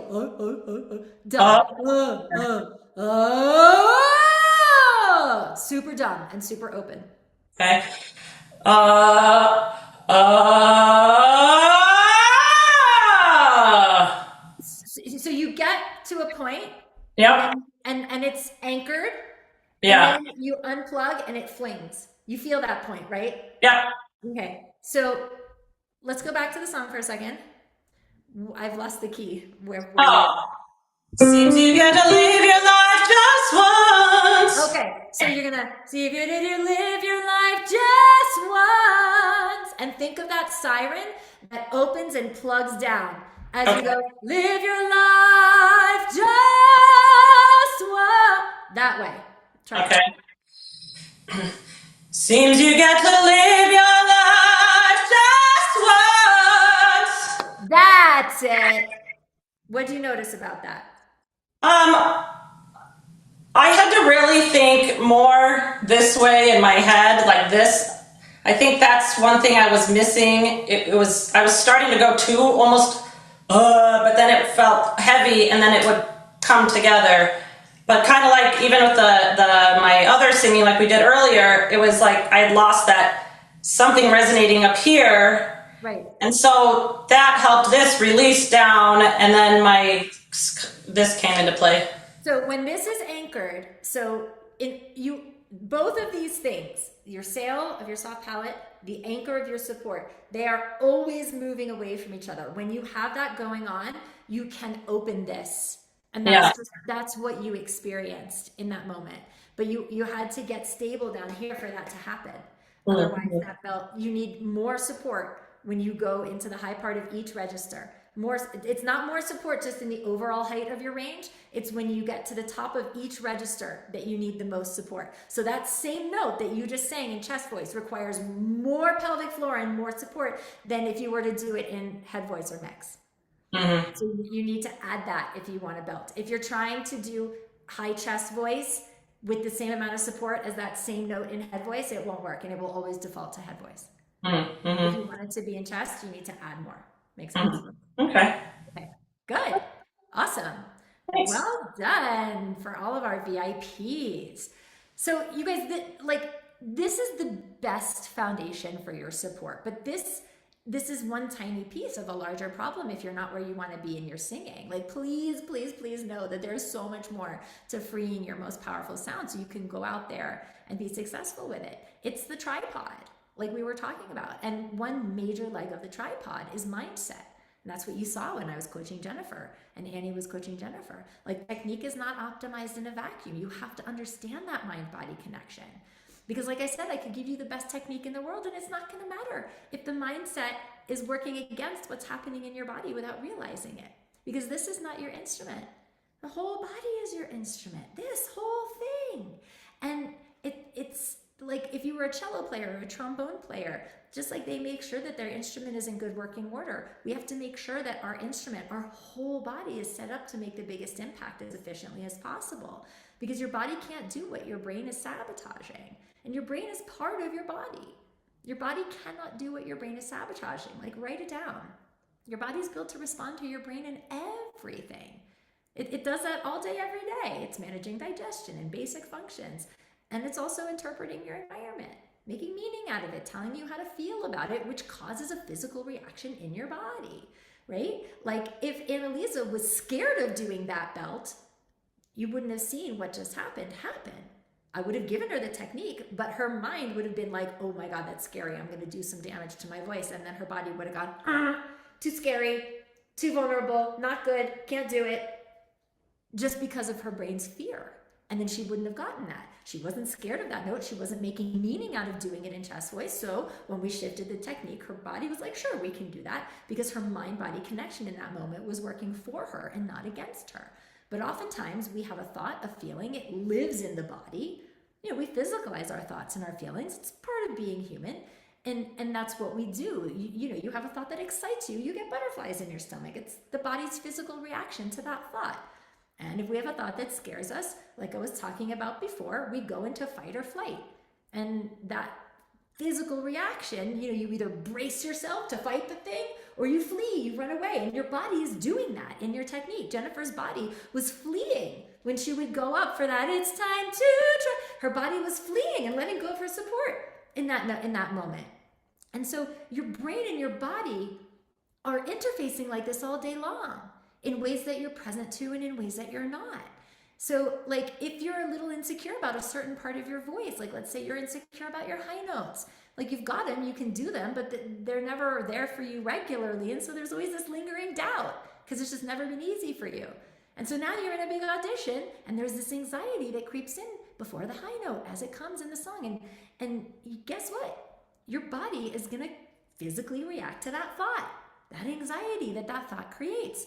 And now you're scared and your body doesn't want you to fail. And so you push or you run away, you have your fear reaction, and now you're in that negative feedback loop that I was talking about before. You're always reacting to your thoughts and feelings, whether you realize it or not. It's just part of being human, you know? All people have physical reactions to the thoughts and feelings, and whatever the cause, whatever the feeling, it physically lives in our body. But as singers, it means that the physical reaction to our thoughts and our feelings also lives in and affects our instrument. So for someone who's not a singer, sitting at their data processing job, physicalizing his feelings is not going to be comfortable, but it's not going to prevent him from doing his job. But for a singer whose body's her instrument, the physical reactions to those tensions and thoughts, they have a dramatic effect on you being able to do your job because your body's your instrument, and really prevent you from doing it at the most elite level. Because the physical reaction to your thoughts and feelings affects the energy that moves or does not move through your body, your instrument. And sound is a form of energy, like light, like heat. And energy cannot be created or destroyed. That's the law of entropy. That's high school physics.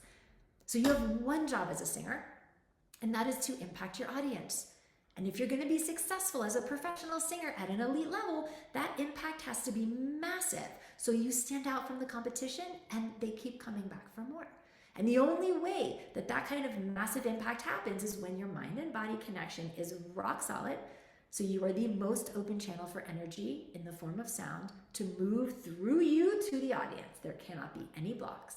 And so if you're not breaking through to the level of opportunity and sound and career that you want, if you're not making the impact that you need, it's because there are blocks in this mind-body connection that are creating blocks in the energetic exchange between you and your listener. Blocks that you don't even realize. Because see, energy and vibrations, they need to flow freely through the body for optimum singing technique and sound and impact. And our body's physical responses to uncomfortable thoughts and feelings, whether it's conscious or subconscious, causes blocks in this energy. And those blocks, they live in the body in the form of tensions that block the free flow of energy and sound from happening, and they block your impact. So what's going on in your mind, both conscious and subconscious, matters because it affects how energy lives in and moves through your body and has a huge effect on your ability to tap into the fullest potential of your sound, your voice, your breath support, everything you learned today, to use your technique and succeed in the ways that you want with your singing. So energy is the link between mind and body. And it is what creates the mind-body connection.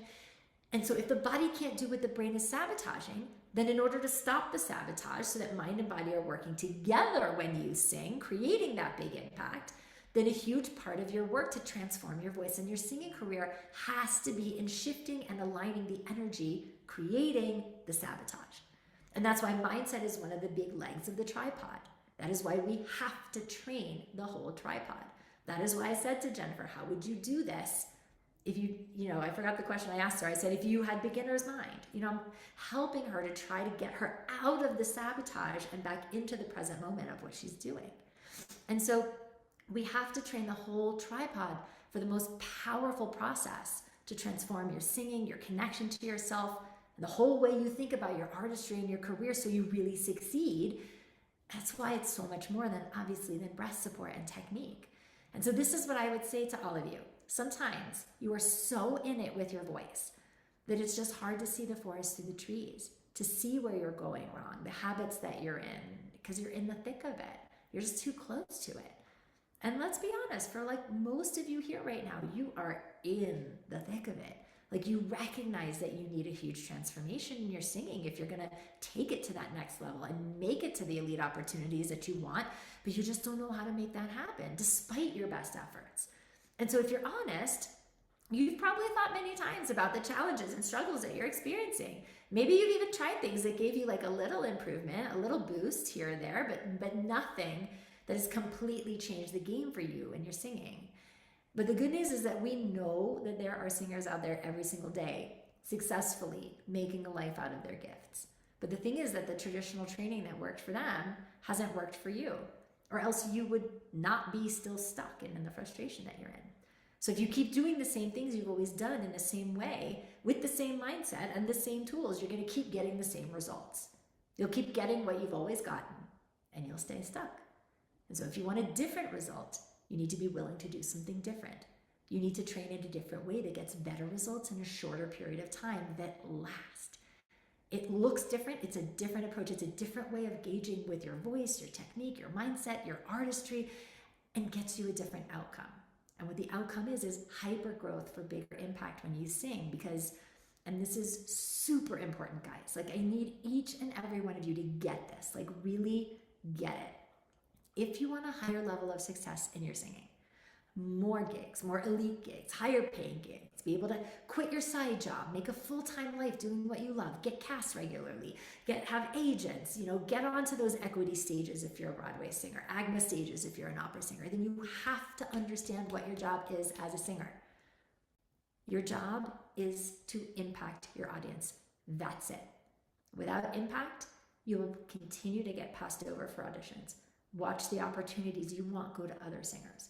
You will continue to put out records and singles and videos that only get a couple thousand plays instead of hundreds and millions. And you'll still be tied to your plan B jobs. And so if you're doing this professionally and you dream of really making a full-time living out of it, then you must understand that impact equals income.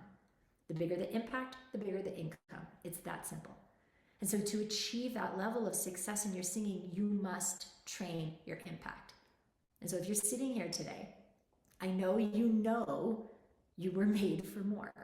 Like, you don't spend 5 hours on a Saturday on your breath support if this doesn't matter to you. You know there's another level for you. And it will come when your technique, your artistry, and your mindset have been trained together to access maximum impact. And traditional training doesn't teach that. I came from that world. I know what that is. I have taught traditionally, and it doesn't get the same result. But I have a feeling you have experienced that, and you know that, which is why you're here. You know that getting yourself in the right container with the right method and the right mentors and the right support would not just change your singing, but like Leslie, would change your life. Because look, as serious singers, if you're not able to do what you love, share your gifts at a high level, and live your potential, then, let's be honest, it affects every aspect of your life. To know you have a gift and you're not living it, to know that you're not living your potential, having to watch another year pass while you're watching somebody else up on that stage living your dream while you're stuck in the audience thinking that should be me. It sucks. It's painful. And to be honest, it affects your self-worth, your self-esteem. It affects your relationships in ways you probably never even noticed were connected, but they are. And this stuff is real, guys. Like, imagine being on fire in your singing and doing what you love every day. How does that change how you show up in all other aspects of your life? To your kids, to your partner, or if you're single, how does that show up to the people that you date or even would choose to date when you are on fire in your life? Think about that. So yes, this is about your singing, but no, it's not. It's about the domino effect into every other aspect of your life when you are not living your potential. And so learning how to access that and turn it into impact, that's what we're here starting to do today with this first building block, shoring up the breath support part of the technique leg of your tripod. So we're going to head into our Q&A now. But before we do that, I just want to give you guys some now what. So for anyone who's looking for additional support following today's session, there's two kinds of what now if you're looking for additional support. If you just want a single session to focus on the breath support system that I walked you through today and really just get some hands-on support to make sure that you're dialing it in correctly in your own body and you're doing it right so you're not like accidentally practicing in all the wrong things without realizing it, what you can do is you can book a single session with Coach Annie to look at everything you just learned and make sure that you are doing it right, okay? So it's usually $350, but if you want to book it while you're here live right now, I'll take $100 off and it'll be $250 for a one-on-one session with Coach Annie. And so what that is a personalized, private, one-on-one with Annie to look at everything, make sure you're embodying it correctly, the stuff you learned today, and get it locked in. And so Ashley is going to share the link to book that session in the chat right now. Copy it down because I'm not sharing that anywhere else, okay? So if you just want that single session and you're just like, I just want a little bit of refinement, help with my breath support specifically and going through the execution of the technique that we talked about today, you can just use that link we put in the chat to book that. For those of you that want something more comprehensive, working with me and my entire team, including Annie, our mindset coaches, the whole shebang, you want the whole tripod and you want to coach with me to get it, that comprehensive foundation is what we teach in the intensive training program to make sure that you're not foregoing opportunities because you're insecure about any piece of the tripod, wondering, will my voice show up? Will my performances stand out? Will I be able to do 6 performances a night without getting fatigue? You know, those things. The intensive is here to ensure that you have that best possible foundation. Like Leslie, instead of continuing like 2 steps forward, 2 steps back, okay? So if you're that kind of person who wants to follow that exact blueprint for that impact, to have my eyes and ears on you, my whole team's eyes and ears on you, to make sure you're doing it right, that you get a predictable and repeatable result in your voice, that's what the intensive training program is, and that's your next step. Because like right now, what I need you guys to realize is like, if you think of your training and you think of your journey with your voice as like a cup, okay? So like right now, the cup on the left, that's you. You have breath support. But what you need for success, you need work on your resonance and range, consistency, work on finding your unique sound, understanding mindset mastery, working on performance impact. Like that is the thing that is like the full cup. And so after this boot camp today, you've got one important ingredient starting to fill your cup, breath support. And while it's important, it's just the first layer. And so if you're going to reach your potential and succeed, you need the rest. And that is what the intensive training is for, giving you everything you need, filling the cup for the highest result of success in the fastest period of time. Now, we work on 4 key pillars over a 16-week intensive training arc. Technique accelerator, which is breath support and resonance, teaching you game-changing technique that ensures reliability, impact, sustainability. We work on unleashing your unique sound and artistry so that you know how to tap into that which is your unique artistry and special sauce so that you're the one they want to hire. We work on a blueprint for mastering your mindset because you get why that is so important. You know, in this toolkit, you get advanced professional mindset strategies so you will perform to your potential every single time because we have taught you how to get out of your own way. And then you get world-class support because you guys, if you could have done this on your own by now, I know that you all would have. And this is where other training programs drop the ball. They hand you a bunch of information and they leave you to practice on your own and figure out how to do it. And you waste a lot of time between lessons not having anybody to check in with to see if what you're practicing is correct and if you're getting in your own way to do it. And so that is how we get better results in a shorter period of time because you have people mirroring back to you every step of the way, all the ways you're getting in your own way. And so that is why you're able to break through at a much faster rate to get the kind of result that you've never gotten with traditional training. So we're building this transformation right alongside you with weekly technique training modules, weekly mindset, mind-body integration modules, individual coaching in our group studio classes, weekly mindset calls, one-on-one with your mindset coach, the community and the safe space. And so today, as you know, I talked about it earlier, there's a live-only bonus for those who enroll while we're here live.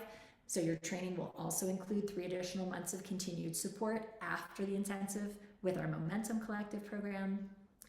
That's an additional $1,800 value for free. And now, in the spirit of generosity, outside of the live only bonus, we also have 4 bonuses that will be available to everyone, even if you don't get the live only bonus, even if you don't enroll today and get that bonus. Everyone who enrolls between now and Monday or books a call to talk to me about enrolling by Monday, the first bonus is I'm giving you a huge discount, a $2,000 discount off the normal tuition. So it's either 4 payments of $1,897 broken up over the 4 months of the program, or 1 payment of $7K.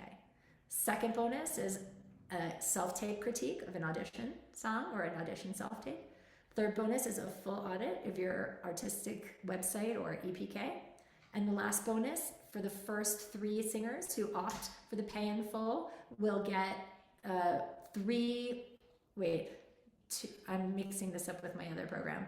2 one-on-one coachings with me that you can use out of the context, of the intensive at any time. I mean, you're with me coaching individually 3 times a week in the program, but you're getting 2 additional one-on-ones if you're one of the first 3 singers to pay in full. So these are the bonuses. They're available to those of you who take care of your enrollment by Monday night. If you have questions, book a call with me. Ashley's going to put the link to book a call in the chat. That's if you want to talk, you think it's right for you, but you just want to go over some things, you want to talk about payment plan, you want to talk about just make sure it's the right fit. This is a 15-minute call, like it's not a coaching session. We'll just make sure that this is the right fit for you to get the results that you want in your singing. Get on my call by Monday. That doesn't mean we have to have the call by Monday, but just book your call by Monday, and then if you decide to enroll in the program, you get all the bonuses. So all the details about the intensive training program and the buttons to enroll are in the chat. Ashley will put that in the chat where you can take care of enrollment, get all the information about the program. Okay, let's see. I think, the one thing before we open it into the Q&A, it's just, you guys, I'm inviting you to be all in. Like if you want significant changes in your singing and in your life, and that's a hard thing to do. Like that is not the norm. That is not what most people do. Most people say they want big change and then they don't do anything towards it. So I'm inviting you to go all in. I'm inviting that of you because I know what you want to be, who you want to be, artistically, vocally, personally, 2 years from now, 5 years from now, 10 years to now. We don't do the norm here, guys. You can't be doing the normal and expect the extraordinary. You just can't. So that's the invitation and the commitment that we have here. So you stop settling and have the best team to guide you to the best results in the shortest period of time, okay? So I'm gonna open it up now for some Q&A. I recognize that we are like long on time. So, let's get to the Q&A. We'll do it with hand raise function. So if you go to the bottom of your Zoom and you go to the heart icon that says reactions, if you tap that, react, then you'll see raise hand and you can click that if you have a question. All right, let's start with Gary. Hello, Gary. Okay. Hi, you have a beard. Good to see you. Yes. Oh, really? Oh, okay. Last time I saw you was pre-beard. I know. Okay, so I'll stop kidding around and get to it. Let me just preface this by saying most of the time, almost for the whole presentation, I was here, but occasionally I had to step away. So if I'm bringing up something that you feel was covered sufficiently, I will go and look at the replay. Will these questions and answers be in the replay as well? Yeah, the Okay. Q&A will be in the replay for sure. Oh, okay. All right. So the first question I had was, I think this is mainly maybe just a semantic thing, but the idea of flexing and flexing through it is just different than I seem to be thinking of this. Okay. I seem to experience, rather than flexing, I experience it as a maintaining a sort of muscular engagement that's not that's consistent, as opposed to the somewhat. As long as you're not contracting, like as long as whatever you're telling yourself is Right. keeping you here and it doesn't make you go here. Uh-huh. You know what I'm saying? Okay. then if you're thinking flow through your muscular engagement, that's fine. Okay. Okay. Okay. So the flow through is like the air going, visualizing it going down, or it actually going down. So it's about the energy.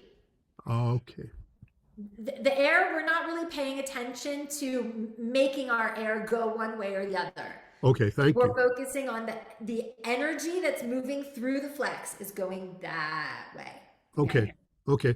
And the flex is sort of the muscles in a sustained way, sort of creating a container. Right. Is That that you're correct? just, yeah, exactly. And so like when I was coaching Leslie Green, her image was of this like, brown bag, Uh-huh. and so like she's flexing through, flowing through, engaging through to keep the integrity of that expansion of that bag in her mind. Otherwise her bag's going to collapse and all the air is going to come flooding out. Okay. Thank you. Okay. Two other quick ones. Yeah. The smile. Um, is that being used as a tool for practice for creating a feel and sound uh, in practice, or uh, is that actually something that one uses um, Huh? in their performance and singing? Is this counter to the idea of the sound coming forward? Is the second part of this question. No, it's what creates the sound coming forward. Ah, okay. Okay. Yeah. So that idea that, what I was talking to Annalisa about, and also like that she needed to come up and smile and get out of, because when she sits down on the back of her throat and creates that block, then she wants to push more air out to bust through that block. Her mind is like, there's a block here. How am I going to get this note and this air through that? And so she pushes a little bit, and she, and it compromises the integrity of that consistent support. Okay, so the smile is just one way of accessing it. It's really not about what's happening here. It's really about what happens to the internal resonance space when you do that, Okay. that creates the change that we want. But for singers who, like, I don't actually have to smile, right? Because I've been doing this for so long. I know how to manipulate my inside space so that I don't actually have to, like, cheese smile to do it. Uh-huh. I Uh-huh. can sing, oh, ich Uh-huh. es ist, and I don't have to go, I don't, okay? But as you're learning it, though, it's just helpful Okay. because it can put you in the right position Okay. internally. Okay. Yeah, because I tended to, for whatever reason, uh, to not be, you know, I was thinking of going up, but had at one point been advised to avoid, Yeah, that. you don't want it because that pulls everything down. It puts pressure on your larynx, and now your breath is going to go, well, I have to break through that. And it has the ability to compromise the stability of the breath support. Okay, great. Yeah, when I did that, I tried the smile wall, and also visualized having the sound be, at the level of the eyes. Um, it really it made a difference. So thank you. Yeah, it makes a huge difference. And like, also, you've been to our resonance booth. You've been Yes. to like some of our resonance workshops, and so that's why that's so essential. Because it can inadvertently compromise your breath support because when there's so much pressure, then your body goes, I need to bust through that, and I'm going to push more air to get the sound through that block that's been created by my physiology. So Great. Thank you for clarifying that for me. yeah, you're welcome. And one last thing. Okay. Oh, I also tried. I'm going to use the wrong word here. Don't know what else to use, but sort of, doing the thing of not working your way into the sound, but setting. This is a bad word, I know. No, but yes, supporting before you phonate, not singing your way into your support as you Oh, sing. yes. Okay. Thank you. Now, maybe because of the way I was thinking of it with setting, I found that some of the time I was sort of closing glottally to keep the air in before I released it, and of course that felt bad.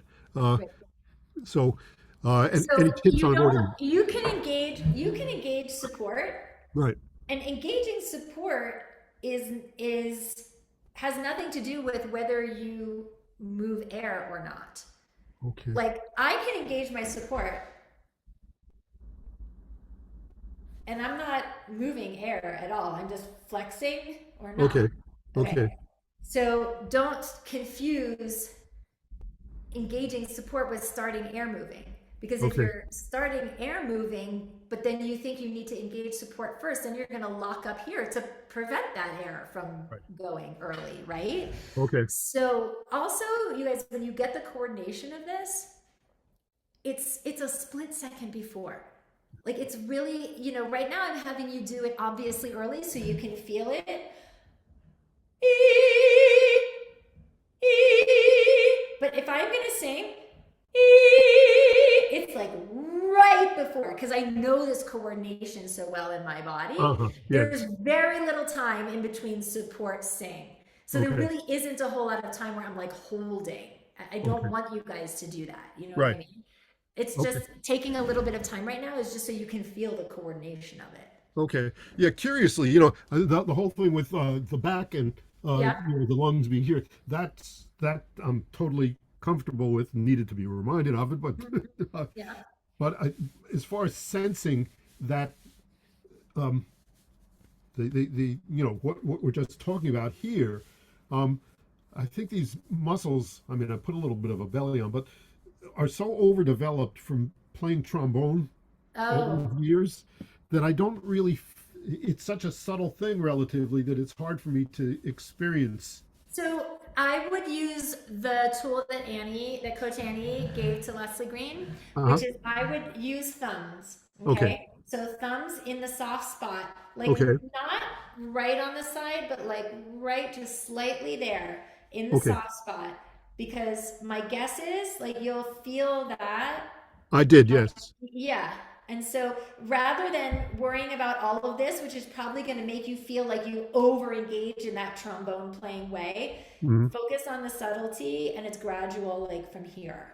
Okay. That's what I would do. Thank you very much. And Good. the very last thing is the resonance boot camp, which I attended. Is that still available? Yeah, that replay, if you bought That that boot replay. camp, that replay is yours. You can Okay. Yeah. Yeah. continue to go back to it. Yeah. Thank you very much, and I thank everybody else for their patience with my questions. Oh, great. Now I'm sure that somebody else had that question too. Thank you, Gary. Thank Okay. you. Glava, am I pronouncing your name right? I think it's Carol Glavin that you're trying to. Oh, Is it there we me? go. Carol, hello. Yeah. So hopefully 2 quick questions. Yeah. When you talk about engaging the muscles, I'm not sure I'm clear on when I can tell the difference between if I'm flexing or if I'm contracting. Okay. Even when it feels like I'm engaging those muscles, but to me, my head is saying I'm contracting them, not flexing them, even though I feel it's going out when I do that. If Can you you? feel it's going out, then it's a flex. So what Because does contracting feel like? How do I know if I'm doing it contracting is wrong? pulling in. E, Oh, this. Okay. Contracting okay. is going in and or up. So if I was going I mean, I can't even sing like that. Did you hear how crap that note was? Because like it's just like right? So there's the direction, which immediately will tell you, right? But then also noticing what's happening through the phrase, because you might start with that flex and you might do this. Like let's say, okay, let's go back to the defying gravity because that's like a pitch jump, right? So you might flex at the beginning. Tell them how. Do you see how I started with a flex, but then the note rose and my body goes, oh, let me push in and up to get that note up. So it's not just about how you're starting, but you got to flow through the entire thing so that you end up with the flex and flow. Tell them how I'm divine, like the whole way through. Okay. Does that answer the question? Yes, it does. Perfect. The other thing is, as we were working on the support, I was trying to work in my lower range because my natural range is a higher range and I have to sing in the lower range. And I really struggle with maintaining breath support through the end of a phrase when I'm in a register, a lower register that is not comfortable. It's not my natural register. Any suggestions? Yes, it's a mindset thing. Okay, you're telling me it's not your natural register, and you're literally telling me as you're speaking in chest voice, which is you have a chest voice, you talk there all the time. That is a natural register for you. It's just not a register that you sing in very much. I think it's So, getting over the passaggio. It's very never well, comfortable that's and different. smooth when I'm singing. Okay, so that's transition. So if you were to only sing, if you had something that was only chest voice, you didn't have to transition. It's just in chest voice. What happens there? Is that okay, or does that not feel good? It feels okay until I have to move up. Okay, so the problem is not really with the low voice. The problem is the moment of transition. And most of the time, when it comes to singers who have a problem with their transition, I guarantee you, Carol, hand to 99% of the time, you are probably changing your support and pulling off your support in that moment of transition because you get scared and your body Well, goes, I hear the wobble and then I freak out. yeah, but the wobble is because you've already pulled off your support.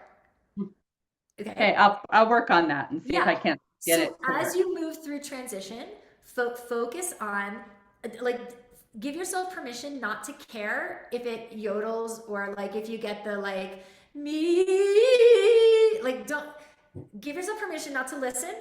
Okay. And the only thing I want you to focus on is, am I like follow with brain to body and notice at what point do I abdicate, push, collapse, back off my container, okay? And I guarantee you'll notice that right in that moment, as you start to approach the transition and your mind goes, uh-oh, here it comes, the body goes, uh-oh, because as we were talking about, the body's always following what the mind is telling it. So instead, give yourself permission to go towards what scares you. Go towards it. Don't like be like Roadrunner who comes above the cliff and then digs his heels in and goes, ah! You know what I'm saying? Ma. You don't know when I transferred because I'm a train on a track. If you change your support when you're changing registers, it's going to interrupt that. So what most singers don't realize is that the support is the same whether you're in chest voice or head voice. So don't change it. Make the transition easier for yourself. It's when we change it that we get the yodel, the crack, and there's other things that go into this that have to do with resonance, but none of that can be addressed if this is not completely consistent through that transition. So do it on some slides. Use the siren slides. Ma. You don't know where I transitioned because my body didn't change. My body didn't transition. My register did, but my support didn't transition. Nothing changed. So play with that siren moving up and down and notice like how consistent can I go towards that feeling instead of when I get to that place. Okay. Okay, great. Thank you. Yeah. Okay, let's see. Linda.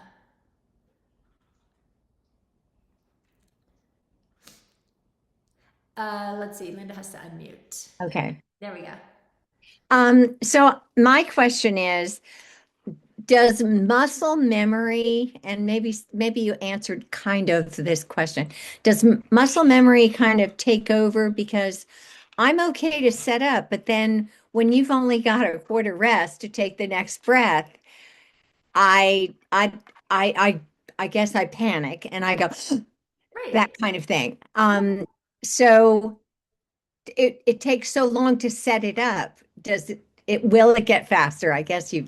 Yes. So that's a great question. So your body right now needs the time. Your brain and your body need time right now to set up the correct habit because you're in the process of undoing something and setting something new. Okay. So if you feel like you have to rush, you're going to go right back to the habit because you need a little more time now for brain and body to talk to each other to do the new thing. Okay. And there's nothing wrong with that. I do this with singers in our intensive all the time, which is I will say, I want you to do the breaths out of tempo.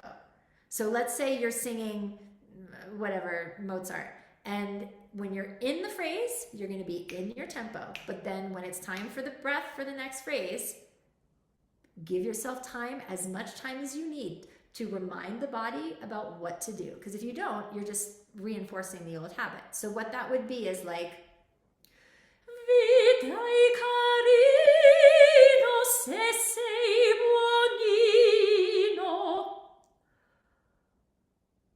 che bel rimedio ti voglio dar. You see what I'm saying? Like, I am giving myself as much time to reinforce the release, the back body, the release, receive, engage, phonate. You know what I'm saying? I'm giving myself as much time because I've got to teach my mind when there is nothing needing to rush me. Okay? Then eventually, and also if you're doing the exercise, if you're doing exercises, if you're somebody who can accompany yourself for exercises and you don't need to use the MP3, right? I would do the same thing. Mi, me, ma. Mi, me, ma. Mi, me. Okay, so like you need to practice it out of tempo right now because your body needs to learn the coordination when it's not rushed, when it has time. Then you'll start to feel like, oh, I know what to do. And then you can do it a little faster. And so if I have a fast thing where I only have a quarter note for a rest and I'm doing mi, me, ma, mi, me, ma, mi, me, ma, mi, me, ma, mi, me, ma, because my body knows what to do, because it did it slowly and it knows that. And so that coordination is set up so that you can then start to go a little faster, but like, don't rush that right now. Like, practice the breaths out of tempo, set that muscle memory up. Okay. It's a great question. I'm really glad you asked that. Thank you. Yeah. Thank you for all that you've given me Oh, you're today. awesome. Thank It's been you for great. saying so. Okay. Let's see. Elizabeth Landau, you are up. Mute. I hear Hello. you. Yes, I hear you, but I don't see you, but I do hear you. Okay. So we are whole family watching right now. So we had a couple of questions that we wrote down here. Okay. And one question was, are there certain exercises outside of singing that we can do, such as core exercises to strengthen the support muscles?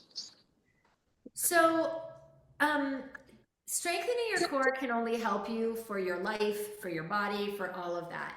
It's not necessary for singing. I mean, think about Pavarotti, okay? I mean, the guy, not exactly muscular, not exactly, you know what I'm saying? But breath support of a god, okay? So, like, no.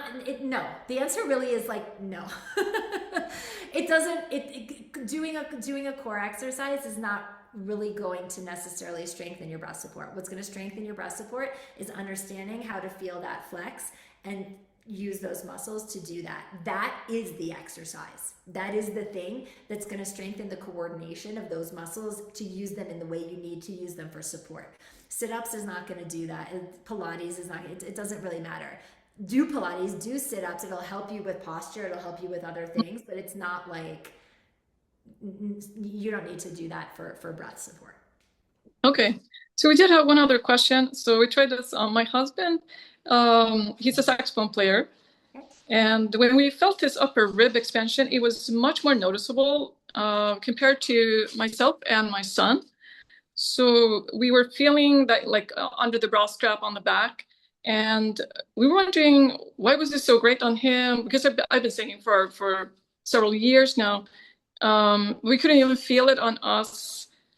So we're wondering if there's a tension there, or should we like go to a napropath or somebody to help us?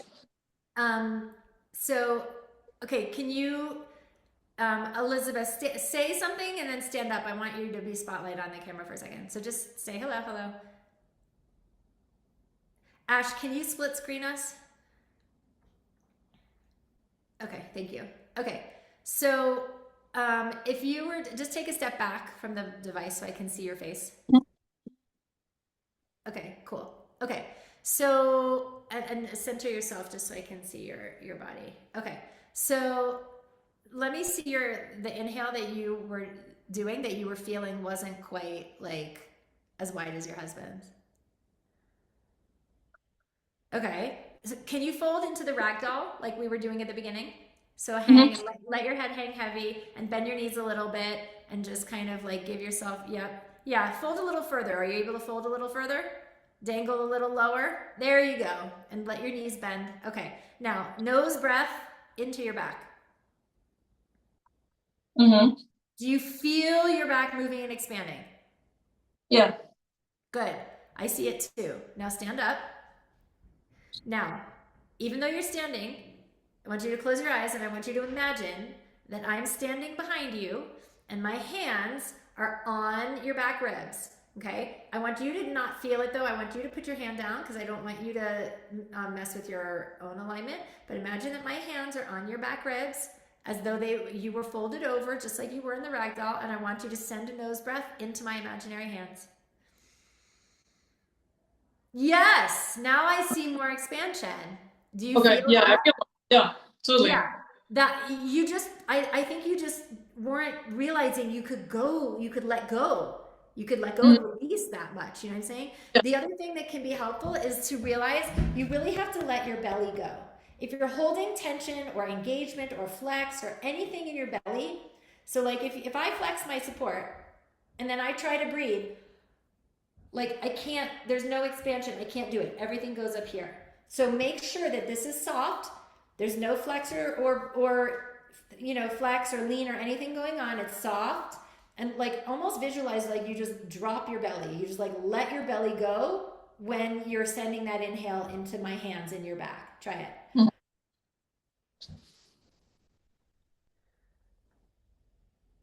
Uh-huh.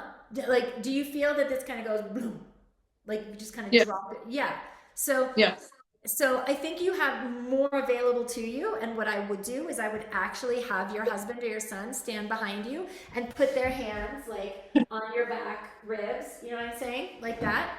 And actually practice like some nose. The reason why you guys are having her do nose breath is because it's slower and she'll really feel the expansion if she does it that way. So practice nose breaths into his hands, or just even imagining his hands back there, on your back, or even wrapping around, like holding you a little bit like this, wrapping around like this.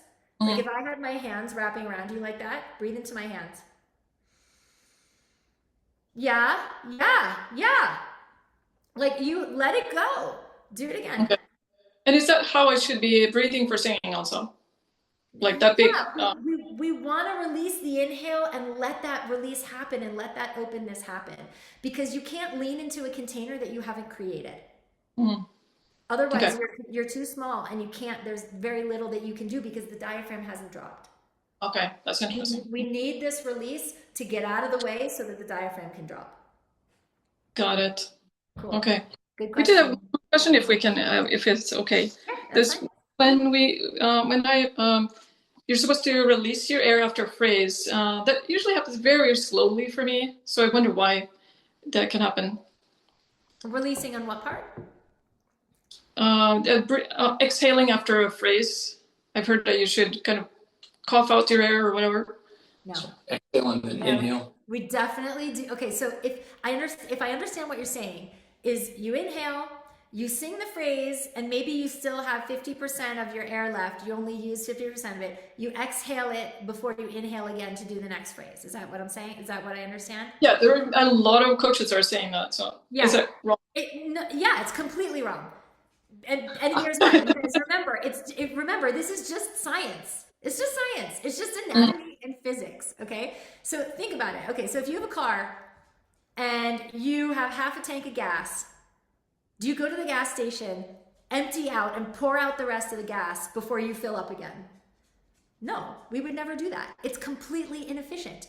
It takes up more time and it's going to make you lightheaded, because that exhale, inhale, it's not gonna and now you have excess movement of diaphragm collapse that doesn't serve the container that we've just set up, okay? So you release the ribs, you drop in, the air fills, you use your support. If you're super efficient with your support on most phrases are not that long and not that high, you'll probably only use up 30 or 40% of the air that you inhaled.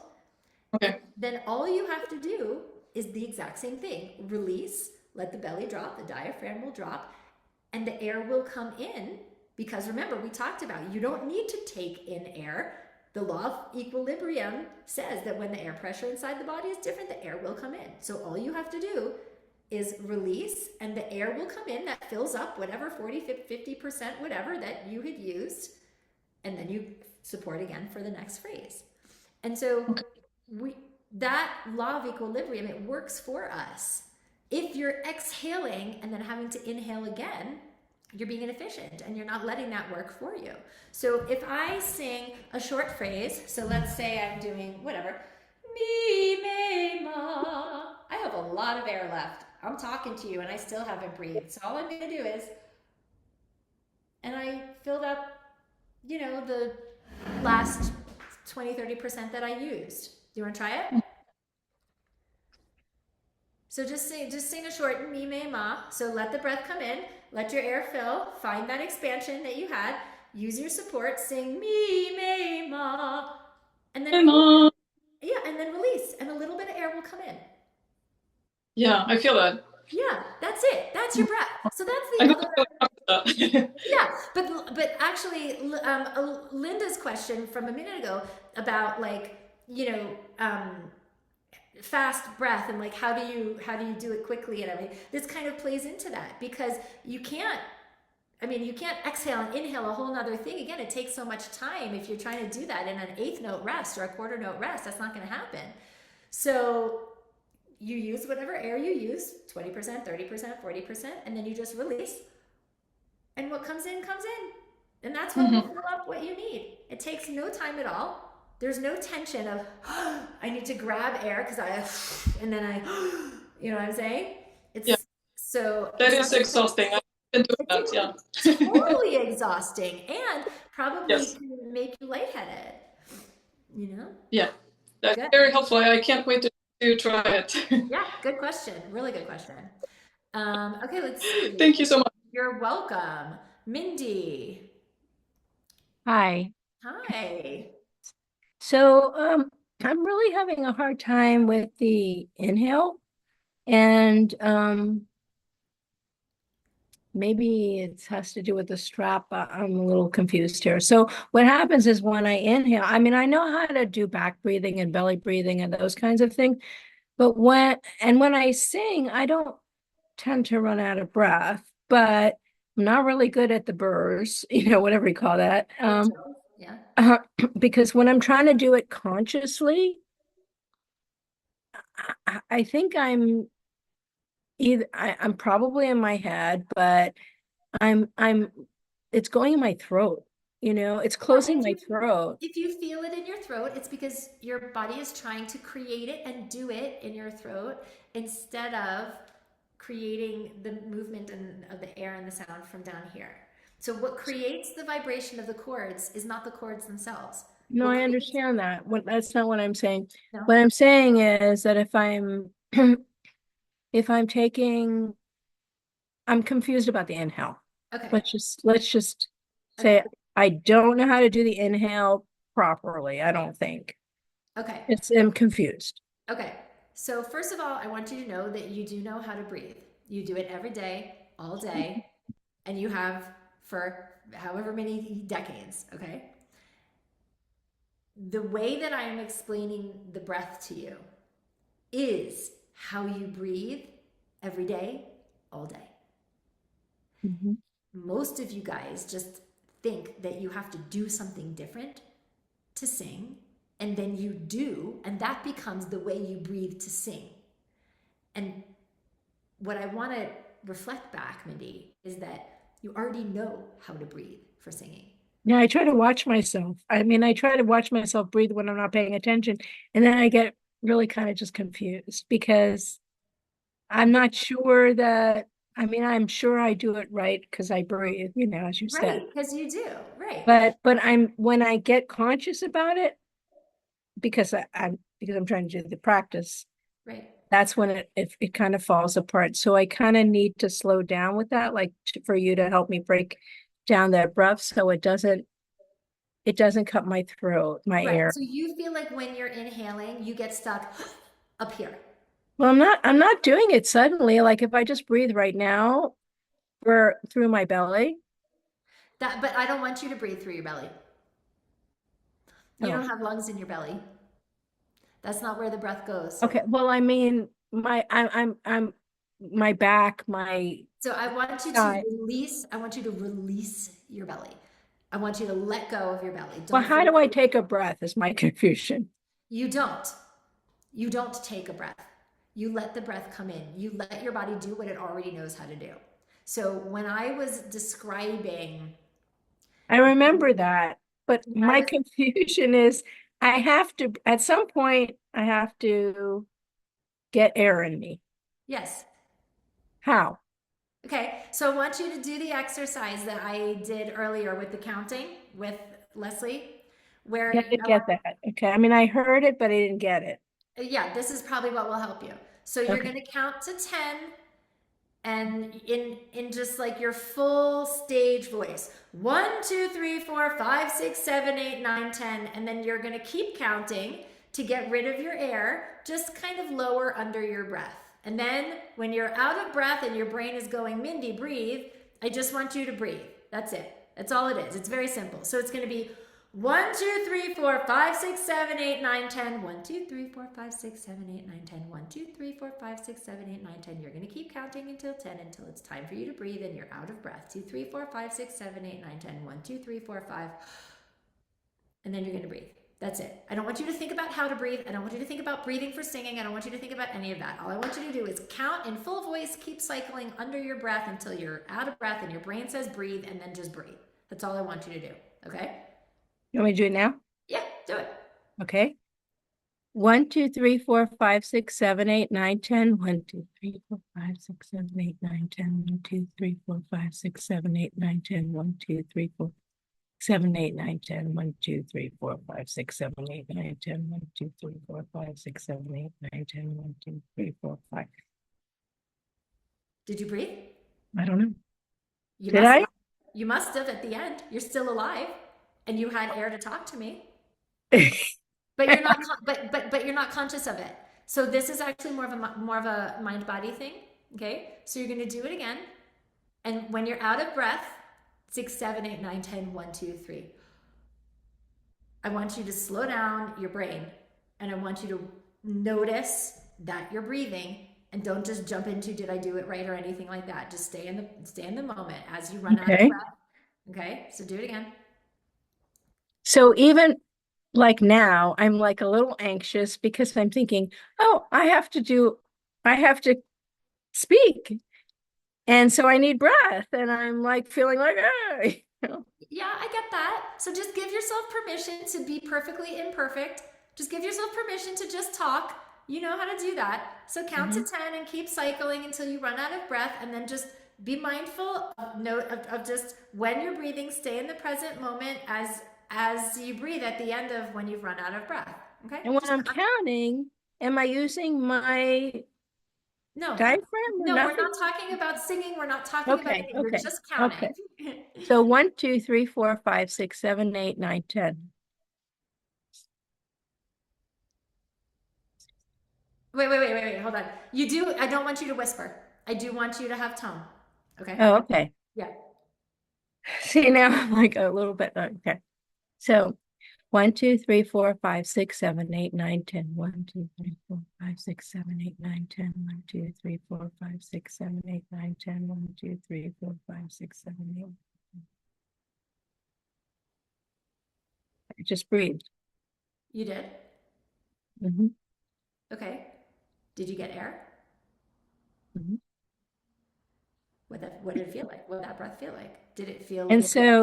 so in other words, there's no preparation for starting.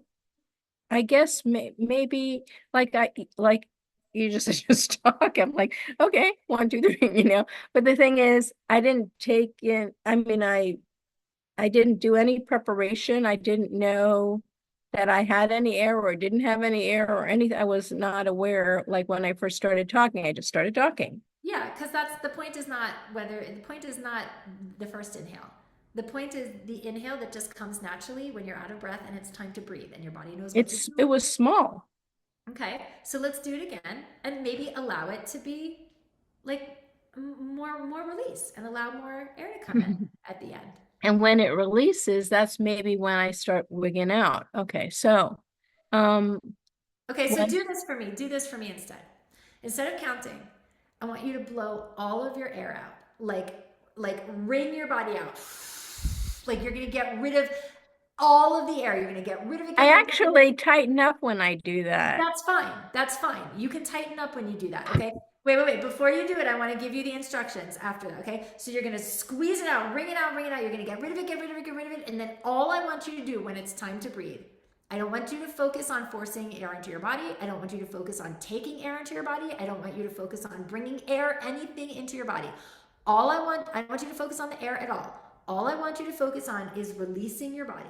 So it's going to feel like you're wringing it out. You're squeezing all the air out. And then all I want you to do is focus on a cascade of letting go. Let your belly go. Let your ribs go. Let your throat go. Let your jaw go. So it'll be like, just focus on the letting go. Don't focus on the air. Okay? Blow it out. Get rid of it. Squeeze it out. Get rid of it until your body is screaming. No. You're breathing before you're ready. I want you to get rid of it until your brain is screaming at you, Mindy, breathe. Okay? Blow it all out. Squeeze it out, wring it out, get rid of it. And then release your body. Okay. Okay, what did you feel in your body? I just air goes in and my stomach goes out a little bit. Okay, so there was one part of your body that didn't seem to release, that I didn't notice release. And it was this up here. And that's the problem. Yeah, so I want you to visualize, like I want you to hit the release valve. Like, like the old cartoons of Dr. Frankenstein, how he's got the corks. I want you to like pull the corks out and hit the release valve, okay? So blow all your air out, then hit the release valve. Blow all your air out, blow it out.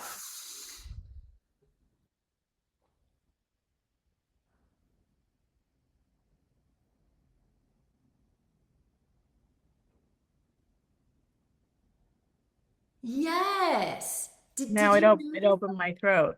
What? My throat opened. Yes, it did. When you said pull the release valve, my throat opened. Yeah.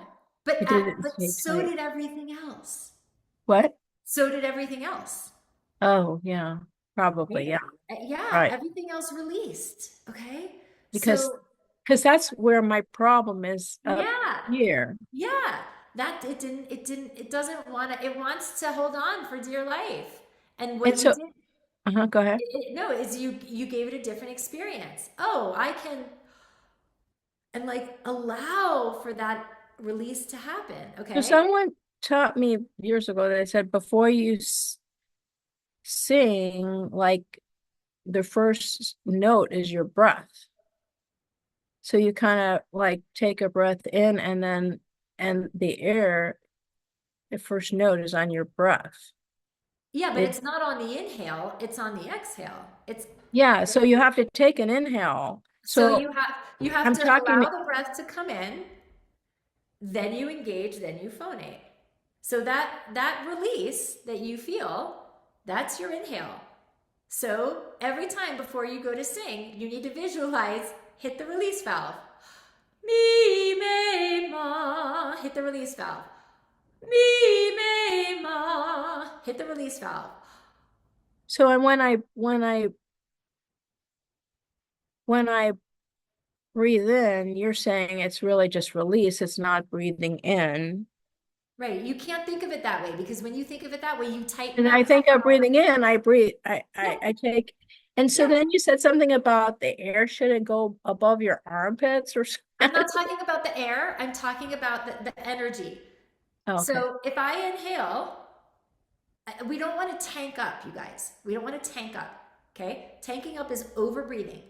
I just Tanking want, up, meaning like this. yeah. Yeah. That's above my armpits, right? So Mhm. I feel the air come into my body and I feel it fill up, about here. It kind of went to about here, About here. about my armpits. So when you take a breath, so it's not below your breast? I'm not talking about the release. I'm Uh-huh. talking about how much air I feel has come in. Okay. Okay. Okay. So I can keep going, but that's when I get all up in here. So I have just enough air, if I feel it, the air fill up to about my armpits. I can keep going. But that's over breathing. Yeah, I never see anything over here raised when you're singing. Right, Nothing. because I don't need that. If I'm efficient with my support, I just need the normal amount, which is, by the way, how you breathe every day. People don't go walking down the street. I guarantee you're not, you die. So I'm why just do you think we I'm need to do trying to that? I'm trying to translate the practice into singing. And so that's It so is exactly the same as what you do when you're not singing. It's just most of you are not present to what is happening in your body when you breathe. right, right. So You the know? sec yeah, so I think that maybe the valve. I mean, I know when I sing, like, you were helpful with the lower register today. Um, and I mean, I think I've been told I speak in a low, register and a chest voice, but when I sing, I would naturally sing in a head voice. And so I had to learn how to go down and how to do the middle and all. But like, what's that Korean pop song, K-pop song now? And there's this really high note. I forget Yeah, what it's called Golden. My daughter's like obsessed with it. Yeah. right, golden. What's the high note that she It's an goes? A. It's an A, It's an A right? And flat. I normally, I think, go to a high C, so I should be able to do an A. That Yeah, but it doesn't have anything to do with like how high it is in your actual range. It has to do with how you're supporting it and how you're approaching it. And so my right. guess is Uh-huh. because that phrase is rising, um, It jumps. It's a jump.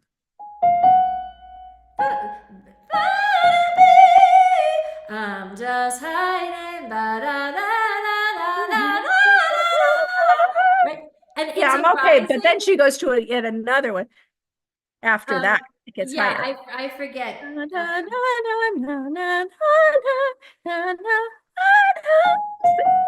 That Yeah, but whatever. What is that?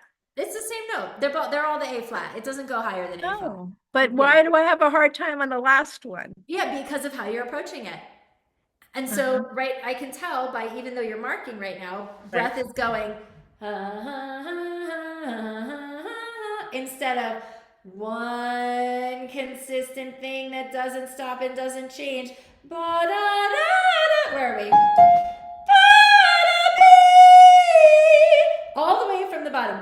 I'm just fighting, we're just hiding. Now I'm gonna be. And you notice how consistent I am here? Like you don't see me going, now I'm gonna be. Huh, huh, huh. You know what I'm saying? Right. That's gonna kick me off. And it doesn't matter if I have a high C above it. If I'm approaching the A flat that way, it's gonna kick it off. Make sense? Uh-huh. So when I hear myself sing that note off or whatever, it's crackly and it's not, I mean, it's shrill, if anything. What is that shrill like? That's a resonance thing. And that, first of all, you want to make sure that your support is going down and not up. Right, So my right. guess is that your body right now is going up to go up and you're taking the Well, support. I'm actually thinking down, but I just don't know where in my mouth or like, I don't Yeah. know. I just don't know how to get there. So that's a resonance thing, which has to do with a lot of other techniques, which we didn't talk about Oh, today because we were okay. focusing So on I mean, support. sometimes I can go like hold over here, and it can get. It's not about what's happening here. It's about what's happening in the inside space. You're on my email list, right? You Yeah.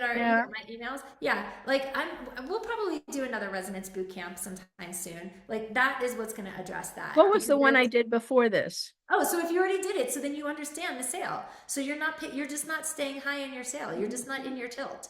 In your tilt? Yeah, it's off palette tilting high. My saw palette in here? Yeah, I would go back and review the recording from the Resonance Bootcamp because the higher you get in your range, the more inside soft palette tilt and space that we need. And I went over how to find that from the And how do Resonance I Bootcamp. relax my soft palette? Is that the same You thing? don't want to relax it. You want to activate it and pull up I on it. remember you talking vaguely about something. So it's in that class? It's all in that Resonance Bootcamp. Absolutely go back to that because Because that's I can do like a whistle sound, you know, I can do that. But when I'm singing, I can't get that high note without the shrillness or the yeah. where the So air if you goes. can do whistle tone, you understand the tilt, but you're just not anchored enough in your lower support to have it be a fuller sound. So it's about putting these two things together. And so it's not about the air? Because Yeah, it is about the air. That's why I'm saying if you don't want it to be whistly, if you want it to be a more full sound, you need to manage your support lower and more grounded. It needs to be a deeper, fuller flex into that. and that's going to stop the crackling? If you're approaching it with the same tilt and height as you do a Tilt whistle and tone. height. As you do a whistle tone. Okay. Because if you're cracking, it's because this is falling and this is coming up.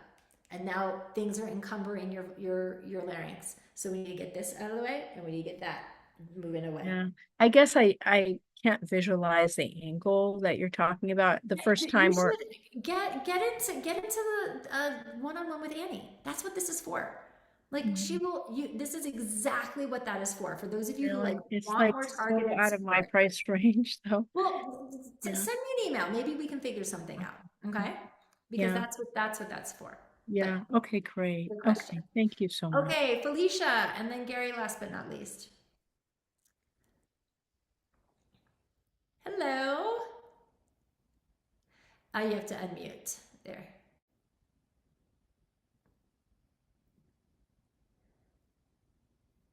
What's interesting, Felicia, is you're unmuted, but I don't hear you.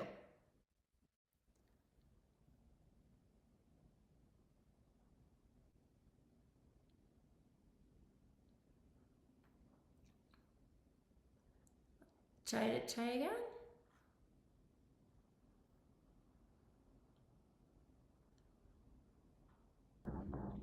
She needed to change the speaker in her audio settings. Maybe. Felicia, can you put your question in the chat so that I can answer it that way, maybe? Instead of having to mess around and waste time on your device. Did that do anything? Oh, now I can hear you. Yeah. Oh, great. Okay. When you're talking about the energy moving down, I don't really feel anything moving, but I feel that I remain engaged in my container, so I don't feel like that's the most important thing. Everybody's body is different. You may not feel energy moving through the muscles downward, but I still want you to give yourself the thought and the energetic direction of leaning down through, because that's what's keeping the engagement. If you don't, the engagement will probably lessen or abdicate or let go in some way. So yeah. Does that make And sense? just like the other gentleman, maybe a little more clarity, or when we do the inhale thing where we release, receive, and engage before we get ready to phonate. And I tend to feel myself maybe doing something too. So it makes me lock up to before I phonate. Right. So it's probably because you're just taking too much time right now. The engage is for the phonate. There's nothing that needs to happen in between. So it's engage, phonate, engage, phonate. Like, don't hold there. You know what I'm saying? It's like you Hmm. start moving through and then you phonate. You start moving through and then you phonate. Does that make And sense? does it feel more like a, is that the wrong idea? Well, it would depend. Are you meaning to staccato or are you meaning to have a long legato phrase? Oh, that's just what I think of when I get ready to phonate, like to engage. It's like, oh, oh, So I don't want you to necessarily focus on the sound of it. I want you to focus on the feeling of it. Okay? hmm So this is your gas pedal.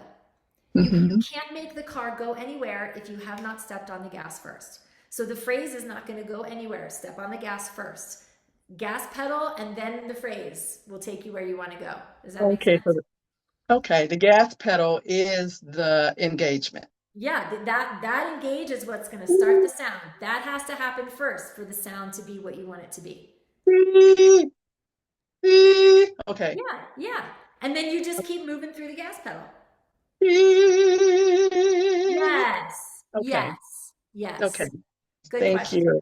Okay. Thank Gary, I'm going to come back to you guys. I'm happy to stay a little bit longer for anybody else who has more questions. But I just want to, because I know we're over time and I want to, make sure everybody has what they need. So, as you guys know, if you want to work with us, you have the two options. Ash, will you put in the chat? There's the one-on-one that you can have with Coach Annie. If you just want some targeted support on, the specific technique things that we were doing today, make sure you're doing it right in your own body and have expert eyes and ears on you. Get on that because she only has a couple of spots in her schedule. And if you want that, I want to make sure that you get one of those. If you want to work with us in the intensive training program, enrollment bonuses end Monday night. Again, the first bonus is a tuition discount for everybody, $2,000 off the normal tuition, which takes the tuition down to $1,897 a month for 4 payments or $7K pay in full for the most discount. Plus the audition self-tape bonuses, a full audit of your artist website, 2 additional one-on-ones with me for the first 3 singers who opt for the 7K pay in full. And, I'm just giving you guys all the opportunities here to have the different ways and the different tools to change the trajectory of your singing this year. Cause we're, coming into summer now, right? And so this is where I get on my soapbox because the choices that you make and the actions that you take right now, they're either going to set you up for success for the rest of the year or they're going to ensure the same frustrations and the same disappointments continue on from this year. And so, make no mistake, the experiences that you're having and the issues that you're having in your singing, they don't just magically take care of themselves. They compound each other and they affect each other and they stack on each other and they get worse over time. So you're here because you have talent, but lots of people have talent. And what I know you need, and that's why I've created the intensive training program, is technique, mindset, community, and accountability on a regular basis. So I want you to take a look at where you are right now. You've all heard it said, the definition of insanity is doing the same thing over and over again and expecting a different result. So ask yourself, what do I need to change? And who and what can help me make that change so I change it now? Not 3 months from now, not 3 years from now, God forbid. I want you to finish what you started here today because I think you understand that while bulletproof breath support is essential, it's not enough. It's not going to break you through to that elite level of singing and those elite level of opportunities on its own.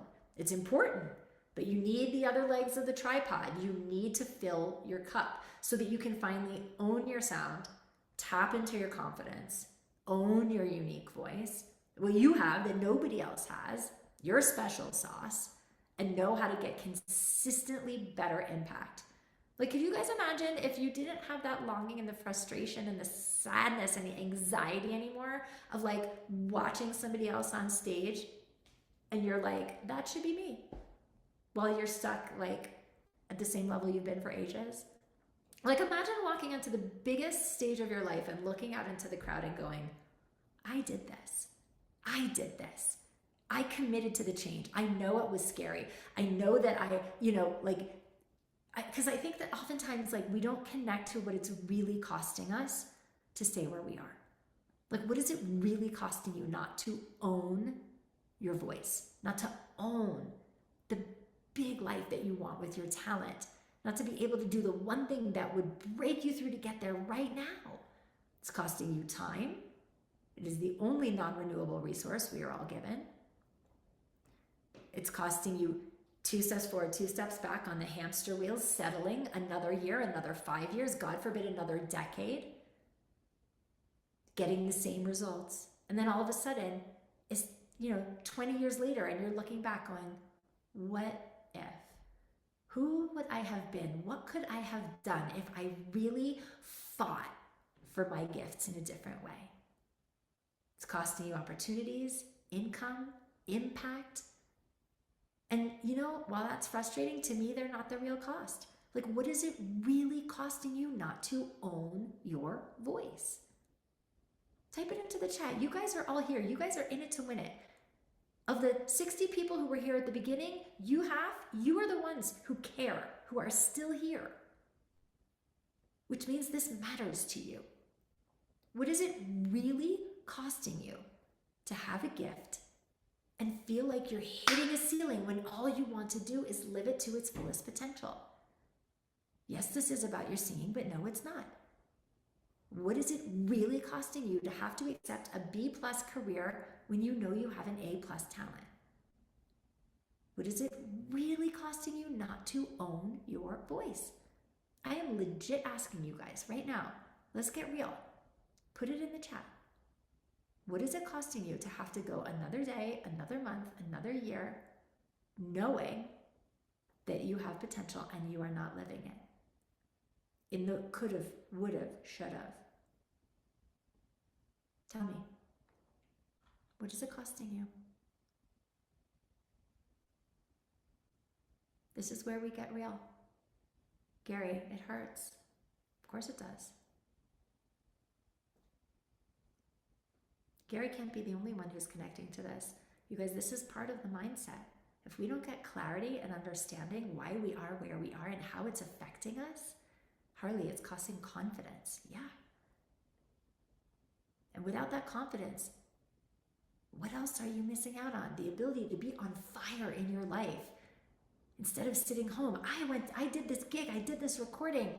I stood on stage at the Met. I stood on stage at this jazz club. 200 people.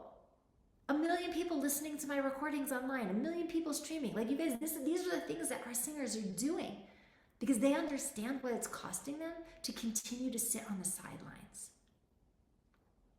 So what is it costing you to be on the sidelines? Because this is what we do every day here, especially in the intensive training program, teaching you the skill set, the heart set, the mindset needed to go from exceptional talent to exceptional success.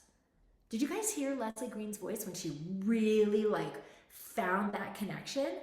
I would pay to go see that, but that's not what she walked in with. That's not her default, and it will stay her default unless she makes some conscious decisions about what she wants to fight for. And so this is about giving you the ability to fully step into the gift that you were given and do what you were put here to do. So get on my calendar and let's talk.